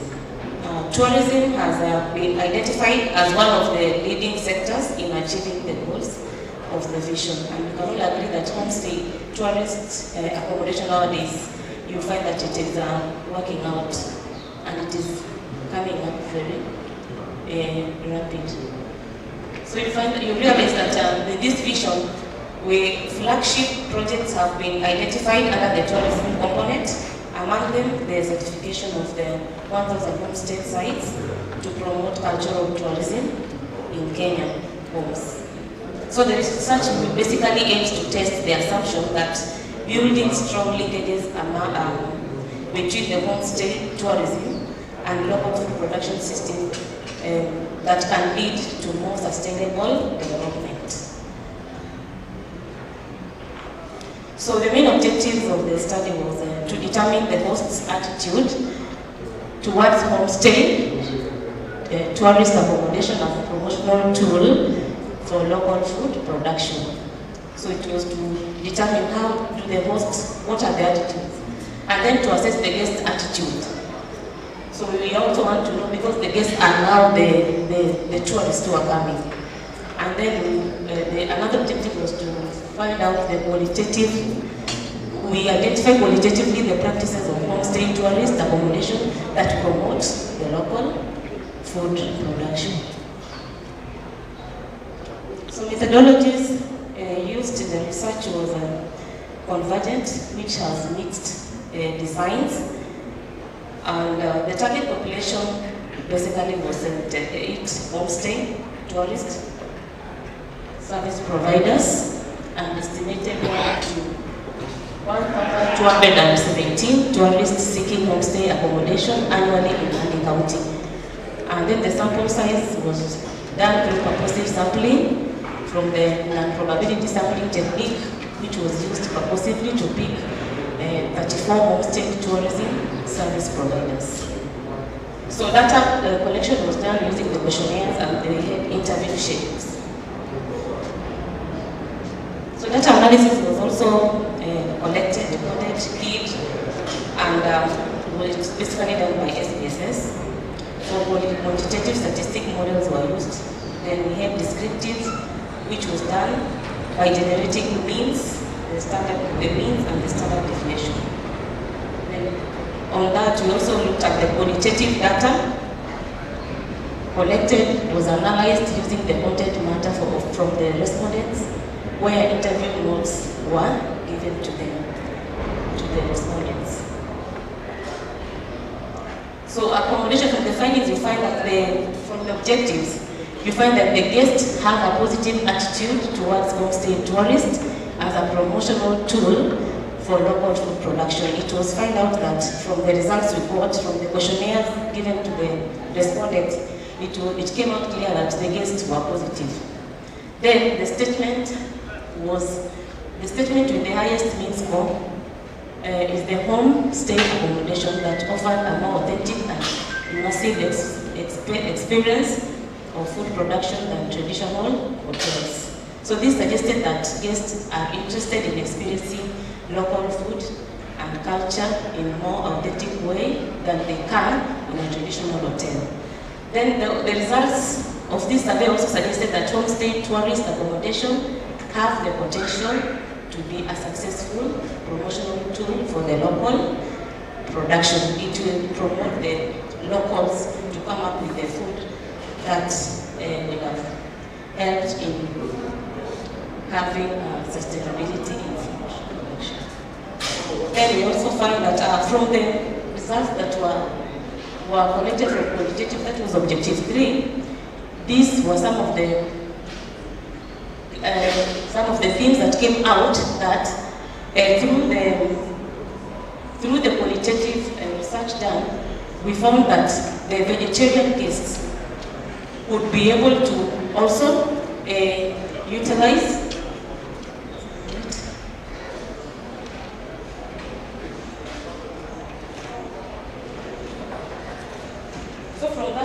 the last objective 3, we found that the vegetarian guests would play a very important role to the local people. They will also help them to understand, because if you get a guest who is a vegetarian, then the local will be able to come up with the foods that are for vegetarian guests. Then it also led to changes in local taste preferences. So from that qualitative, we were able to know that their changes would also impact to the production of this food to the guests. And then the nutritional change.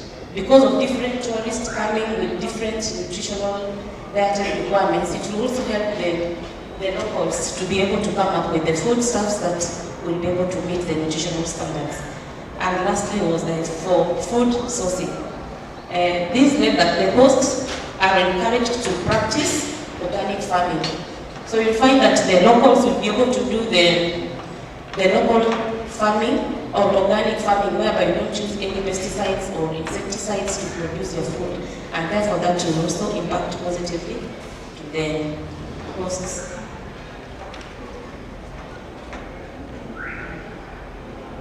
The conclusions.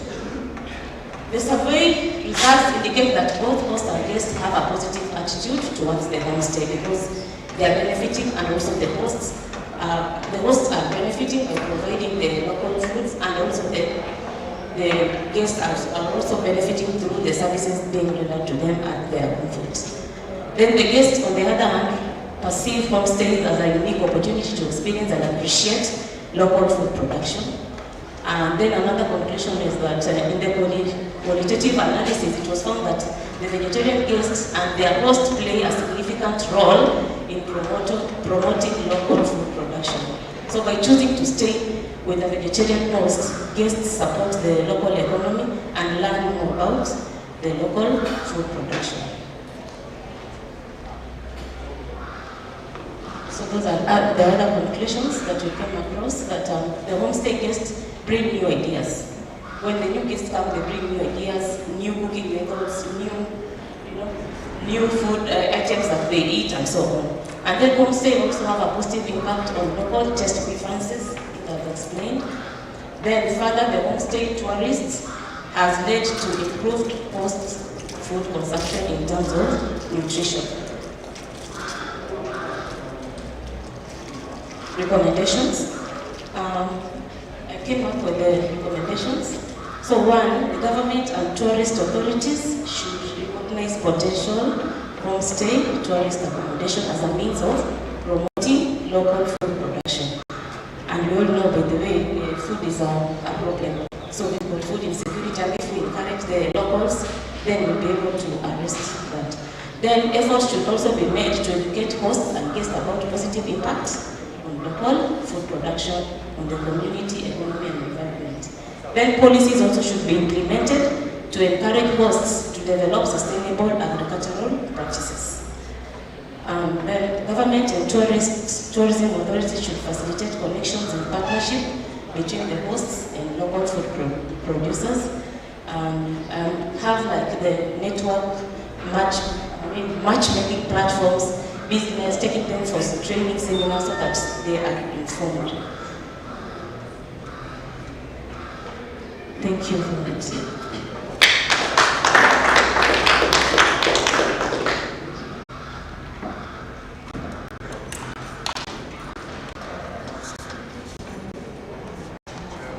After Sylvester, we have lined up for us a paper from Ruth Award panel of Maweko TTI, Okelo Nancy, Maweko TTI. Then there is the one from Achola Humphrey, Ramogi Institute.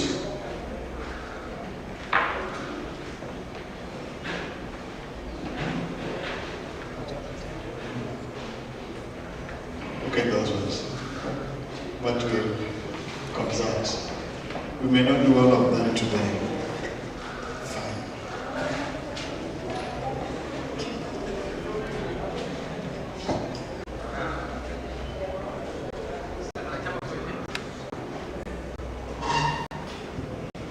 Yes, I want to introduce myself as in mainstreaming gender at Friends College Kemosi. Now, gender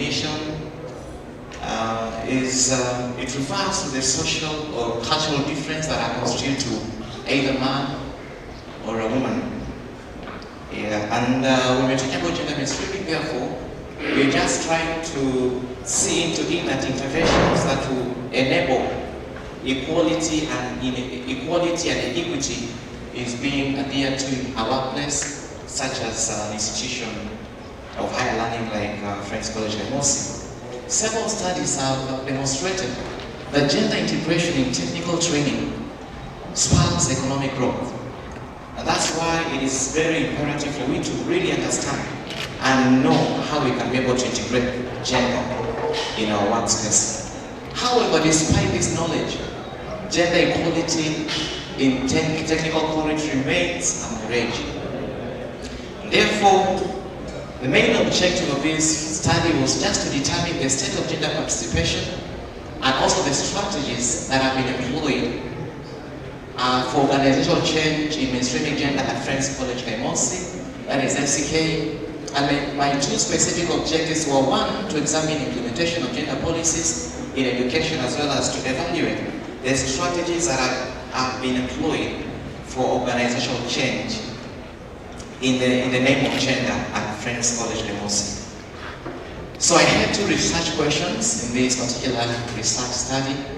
One was, what are the gender interventions being implemented at Friends College Kemosi? And the second question was, what are the strategies for organizational change that are being employed at Friends College Kemosi? So the study was carried out at FCK. FCK is in Vihiga County, Western Kenya. We adopted survey as a research technique based on descriptive conceptual design.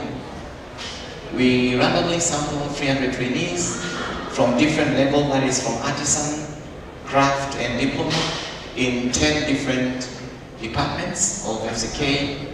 Qualitative data using focal group discussions and key interviews were also used just to capture the perception of the staff with regard to change management. Frequency distributions and percentages were also generated so that we may be able to compare and cross-tabulate the various items that were under study. So from the data, we noticed that when it comes to staff population, they fared very well, almost 50-50 in terms of the male and female disaggregated data of the population. However, when we went to the trainee population at Friends College Kemosi, we saw, despite the fact that hospitality had the highest in terms of the trainee population, but there was great disproportion in terms of the female and the male, depending on a particular department. Now, the next slide gives us the impression of what we saw. From hospitality, you notice that almost 90% represented the female. However, when you compare to the mechanical engineering, it had the highest in terms of men being trainees in that particular department. Applied science, ICT and agriculture, they were comparably giving us similar percentages. So then we went a little bit further just to ask the students on the gender sensitivity strategies that the college has employed. And I just want to pick number 5 and 6, on when they were asked whether the institution highlights examples of women in those non-traditional occupations. 40 said yes, we normally see traders using examples of women in non-traditional occupations. So what I mean here is that, like, if for instance you have seen that mechanical engineering had least number of men or females, so then we were asking, when a trainer, that is a male trainer, does he use examples of a female in just driving a point home? Then 40 said yes. However, when the same question was asked for the men in non-traditional occupations, 70% was in affirmative. So that showed that there was skewed responses in terms of how the trainers and the trainees in the discharge or in the training activity view different examples as they are given by their trainers. On change management strategies, we also wanted to know what are the strategies so far that are making progress at FCK. On the list that we saw in terms of those that asserted or gave an affirmative answer is that the change plan that has been created was seen with inputs from people at various levels. 38% said yes, but a bigger proportion were neutral and a good number also disagreed. So then you can agree with me, or rather the conclusion that we are going to derive thereafter, we noticed that from this, the change wasn't that easy to come by or to be implemented because of because the stakeholders were not fully involved. When they were asked on whether the impact, they had a clear view of the impact that change management on gender is going to have at the institution, 69 said yes. However, still that number, according to this study, wasn't that convincing to warrant we do any changes as far as issues of gender strategies and initiatives, interventions are concerned in the institution. So some of the responses from the study is that one of the responses say, let's be honest, GBP policy is all about women.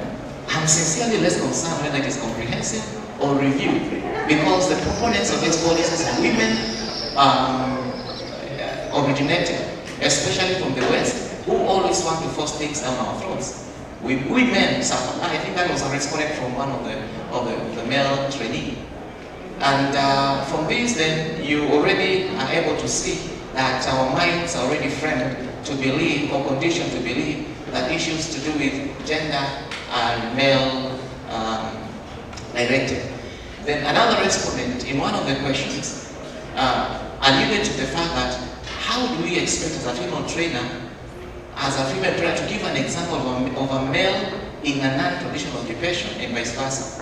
So it is obvious that one will use example in training based on their sense, because that is the area where they understand best. So in conclusion, we wanted to affirm that yes, there is widening gap on gender equality at the college, and also in terms of the trainee enrollment numbers, it doesn't really match the gender mainstreaming requirements that so far are being implemented at FCK. Change management had not been an all-inclusive strategy, and also the stakeholders were not convinced of the path the change is going to impact future strategies on gender matters. So, few recommendations here to note is that capacity of FCK and perhaps other Tibet institutions should be strengthened in order for the institution to accommodate gender inclusion. And two, a system that ensures equality and equity in the training institution, as well as monitoring and evaluation frameworks for gender tracking, is advocated for. And lastly, clear articulation of the impact of future strategies on gender to all stakeholders may perhaps improve gender integration. Thank you for your time.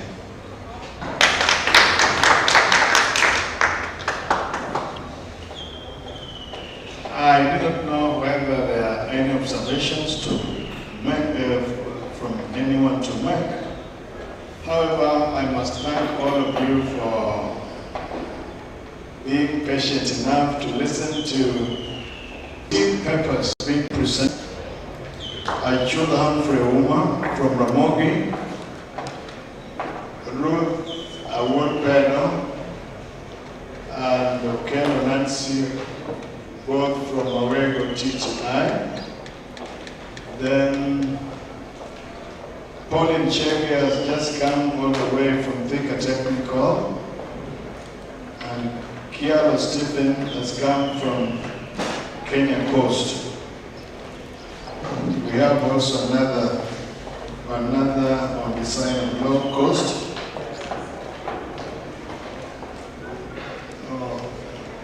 Something.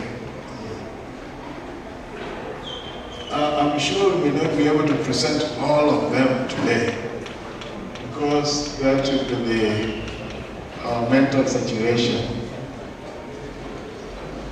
Are you requesting to present? Okay, fine. Now that Ruth is here, influence of human activities on ecosystem, case study at Donga Beach, Kisumu. Now that she has brought us back to the lake, probably that should make. Okay, good afternoon. Ruth Pedro from Mawego Institute. I'll be discussing the influence of human activity on the ecosystem. And I've chosen a case study of Dunga Beach because it's one of the beaches along Kisumu town which you can connect with. So to start off, I've started by introducing what ecosystem is. This is a system that is resulting from integration of living things and non-living things with the environment. So when non-living things and living things interact with the environment, we refer to the whole system as ecosystem. So many ecologists have added a lot of concepts on the ecosystem. One of them has proposed a name, no system, to define a study that encompasses around biological, physical, social, economical, and cultural influence on the system.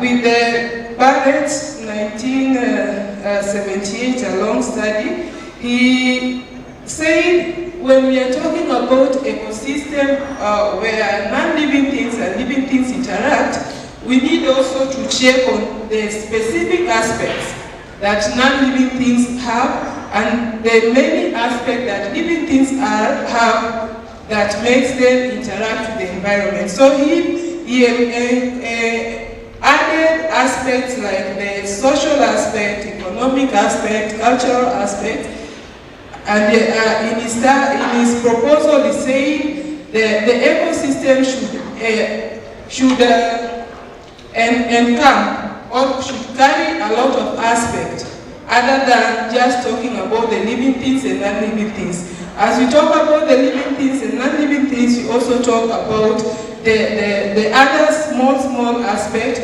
that brings up society or that brings up human beings in their relationship.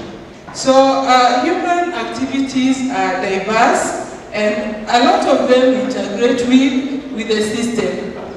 We integrate with the ecosystem socially, we integrate with the ecosystem ecologically. Other activities also that human beings are involved with are usually to affect the natural landscape, which is a very fragile natural resources that the Lord God gave us. So our natural resources, we call them very fragile. When we don't handle them with care, we destroy them bit by bit. So there are a lot of domestic activities and a lot of industrial activities which contributes much to the pollution of Lake Victoria, water bodies, and particularly Lake Victoria. So in my problem statement, I've indicated that human activity has been a primary cause of destruction of the natural aquatic life. This one has also brought about destruction of those plants that grow along the shores. A case to discuss is the way Kisumu is developing. A lot of buildings are coming up, and these buildings, most of them are now being put up in the wetland areas in Kisumu, and the wetlands still are very vital in the purification of water as it travels to reach the lake. So human activity have also brought significant drop in fish species, especially Dunga Beach. People carry most of their domestic activity along the beach, which contributes to the destruction of the ecosystem, destruction of the plant along the beach, and also draining wastage and chemicals to the beautiful Lake Victoria. To my objectives, I have two objectives. I wanted to determine which domestic activities are carried out along Dunga Beach, and also to explore the economic activities that takes place in Dunga Beach, Kisumu. So in my methodology, I adopted descriptive design because it will help me to both use qualitative and quantitative data, because I had some questionnaires and I also had some interview questions, and I also had variables like the sex, like variables like gender, occupation, duration in which people have carried out different activities along Dunga Beach, which with the so many variables, I needed to describe some in words and others in numbers. So that's why I adopted the descriptive design. My study, I carried it out among the fishermen, the farmers, and the locals who use the lake on a day-to-day basis. So I employed simple random technique to select my targeted population. I assume that every day a lot of people go to the lakeside, and within a given day we'll have fishermen there, we'll have people who have just gone to fetch water, we'll have people who have gone to clean their clothes there. So I randomly chose my population, my sample size, so that I target every segment within the population. So I narrowed down to a sample size of 15. I analyzed my data after collecting it, and then I represented it in table and a lot of it in words.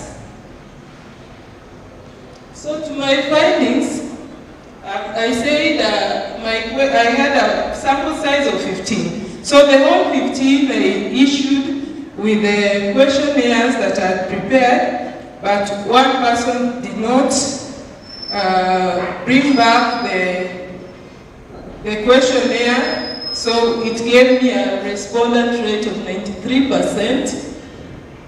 So 93% is on the higher side when one person did not give back the questionnaire.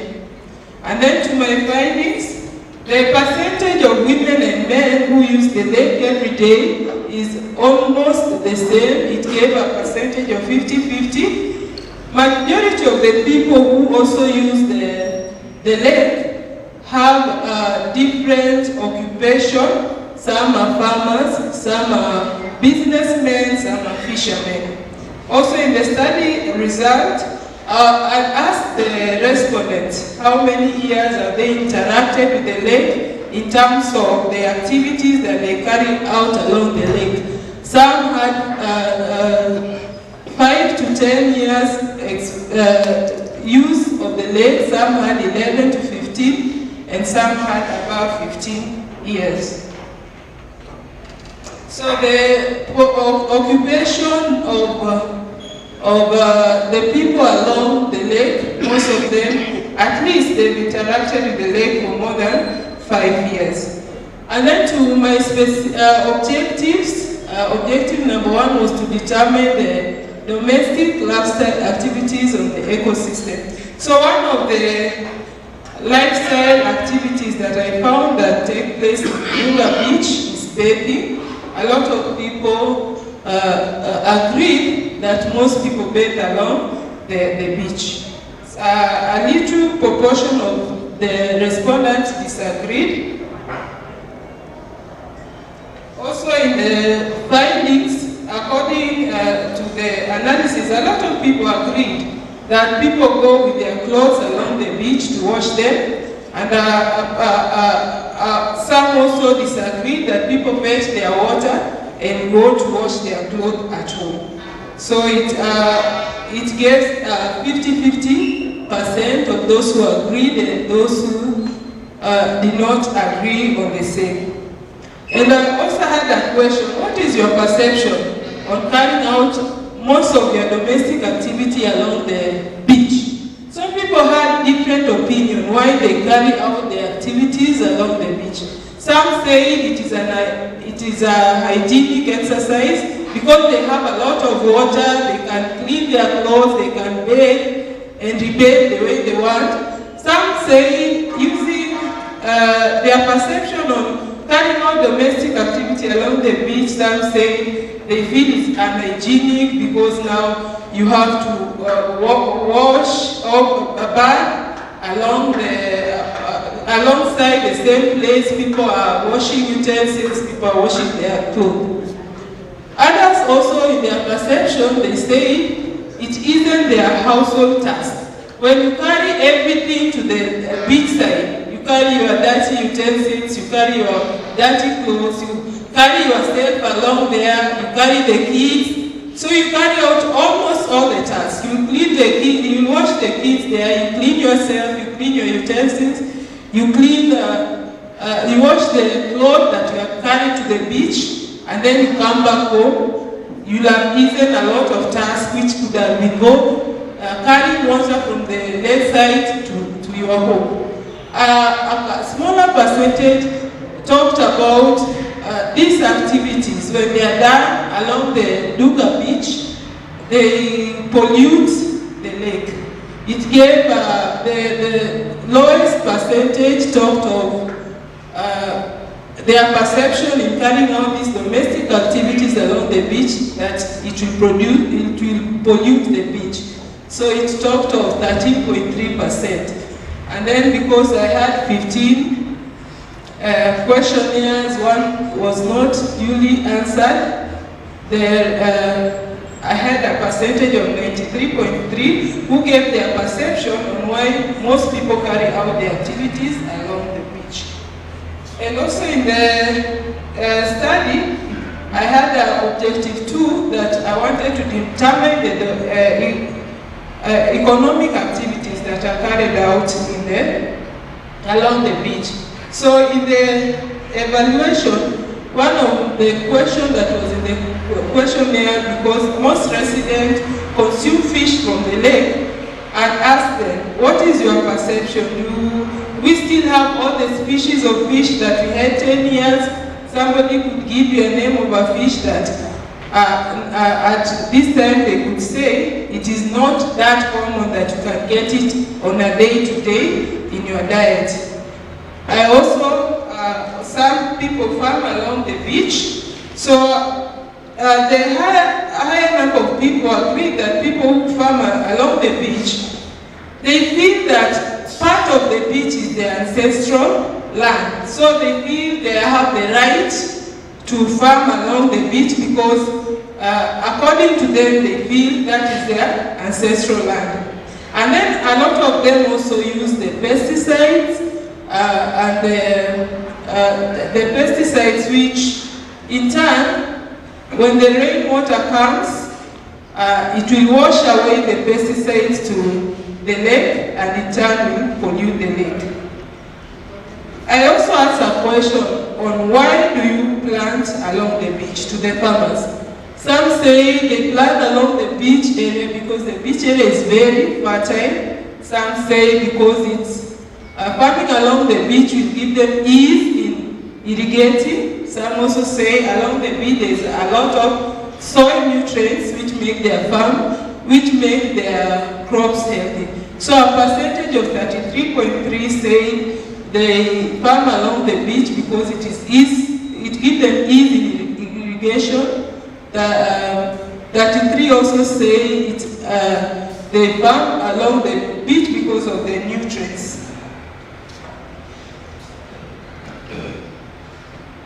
So the population which carry out, in my conclusion, the population carry out a lot of their activities, a lot of their household activity along the beach, and I also concluded that majority of the people living along the beach do farm, and they farm along the beach, and at long run when the heavy rains come, they wash away the pesticides and the fertilizer to the waters. and also the fish species have significantly dropped. So in my recommendation, I recommended further research to be done on the effect of pollution because of a lot of the pesticides that are being washed to the lake, a lot of the soap that we use when we are washing our utensils, a lot of the chemicals we use when we are washing our clothes, like the bleach, the softeners and the rest, and I recommend further studies so that we may know to which extent these pollutants affect the lake. And I also recommend that the Kisumu County should make up policies to control the waters at the Lake Victoria. Thank you. Yes, thank you very much. We are going to be a little faster because these two ladies must look at me nicely.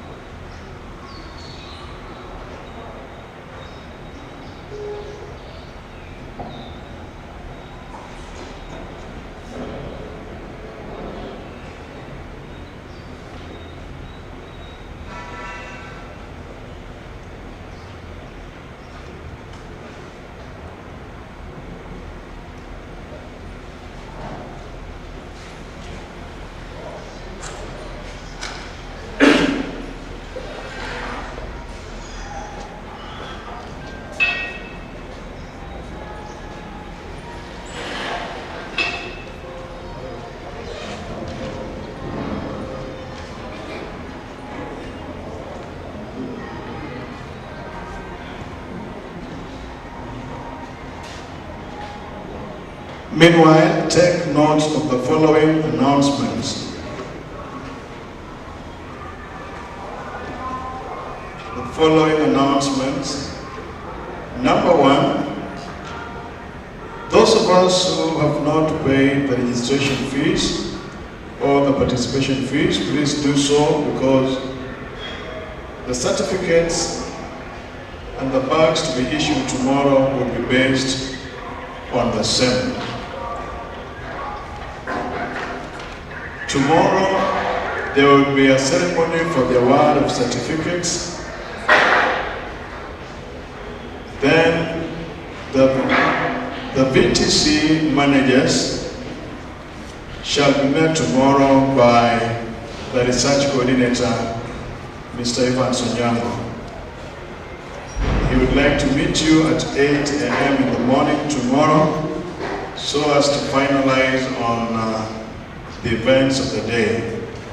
We'll have the journals being sold tomorrow at a price that will be allotted or as indicated.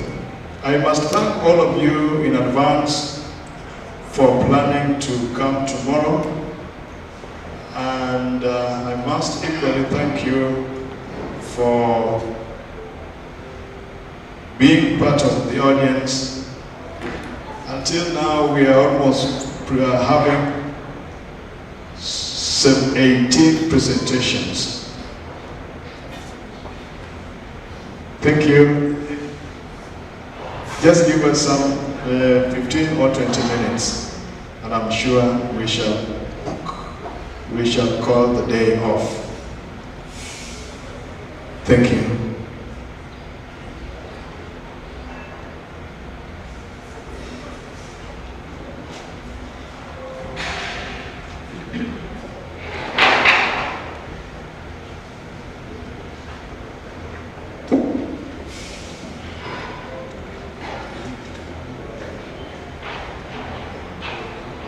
So tomorrow we have the following purpose lined up for us. and in case of anything, you shall be alerted in due course. We shall have a paper presented by Aichua Humphrey Ouma from the Mobi Institute of Technology. Another paper shall be presented by Obondo of the Kisii National Polytechnic. Then we shall have Kielo from the Kenya Coast National Polytechnic presenting an issue about marine biodiversity.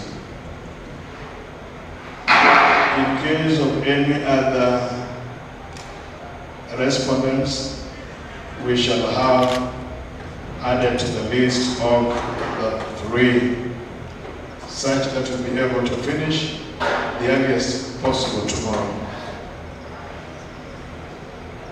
Yes, Stephen Ochieng is confirming his availability here tomorrow. Stephen Ochieng of Mawego Technical Training Institute.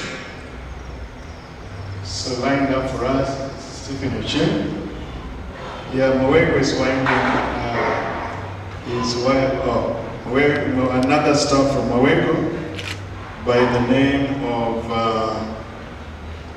Nancy Okello is presenting on the production practices. No, let us get the title. Good afternoon. My name is Nancy Okello from Mawego Technical Training Institute. I am a trainer in the Department of Agriculture and Environmental Studies. And my lecture today is on the production practices, challenges, uses, and consumption of guava products in Wangcheng Ward of North Rachuonyo in Homa Bay County. As you all know, guava is a very hardy and tropical crop, and it's very nutritious. It can easily adapt to all climates and also all types of soils. It contains some vitamins which are not known to many, like it contains more vitamin C than most citrus fruits. It contains also protein, some soluble fiber, and also carbohydrates. So in Wangcheng Ward, I sampled a total of 120 farmers. And I had a number of variables that I was testing because due to guava being a tropical fruit, it's not mostly grown as a seedling, but mostly as a weed. So I had some variables which I was testing on how the farmers were applying fertilizer, use of pesticide sprays, timely irrigation, and also use of farmyard manure. And from my research design, I sampled a total of 120 guava farmers. From the characteristics that they were showing, that would give me the most accurate data.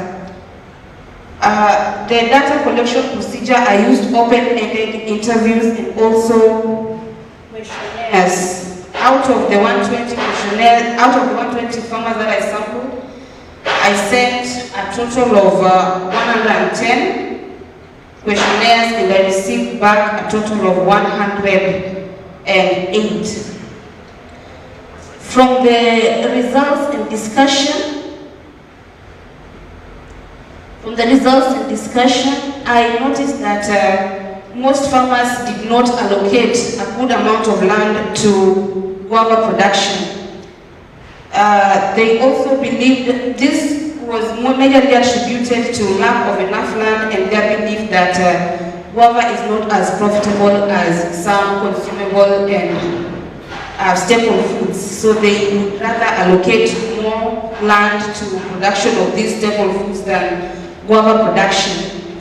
Another variable was the use of farmyard manure, and I found that most of the farmers who I sent the questionnaires to were not really applying farmyard manure to their crops, or they did not know the best way to apply them. They were not taking the best recommendations from the extension officials who are available at their service.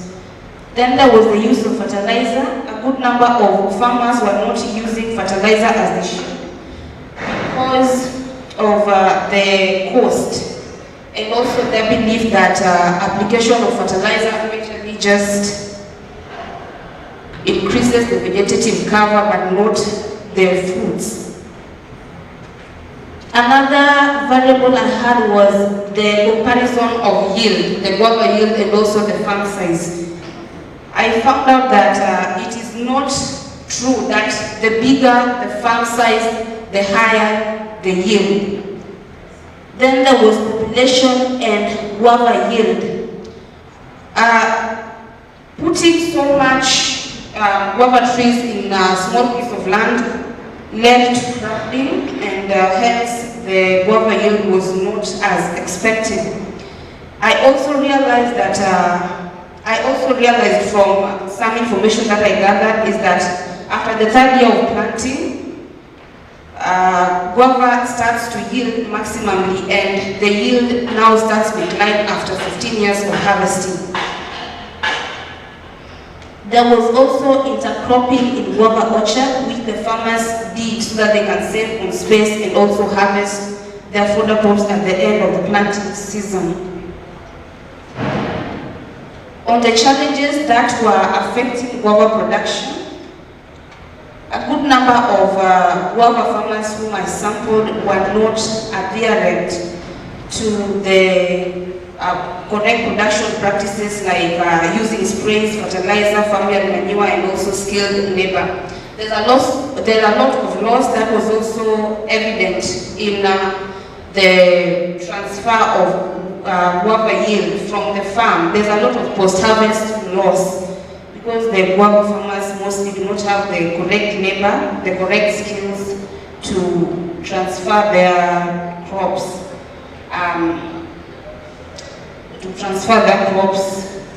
Back into the market. Now, guava fruits can be consumed as fresh fruits. They can also be consumed as jellies, jams, and juices.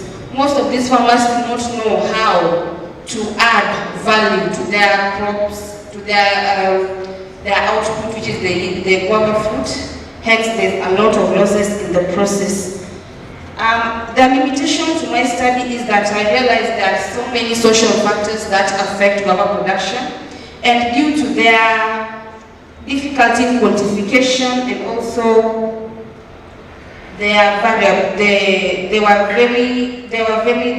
varied a lot, so quantifying them was not easy. Nevertheless, that did not affect the results of the study. In conclusion, a good number of farmers do not realize the importance of guava production, hence they take guava as a weed and don't invest much in it. The recommendation that I have is that if the farmers were to take guava production to commercial levels, they should consider using chemical sprays and also timely irrigation and use of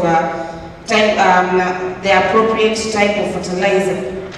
They should also know that guava is very nutritious, and apart from just nutrition, it can also be a good source of export. Thank you.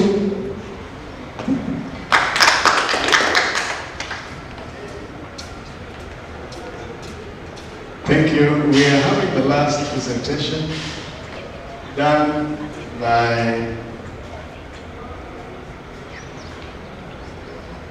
a trainer from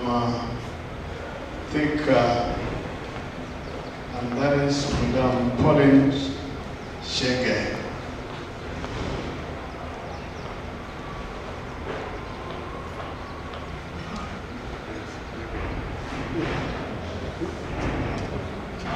I do not know why ladies decided to come in the evening. That may also need a study.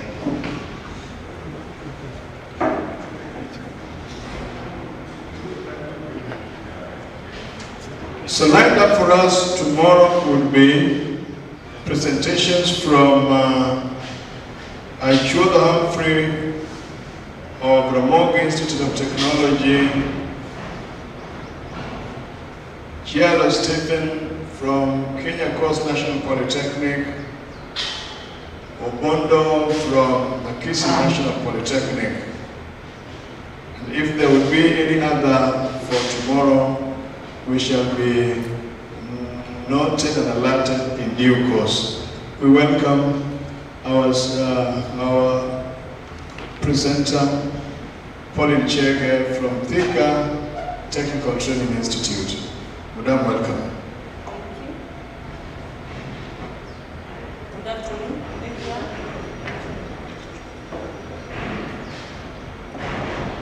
Good afternoon, everyone.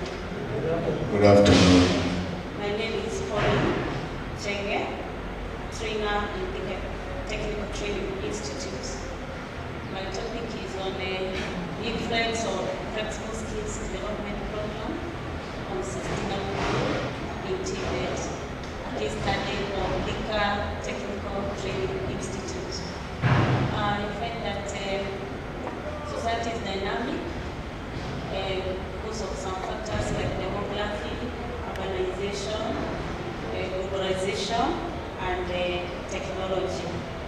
And that means, therefore, there is also need to embrace that in education, because these factors create new needs in the society, and therefore education should therefore also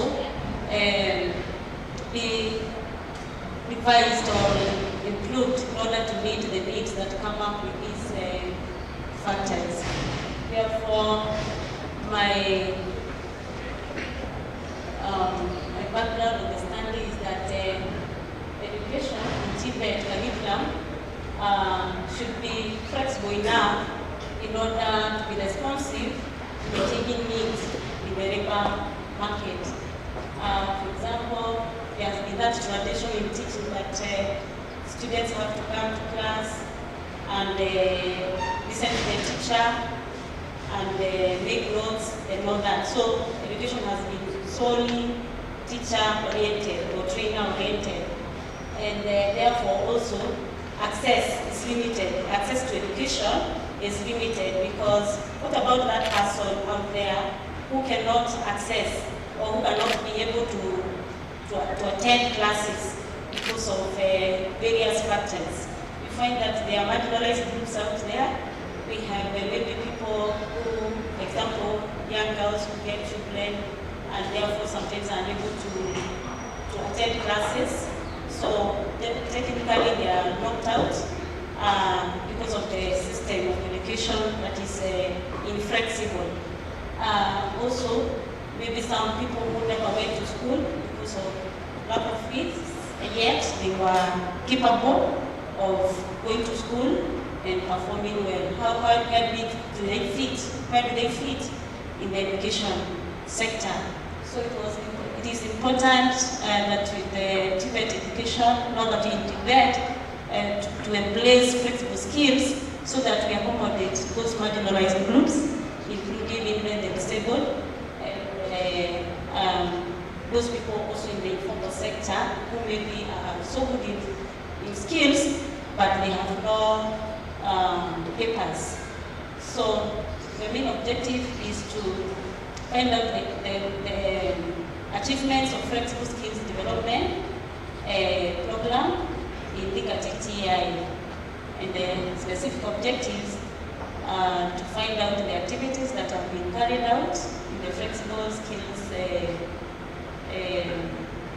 program, to also carry out the outcomes of these activities, are there outcomes, and also are there achievements so far after the program has been implemented in Thika TTI. So, about digital review, we find that once we come up with this program of flexible skills development, we are also in line with the Millennium Development Goals of eradicating poverty and also access to education, promoting gender equality, and all that. And then there is also a need of embracing technology also in education, so as to make it more efficient and more effective, and also to reach out to those marginalized groups.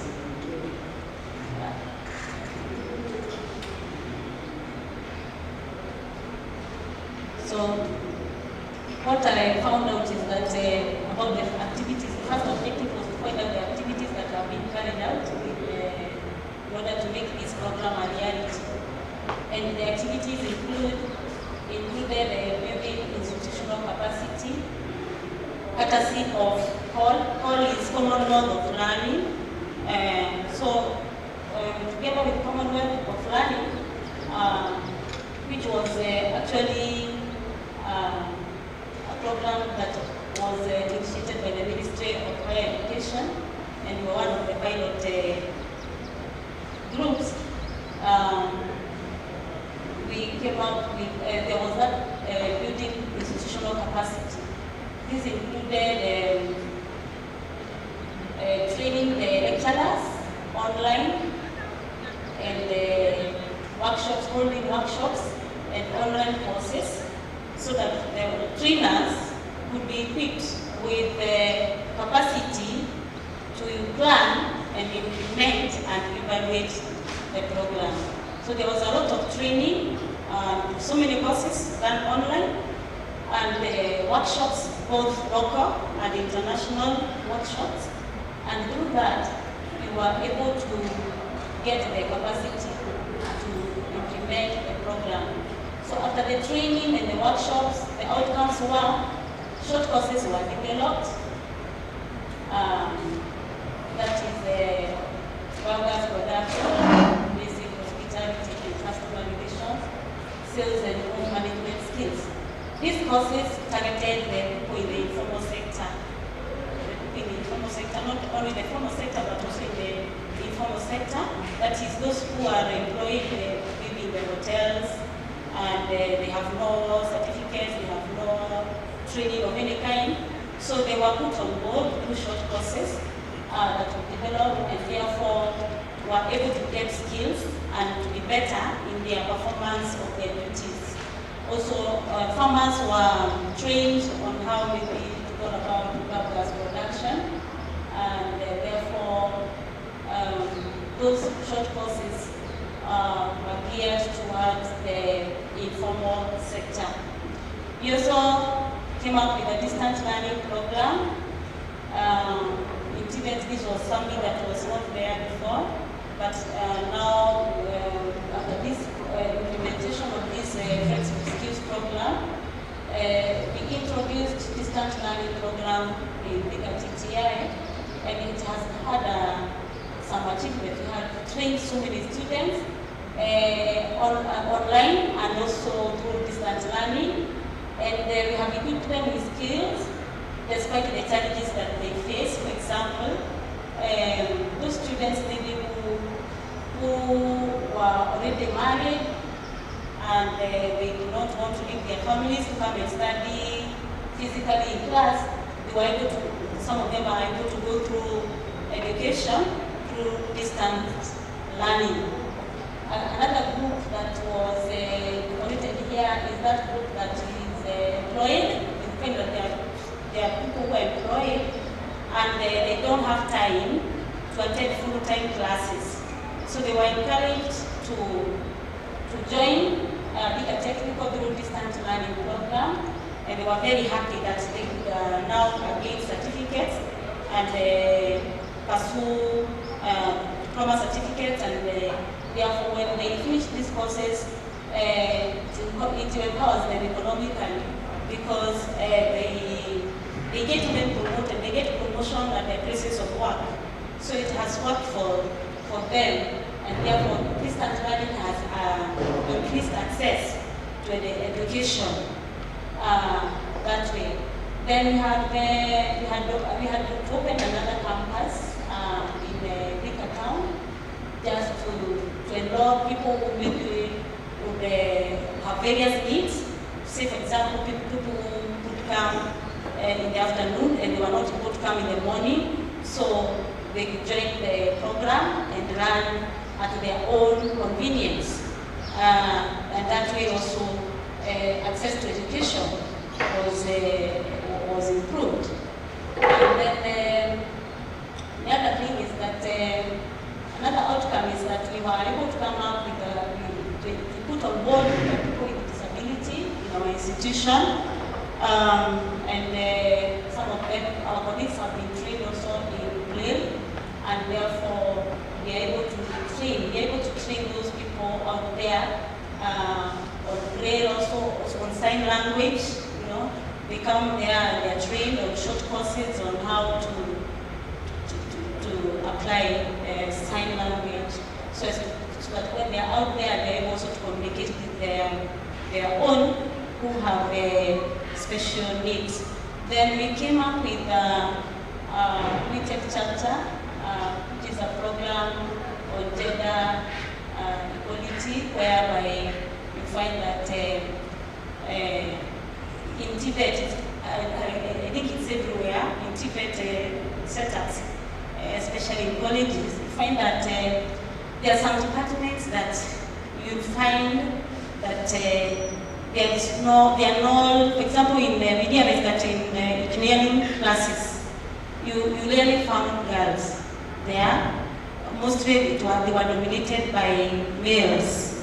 Likewise, when you did a survey on other humanities like human resource management course, we also realized that the students were more of ladies other than men. So there was a lot of inequality as far as access to education in Tibet is concerned. So this can be very important, because maybe the stakeholders can get incentives for the girls, so that they can be encouraged to join these engineering courses that are meant for maybe, or that are male dominated. Likewise,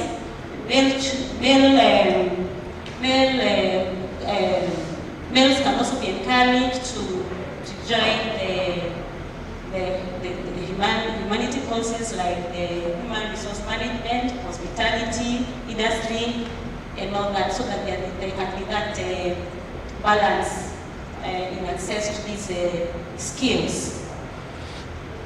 Then about the achievements, we have had so many people also we introduced VAB means flexible and graded approach. Flexible and graded approach to learning.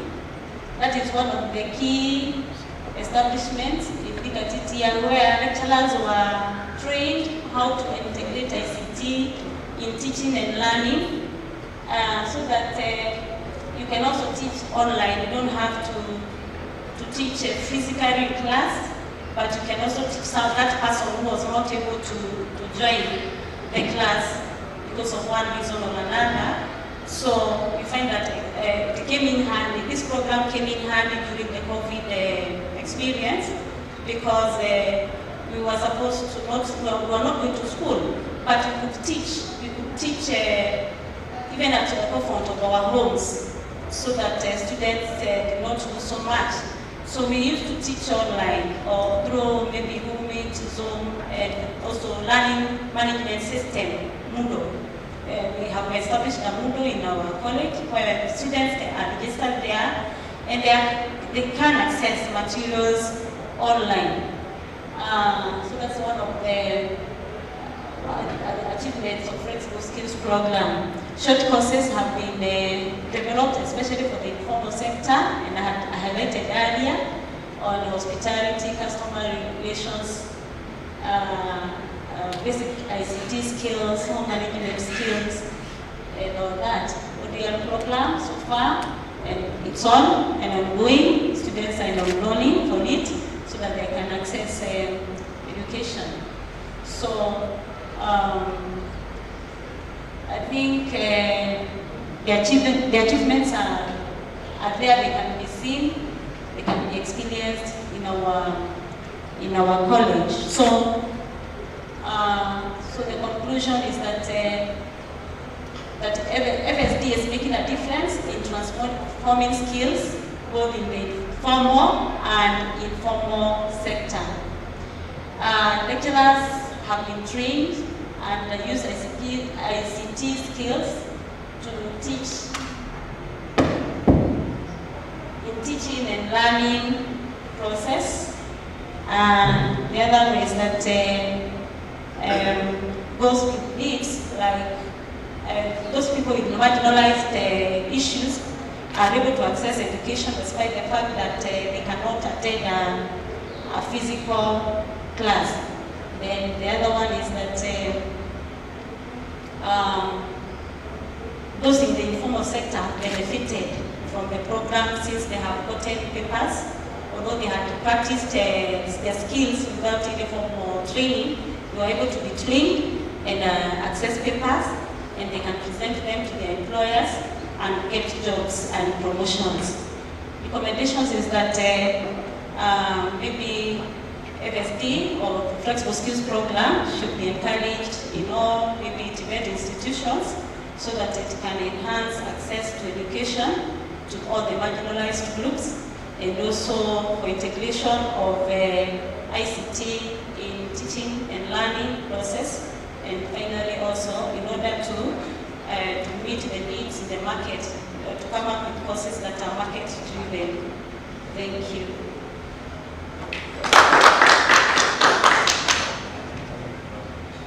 So, thank you very much for the work that you've done. You've traveled all the way from Thika to this place. And if Thika can have a town campus from that location close to MKU, then I think all of us should extend our borders. Because I remember walking on foot from from the bus to MKU, and also passing through the TTI. If they have a town campus, then Busu, that is a gray area that we need to consider as an institution. Thank you very much. I just wanted our manager from Quebec to thank all these on my behalf, and then JP would offer a word of prayer. The manager from Quebec.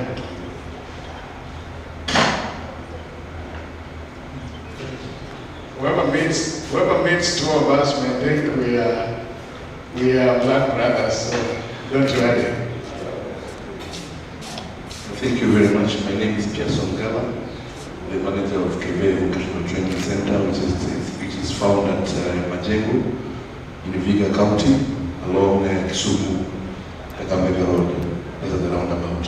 So I'll take time. I want to thank all the presenters for the papers I presented. We've learned a lot. That's why I've started them throughout since they started. So whatever you are doing is very important, and it's bringing a lot of changes for those who take what you're doing seriously. Like the last presenter about the flexible skills in all TVET institutions. I think that's very important because there's a group which has said the guys who will not come to institutions, not because they didn't pass, but they were bright, but the families could not manage to take them into institutions, and they're outside there. So you find, like now, other institutions, they're doing what we call recognition of prior learning. I think that's the route your NITA has taken, and for us in TVET and NEC, we should also, and counties and even TTIs should also try to make programs around that, so that those who are those marginalized, that she's saying, outside there can be brought into our institutions. So without much ado, I just want to say thank you, and thank you also to the Kisumu Polytechnic for arranging this occasion. Thank you very much. Thank you.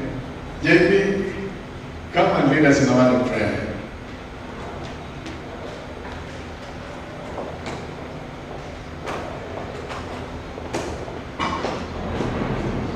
That is now blended participation, a visitor and a host. May we all rise for our word of prayer.